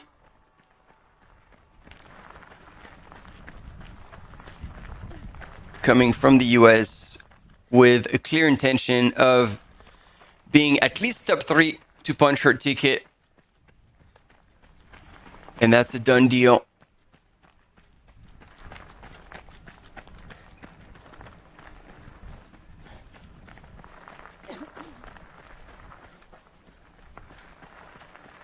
Quand même le bon timing, j'ai mangé 3 bouts de saucisson, je suis reparti, pop, nickel.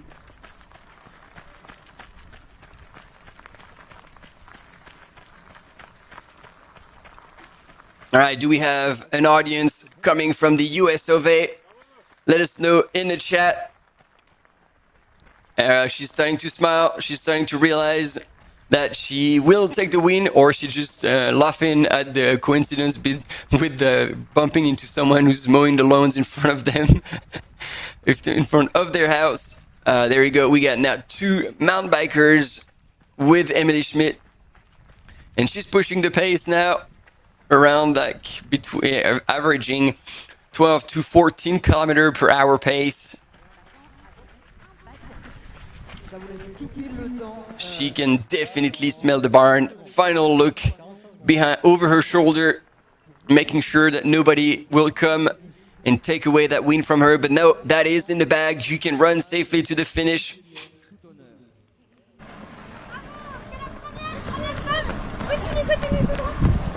And then people like screaming to her, "Well done, you're the first lady, first woman," not first lady.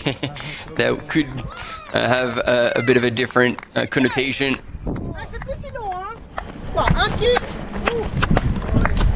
And then people are getting excited. That's what we like. And once again, in the background, you see the city of Aubernais, where the finish line is located. So less than 1,500 meters, almost just a last K, essentially from that hill all the way down into town. We can see her on that drone footage in the distance.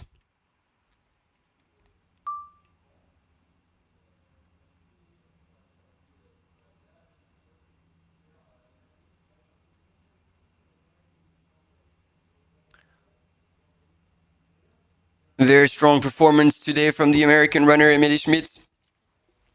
Did really well, started conservatively within herself, and made the best of the downhill to pull away from Jasmine Nunij.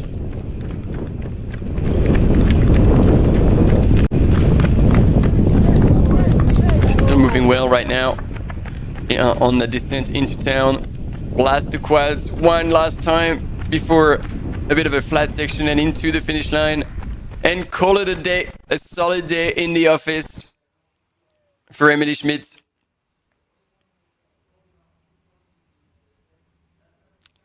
Who's not giving any break to the runner in front of her, who's trying to maintain his position, a male runner.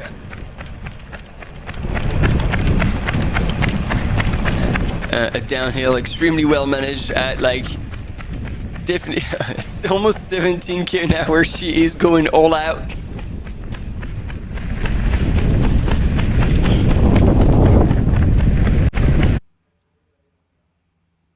Yeah, as you can see, that steep descent on the road into town. Right-hand turn. There we go. Getting closer and closer to that finish line. There's going to be the small section across the steps. Like up and down the steps across the road, sorry. Ok. Juste la passerelle, ça passe en vélo, ouais.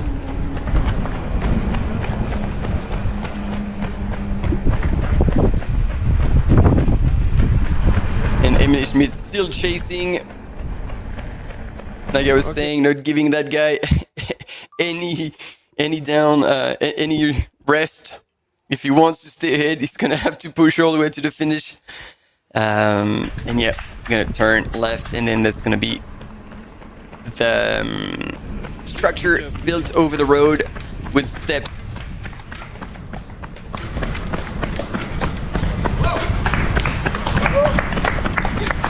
She is definitely striding out now.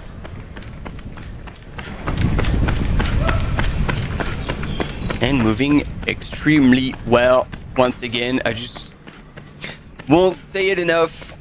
Emily Schmidt wrapping up this 50k and about to take the win of the Trail des Celtes. There we go. Here's the steps that she's negotiating extremely well. Doesn't slow down at all. Our camera runner, thankfully, has not gotten hit by a car. And she's down on the other side, and that's it. Finishing shoot. Last final 100, 200 meters. Oh, I'm getting excited. I'm losing my words.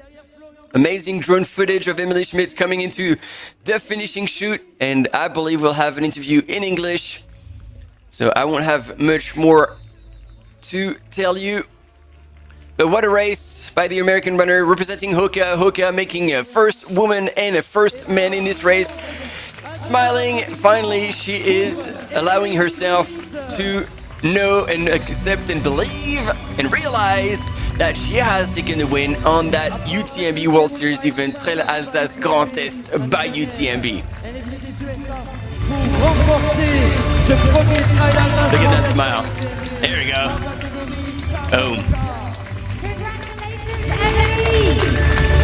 What a race. What a race.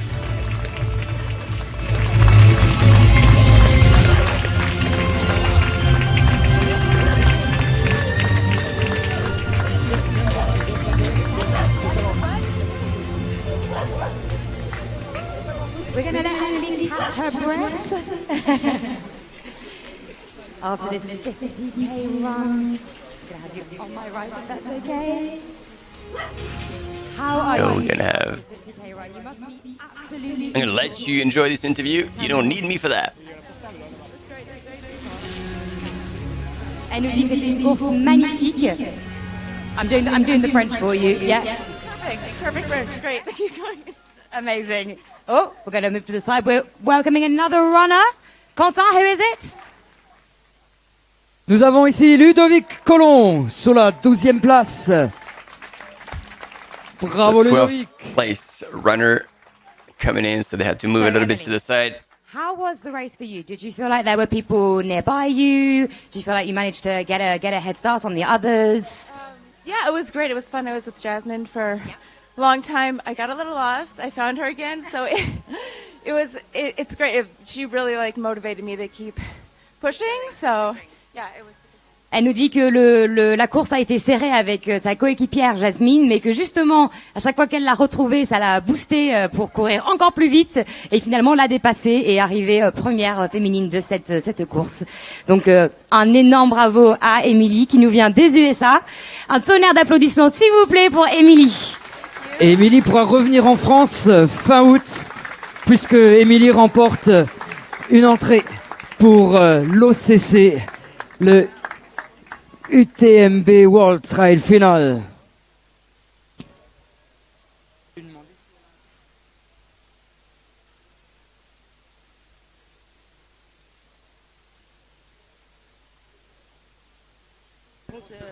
And there we go, Emily Schmidt.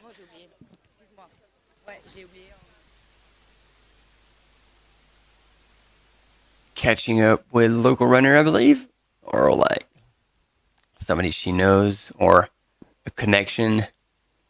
Hard to tell, hard to try and figure this out, but Emily Schmidt trying to wipe her face and still drink a little bit. It's interesting to see what's been happening, because we had Grigory Basilico also putting water over his head at several aid stations, so he might not be as chilled or as cool as the images let us believe.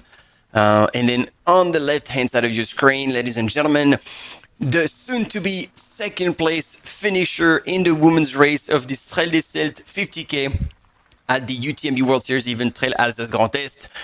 Jasmine Nunes, representing Team Adidas Terex, coming all the way from Switzerland. And again, I will say that again because this is quite impressive. 50 years young Jasmine is quite incredible and inspiring to see what you can achieve still at this age. 50 is the new 30.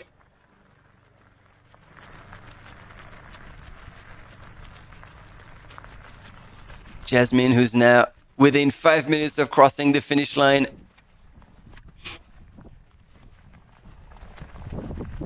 She is already into the city of Aubernais, where I'll remind you that the finish line will welcome all runners from the 50K currently ongoing, the Trail des Celtes, the 100K Ultra Trail des Païens, and the 100 miles Ultra Trail des Chevaliers that will start later tonight, and that will obviously cover with you live all the way through to the finish to the late hours of the night tomorrow night on Saturday local time.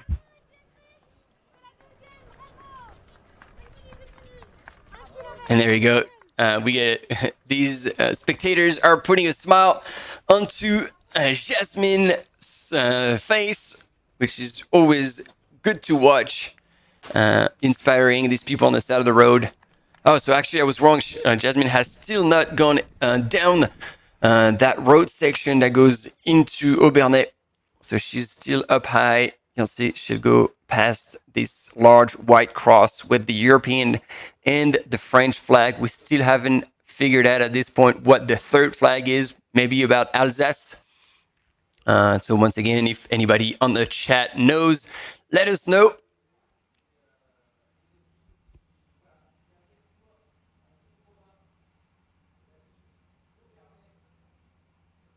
There you go. There's the cross and the three flags for Jasmine before she can head into that downhill.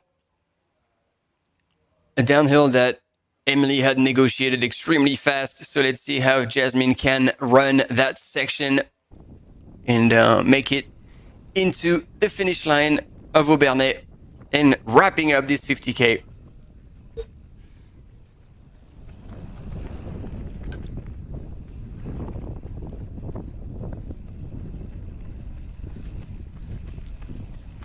And we gave a big shout out to American runners, see who was following and cheering on Emily Schmitz as she was coming into the finish line. I gotta say, we didn't have a great audience, a great support, but it doesn't matter. Now let's see if we have anyone from Switzerland. Ah, there we go. There we go. We've got people from Colorado. Just as I was saying that, people are popping up from the United States, Colorado. And c'est allez les femmes. So yes, we do have a few French words in there as well. Great. So I was about to say, we had a little bit of support now coming from Colorado, and now Jasmine Nunes from Switzerland. So do we have any Swiss people following the race? Although the chances are actually quite slim, since we have a live coverage in German as well as in French. So the chances for any Swiss person to be on the English channel are actually very slim. So we'll just be here all collectively supporting Jasmine Nunes from Switzerland, representing Team Adidas TRX, to claim a second place in about 4 to 5 minutes. There we go. Merci, Maxime. Thanks, Maxime Brugy. This is indeed the flag of the Alsace region. I wasn't sure about this. That was a wild guess. Thank you so much for confirming that. And, oh yeah, we got L as well. EL. Third flag is a flag of Alsace. Thank you, team.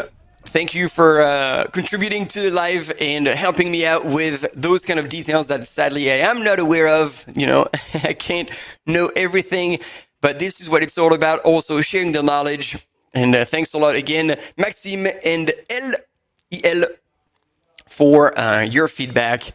Much appreciated. There we go. Yasmine, on en a parlé tout à l'heure. Okay, c'est une habituée du massif vosgien. On l'a vu sur le grand ballon, sur le petit ballon, sur le haut Königsbourg, et là, on la voit sur le Trail Alsace Grand Est. Starting to have comments from the finish line, waiting for Jasmine, who they say is familiar with races in the Vosges Massif, which is one of the French mountain massifs. Et elle devrait plus tarder à nous rejoindre. Alors, and he says, like, we are expecting her now any minute. La grande course, c'était le grand duel entre Jasmine et la première, he's talking about indeed the fight between the first two women, Emily Schmitz and Jasmine Nunes, during the race. There you go, she is on the steps. Et là, c'est quoi? On en est quoi? À quasiment still running, just like Emily Schmitz was earlier. Those steps are going to be painful, but then down it's a ramp, so all the way down, nice and easy. And there she is in the final 200 meters, the final stretch into the finish line. Let's see what we can hear from the ground, from the field, as I'm sure she will give away a lot of high fives for her second place in the Trail Alsace Grand Est 50K, the Trail des Celtes. Et la voici, la voilà, notre deuxième. Elle nous vient de Suisse. Big smile on her face. Pour l'équipe Adidas Terre. Et oui, qu'elle est belle cette dernière ligne droite. Allez, on tend la main et on tape dans ses mains. Yeah, I still can't process the fact that Jasmine Nunes is 50 years young. Look at her coming in all smile. Alsace Grand Est by UTMB, 50 km.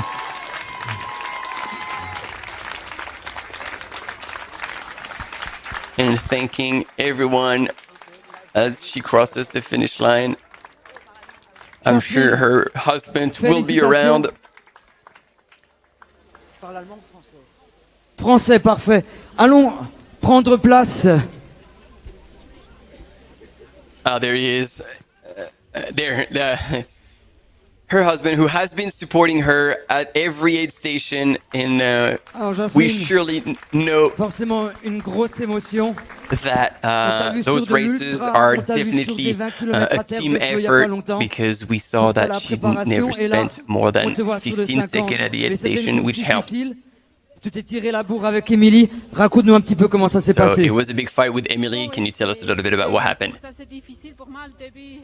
Yes, it was quite a hard race for me. I was actually feeling okay at the beginning, but I still lack enough training, so I am not quite ready for this race. But this is a race that I like. I enjoy the course as well. So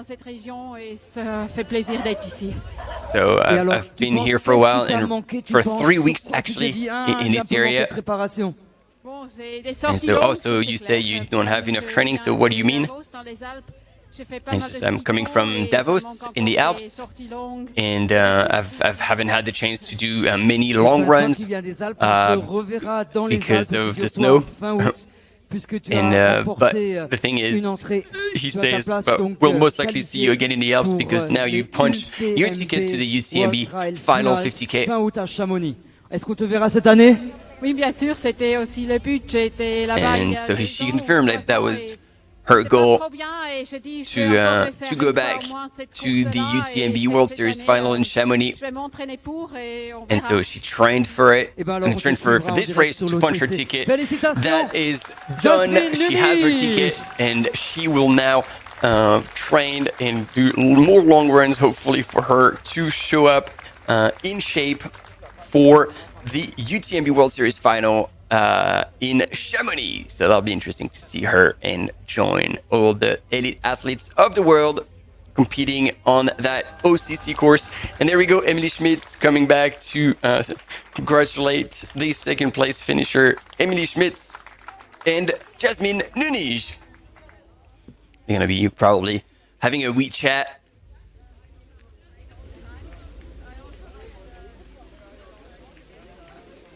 And thank you also, you guys on the chat, to for your support and cheering on the runners. This is what it's all about. And now in the female category, we are waiting for the Belgium runner. So there should be quite a bit of a time until she can come into town. But Team Monster Trail. Pour Quentin Dessouille. Quentin Dessouille qui va terminer.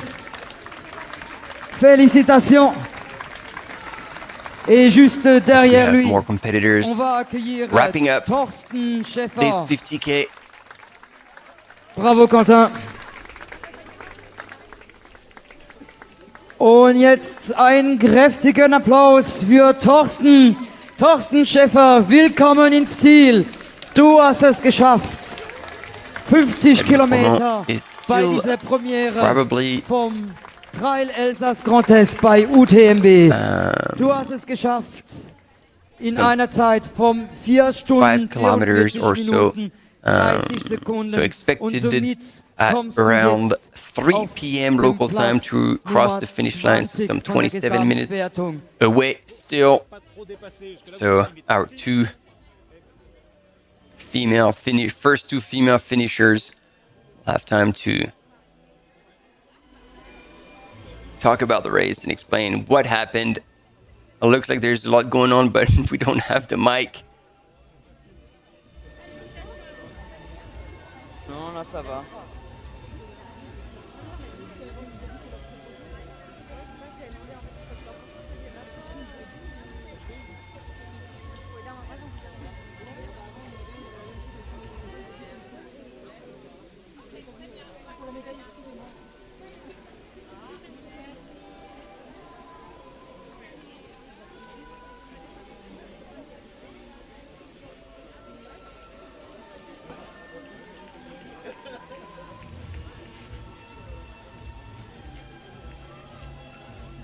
Et on voit au loin là-bas le prochain finisher qui s'approche de la ligne d'arrivée.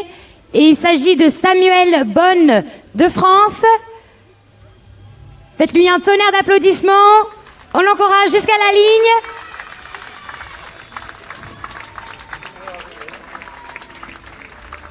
Ouais. Il est suivi de près par Jules Gerbet, Vincent Gillet et Guillaume Durand, tous également de France.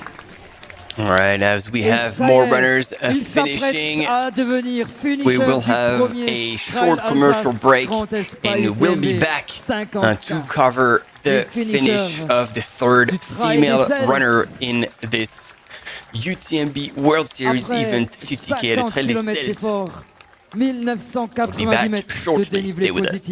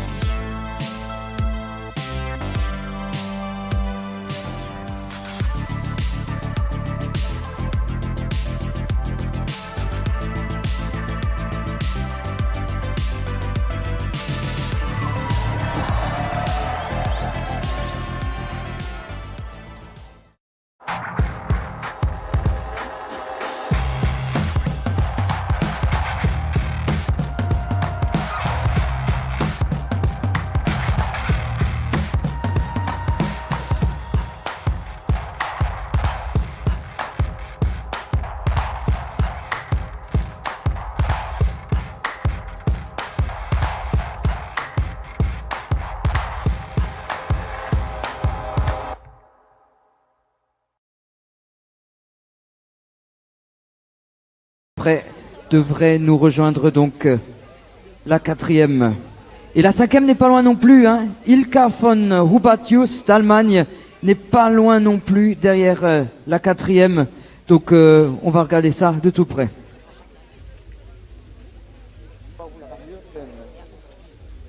Et là, on va encore avoir une arrivée. Et oui, il court avec quelqu'un, certainement avec son fils ou sa fille. Alors, j'arrive pas encore à distinguer. On va... Ils se tiennent la main, ils courent à deux, c'est beau, quelle belle image. Et c'est Jürgen qui va nous rejoindre dans quelques instants. Jürgen Ley, qui nous vient d'Allemagne. Et oui, parce que on en a parlé hier, on en a reparlé aujourd'hui. Les UTMB World Series font leur apparition ici en Alsace. All right, we are on the finish line in the city of Obernai for the Trail Alsace Grand Est. We had the first finisher in the men's and women's field who have now crossed the finish line, but we're waiting for the third place in the women's field to come in and join us under this finishing arch. It is Sabine Froment from Belgium, and she is some 25 minutes away still, so we have our mountain bikers going back to pick her up and follow her in the last few kilometers to bring her home. And in the meantime, happy finishers coming in with kids and family. That's what it's all about. Yes. That gentleman has completed 50k, 49 precisely. Können wir hier vorne stehen? Sorry für die zusätzliche Schritte. Na Jürgen, wo kommst du her? Aus Köln. Aus Köln. Und was hast dich hier bewegt Richtung Elsass? Einfach ein tolles Rennen zum Beginn des Jahres zu haben und das war großartig. Das hat so wehgetan, aber es hat sich total gelohnt. Hat sich gelohnt. Und nächstes Jahr vielleicht die größere Distanz vielleicht? Mal schauen, mal schauen. Das ist schon vieles Doppelte, ne? Ja, muss man auch sagen. Aber auf jeden Fall gut gemacht. Danke dir. Gute Fahrt nach Hause. Et oui, un coureur qui a fait le déplacement de Köln, qui a simplement été attiré par le label UTMB World Series plus la région. Il s'est dit, allez, faut que je tente ma chance. Et l'année prochaine, il aimerait revenir.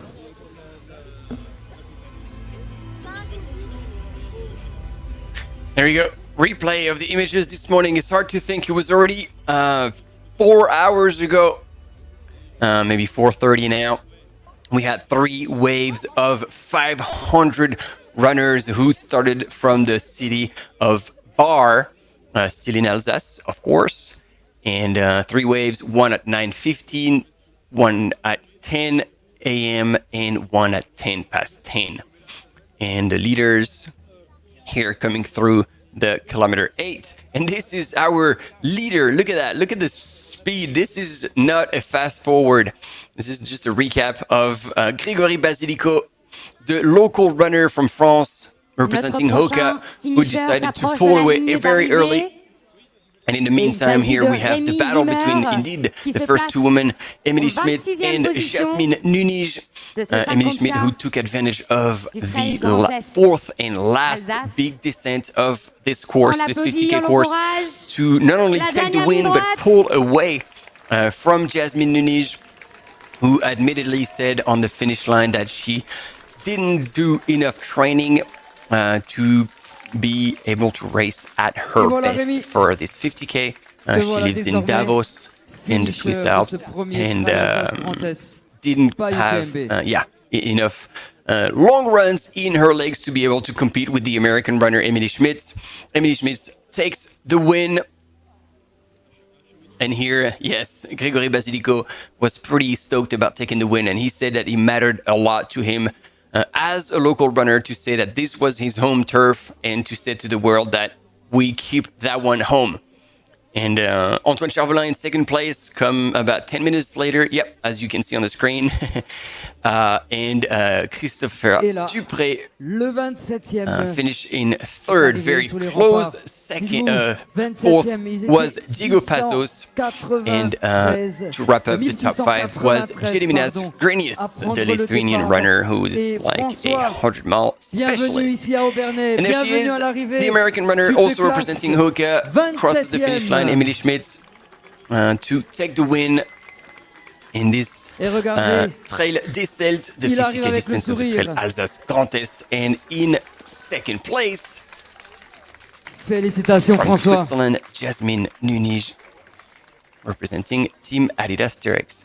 And I think we had the update that she had hurt her foot, maybe on one of the last downhill or in the later stages of the race. But that, ladies and gentlemen, it is not official news. It is what we hear left, right, and center when we try to gather information to offer you on the live coverage. So we are now waiting for the third place woman in this 50K. It is Sabine Froment from Belgium, and expected to come now in just over 15 minutes. As I was telling you earlier, we have our mountain bikers that are on her way out to her to offer you and us images of Sabine as she makes her way to the finish line into the city of Epernay. And to take third place meaning that she would punch her ticket to the UTMB World Series final at the end of August in the city of Chamonix for the UTMB Mont Blanc in a corresponding distance, being the OCC. However, if you've been following what I've said, or even half of it, she could bump up that distance to 100k, so technically she could even ask to race CCC, the 100k. Et pour les proches qui suivent des coureurs, voilà. N'oubliez pas que nous avons pour vous une application. A few French words since we are in France for this Trail Alsace Grand Est, part of the UTMB World Series, one of the 32 events, because there's 35 total this year in 2023 that will take place all over the world. And amongst the 35, there we go, we have now our mountain biker who caught up with the currently sitting in third, Sabine Froment from Belgium. Let's see if we can hear something from the field. La première de chaque No, catégorie. we still have the sound from the finish line, so that will be very confusing if we leave that on.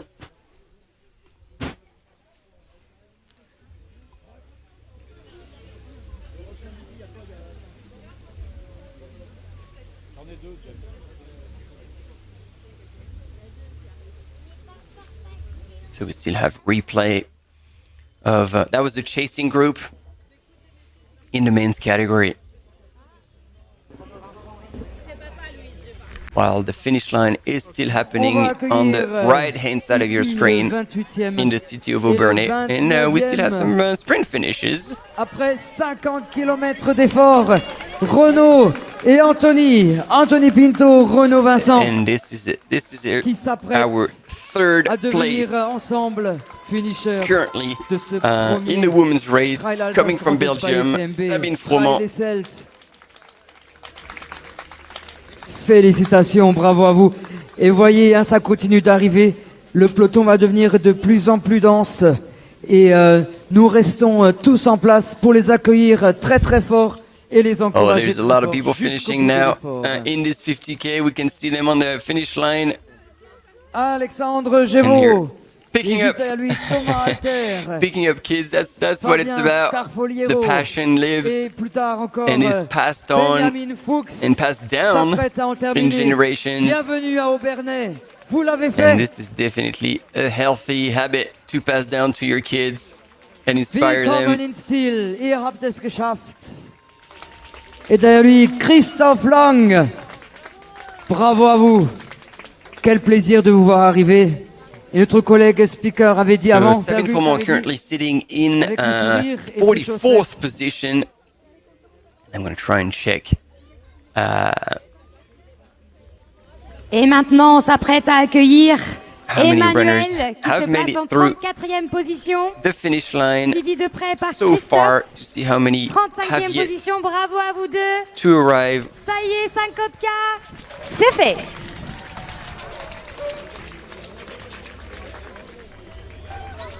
So we have 34 people, so another 10 people across the finish line, and we will see Sabine Froment from Belgium cross the finish line and claim third place.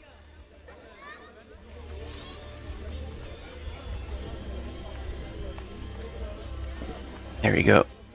And that... Et bientôt, dans une dizaine de minutes, un peu plus, la troisième féminine nous rejoindra. Certainement Sabine I know Froment. Alors sur cette course, on a différentes fêtes de course, on a eu beaucoup de changements. On a eu un moment Yeah, there Jeanne you go. Darbo That's qui the était turn. troisième, un moment on a eu Again with Sabine, un the moment on a city eu of Obernai Ilka in Fondabat the aussi, distance. d'Allemagne. Donc il y a eu beaucoup de turnover. Et Sabine Froment, on avait regardé, elle avait quoi 6 minutes d'avance je crois sur la quatrième. Donc Sabine semble avoir pris les devants, on va voir dans une dizaine de that minutes. is not si la tendance, bothering Sabine Froment at all. Ou c'est infirmé. Once you're in the zone, you're on a mission. Et voilà le prochain. You don't think qui about the s'approche small de la ligne details. d'arrivée. Il s'agit de Pierre en 36e position. Sous les applaudissements du public, bravo. Bravo à And toi. Sabine Froment, who will now in the next probably 5 minutes or so. There's about a K to go.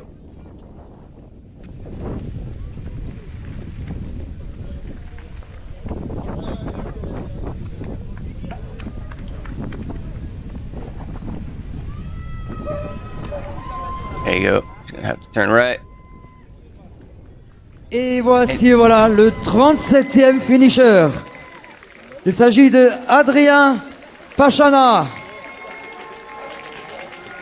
Now we might be losing images Allez, bravo for Adrien. quite a bit, but it's fine. We're gonna be definitely bringing her home, bring Sabine Froment from Belgium into that beautiful plaisir de voir nos city of coureurs, Obernai. finir avec le sourire, Again, hein. N'est-ce pas, we'll Quentin? get a chance to Oui, il cross l'avait au départ et ils l'ont encore à and l'arrivée, donc see tout va a bien. close-up of that cathedral.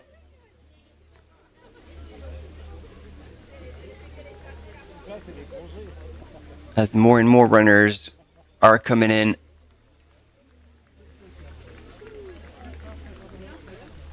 Qui que tu viens de faire?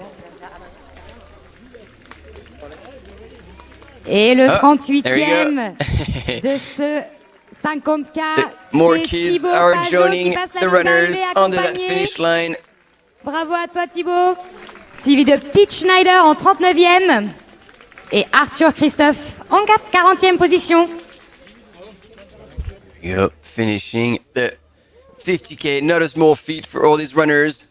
And we talked about it, actually. I don't know if I'm going to be... There you go. I'm going to be looking at you when I'm going to explain this. Because we talked about the leaders, the top three who punched their tickets straight to the UTMB World Series final in Chamonix. But every single finisher will also receive running stones, and which is necessary to put your name in the hat and to try and be drawn to the... there's too many screens. I'll go back. To be drawn into the lottery to join the race that they would like to participate in for the UTMB World Series final in Chamonix. So the more stones you have, the more chances you will get to be selected for the race that you've chosen. Those stones, they last for quite a while. So if they've run the 50K, they will get 2 running stones. And I think they last for 24 months. So you have enough time to collect several stones every time you run a UTMB World Series event. And that can therefore be accumulated. And if you run a UTMB major event, then you get twice the amount of stones. So technically, in a normal situation at an event, so here, for example, at Trail Alsace Grand Est, if you run the 20K category, you get 1 running stone. The 50K category, you get 2. The 100K category, you get 3. And the 100 mile, you get 4. And now if you run one of the UTMB majors, which is already happened in the Americas. It was canyons.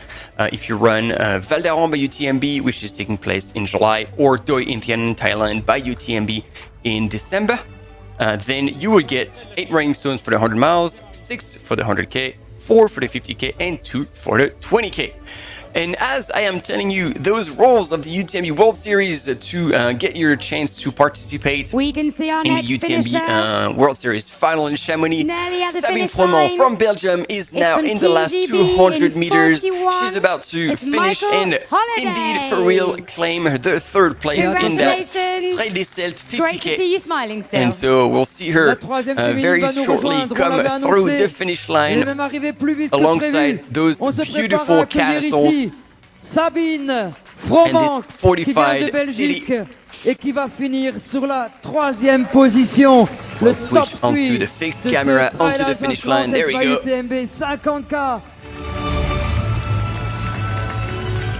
Un tonnerre d'applaudissements pour Sabine Froment.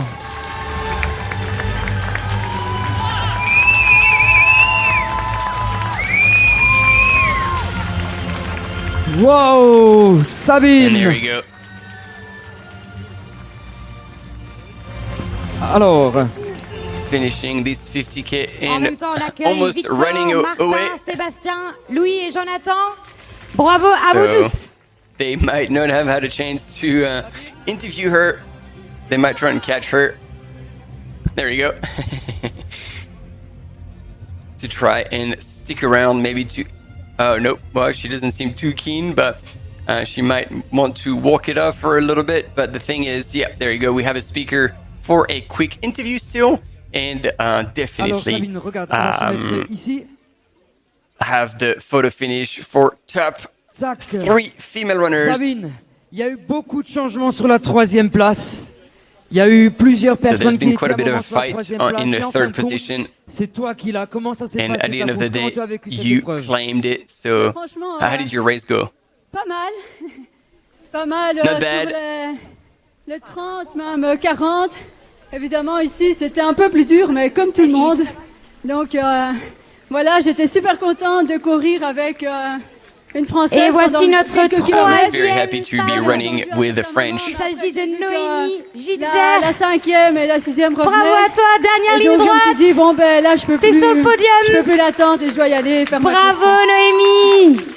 Alors, attention, Noémie, elle se classe 4e parce que la 3e, elle est avec moi, c'est Sabine. Yeah, Justement, there's been a bit of a confusion here because we get a fourth woman coming through the finish line, and the other speaker called her as the third place, so it has been rectified. And there we go. The two women know very clearly that they are third and fourth.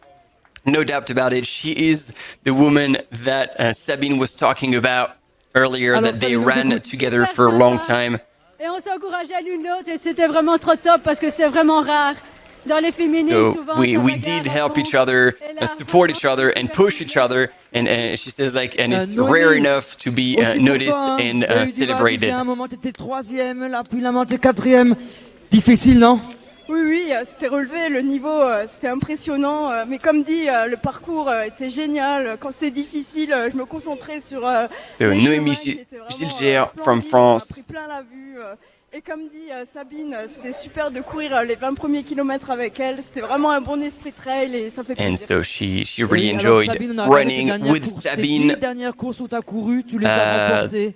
At least for the first 20 kilometers and then go back and forth. That third place, that ticket to the UTMB final was expensive and came at a price of a big battle in the later stage of the race.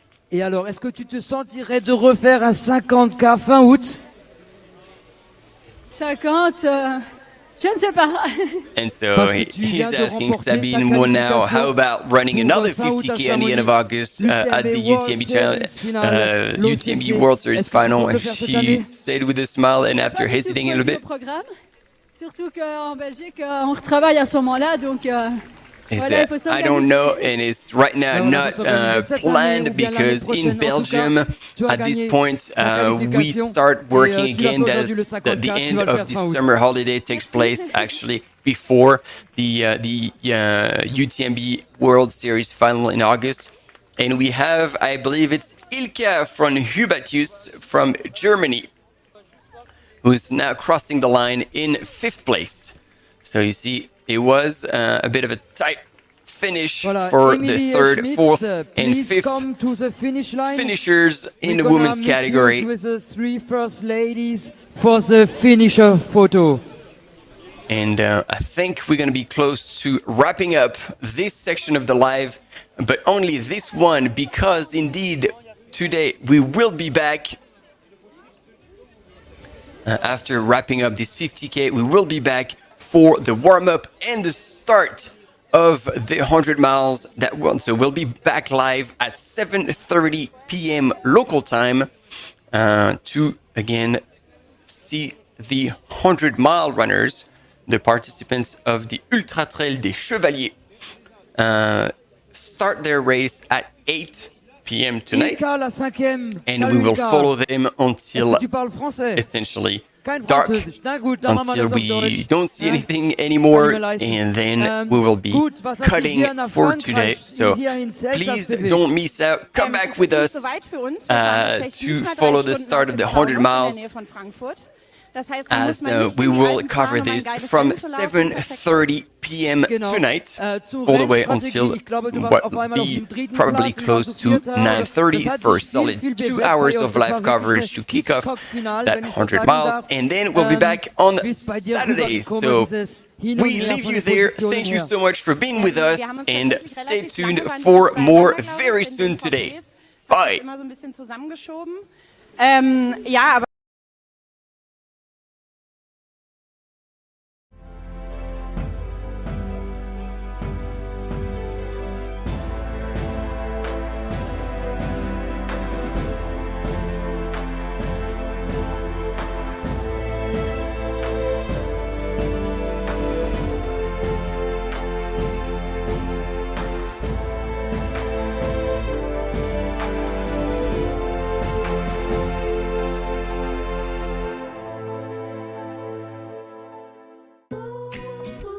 Dacia, partenaire automobile officiel de l'UTMB World Series.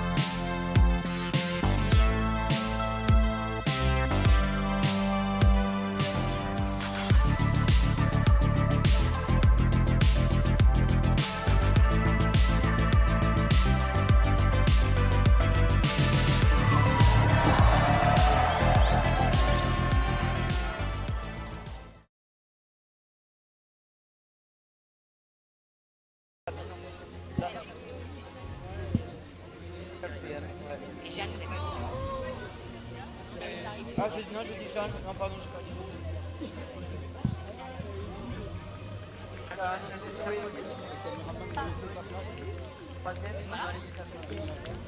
Mais t'as dû pas voir ça. Bah non, il y en a une que j'ai pas vue. Tu as annoncé que c'était le podium alors qu'elle l'est pas. Pas grave, je vais la voir après.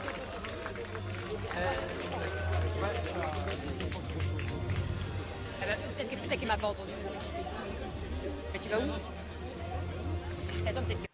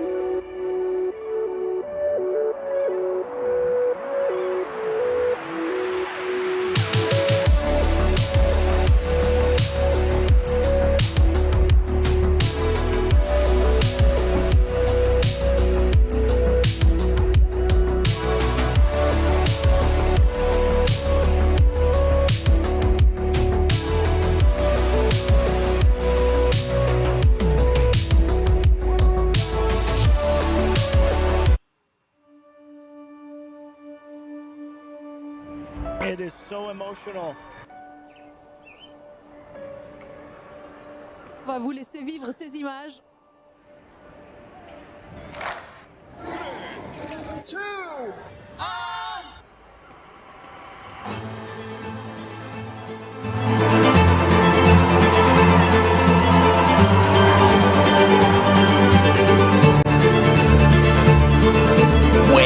Way faster transition compared to Katie Scheid. What is going on? This is not good.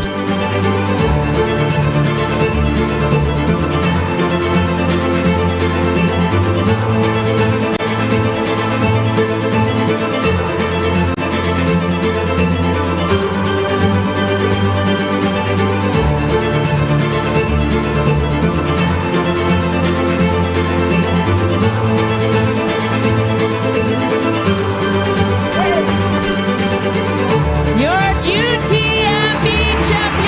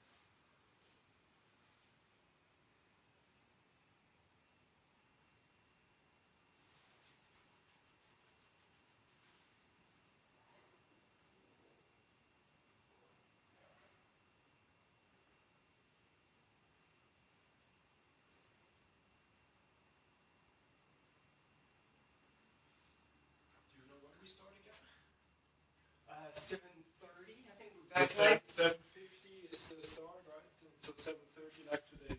Yeah, we get the warm up at 7:30, so just shortly before that. That's good. That's actually a nice break. Yeah. It was good. It was. Yeah, it's alright. Like The beginning was a bit slow. Start like The start was quite chill. but then it was good. So the last 2 hours were cool. Yeah. I had Catherine dialing in, so she was my guest during. Oh, cool. Oh, that's good. That was quite cool. That worked quite well. And I had it was cool. Yasmin's husband. He at one point. Yeah, because you seem to have updates. So in the beginning he was really not there almost, and now I already gave up because I'm not saying you have to. But then I think after the first time I dialed him in, he kept calling me and giving me updates. So it was really cool. Oh, At the end I had Jasmine as well, live in there. Oh, cool. I don't get this. I'm not sure if they didn't see it, but I was on the phone with her, and then they sent to commercial break. That was a bit bad. And then I kind of had to tell her, hey, now 90 seconds we're off, and she had to go for the finish photo. Yeah. But you know, otherwise I think it was quite good. Yeah, but it was good that you had some.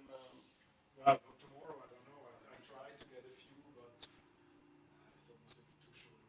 I tried to get Yoni Schmid in, who was second at the the Swiss guy that was leading, the one with the big backpack. I don't remember. He got in second. He was the Swiss. Yeah. So I'm trying to get him in, but then others. I mean, tomorrow anyhow, that will be long. 14 hours, man. So you're gonna. I mean, let's see. We'll do what we can do. Yeah, exactly. Well, see you later. Yeah.